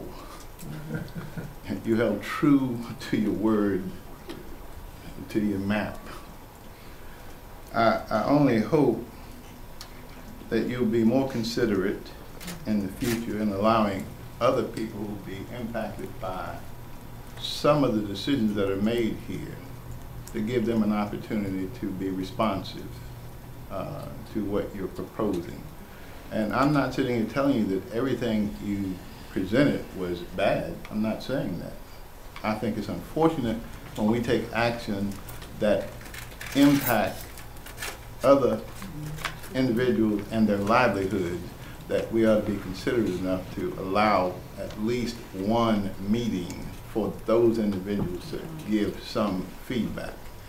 And thank you for this opportunity. I'll get you all later. Well, I'm humbled at being appointed chairman of the board. I just, I value each one of your opinions, and I appreciate the discussions that we've had. I look, hopefully, that we can stay on this even keel all through the year. So, one of the things I'd like to encourage each one of our commissioners to do, some of you especially that haven't done our Robert's Rules of Order, I found out the first meeting there's some changes that former commissioners have given us in here where we don't need second for one thing and some other items. So you may want to just take a look at that. I asked Gaynell to reprint that for us and put it out here. So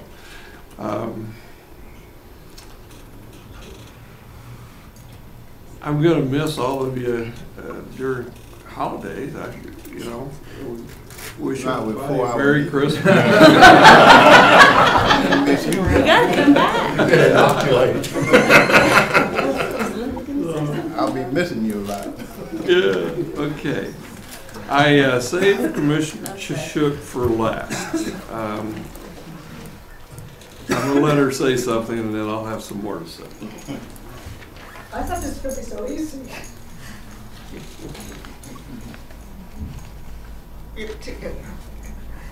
This shouldn't come as a surprise to a lot of people because those that have worked with me a lot know that last year I spent a lot of time traveling to the West Coast on business.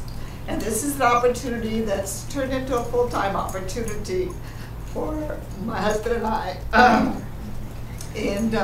The hard part was the conflict of what's best for us economically and the commitment I've made to this board and to my citizens, and economics won out.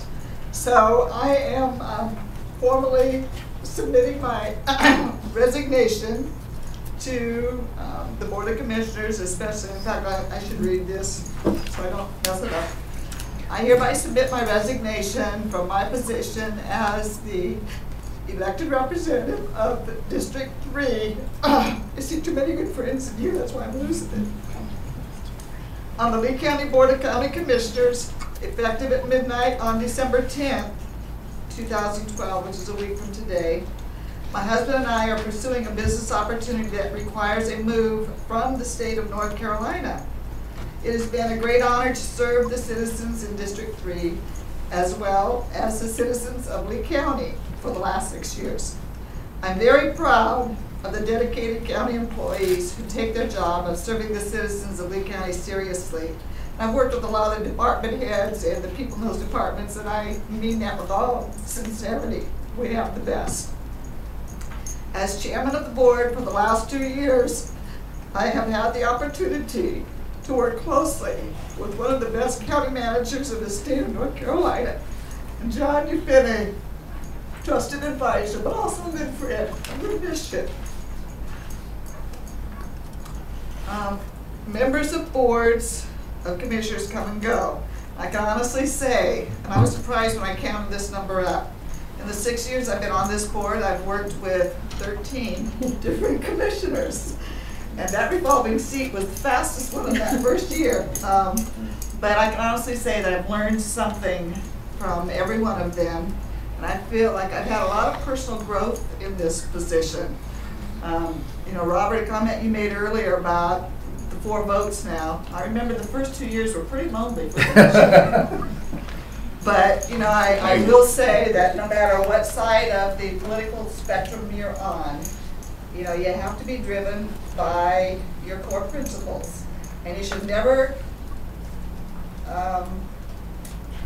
give up those core principles. But you can come up with solutions and compromises that don't, you know, veer from your core principles. So I'm very encouraged about some of the debate that this board has had today, especially a couple of the unanimous votes. That was nice. And this is not any reflection of the new members that came on this board, because I know you'll all do a great job. So the timing was everything for us. And now that I've gained my composure, I just want to say thank you to everybody.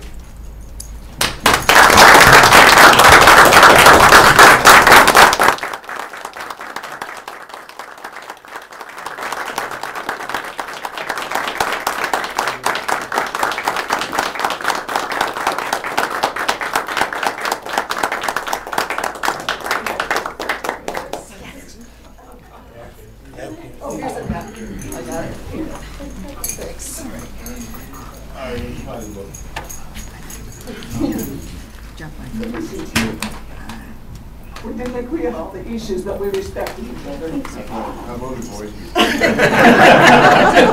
Deciding vote to get the chairman.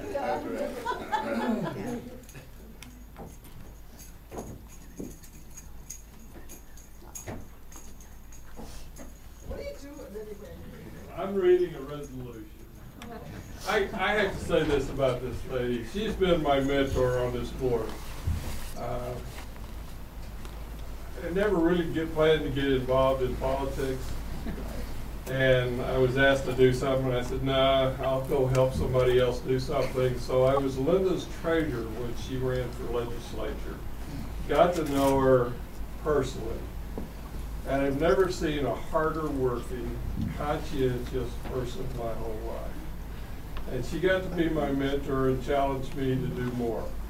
And I really appreciate everything. Anytime I needed some advice, I got it. And so, Linda, we've got a resolution here that says, whereas Linda Shook was sworn into office as a member of the Lee County Board of Commissioners in December 2006, representing District 4. Except in District 3, I think. Yeah, you're right. That was 3. You're 4, Jim. Okay. I was also. Yeah, okay. We'll get that fixed. We'll fix that. Linda was elected chairman of the Board of Commissioners in December 2010 and 2011.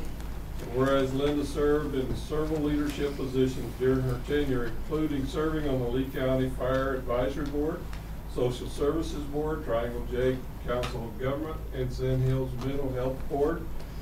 And whereas Linda has demonstrated a deep commitment to her position as a county commissioner and to the citizens of Lee County. And whereas her service has been marked by her dedication to the best interests of the community, and she has worked constantly for the betterment of Lee County citizens. Now therefore be it resolved that the Lee County Board of Commissioners does hereby express its sincere appreciation to Linda A. Shook for her 6 years of distinguished service as a Lee County Commissioner and extends to her their best wishes in all her future endeavors. Presented this 3rd day of December 2012, signed by John Crumpton, Charlie Parks, and Gaynell M. Lee. And Steve, come down here, please, sir. This man has supported this lady and worked probably about as hard as she has, keeping her straight in one thing and another. We're going to miss him here in Lee County. We're going to miss him greatly. They've become not only friends, but hard-working companions. So. Well, at least now I'm not Mr. Linda Shook. And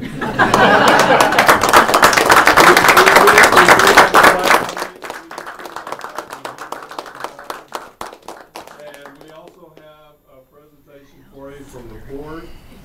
This is the magic one. Yeah. We don't know the joke here. Linda previously was the chairwoman of the Lee County GOP, and she covets Lee County and our pottery. And I know that Don Hudson out at DK Pottery was pleased to help us by finding a matching set of homegrown, homemade pottery. And we wanted, it says in the Bible in Matthew chapter 5, Matthew 5:16 says, "Let your light so shine before men that they see your good works and glorify your Father in heaven." And now I'm losing my composure.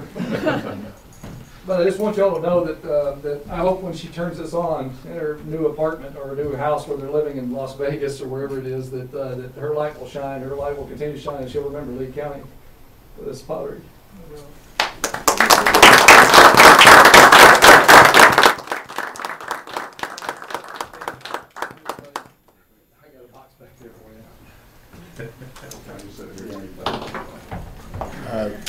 I'll be giving you our new address, our new phone number. In case I have any constituents, we disconnected our service as of November 30th. Well, they did it November 29th at 12:01 a.m., I think. So if you've been trying to get a hold of me and the phone is disconnected, that's how you know why. Linda, would you allow us, some of us who served with you for 6 years or more, to simply sign your Absolutely. resolution? I'd love it.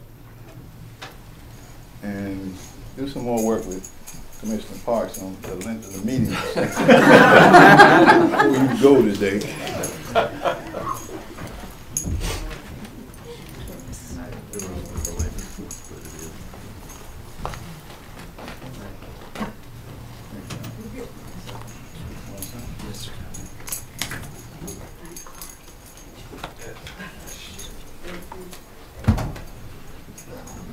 Ms. Shook.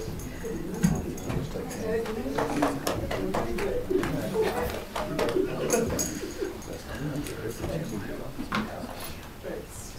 I think we're still in order if you'd like to. Oh, if it's okay, I would love to. What we're saying, the rest of these, for the new commissioners, I'm going to ask Gaynell to provide you with a list of schedule for board committee meetings. And if you would take a look at that and before the next meeting, get back to me on those boards that you'd like to serve on, or that you have special interest in, and we'll make some selections on the boards. The other thing is, each one of us was surprised with a gift here, and I would like to thank the Cooperative Extension. Thank you very much. It's our my first Christmas present, so we appreciate that. They've been a real stalwart of activity here in the county. If anybody else has anything to say, Linda, I guess you can say it afterwards. And if we could, have a motion to adjourn. So moved. So moved. All in favor? Aye. Thank you very much. Thank you guys for your patience. Appreciate it. Please come back.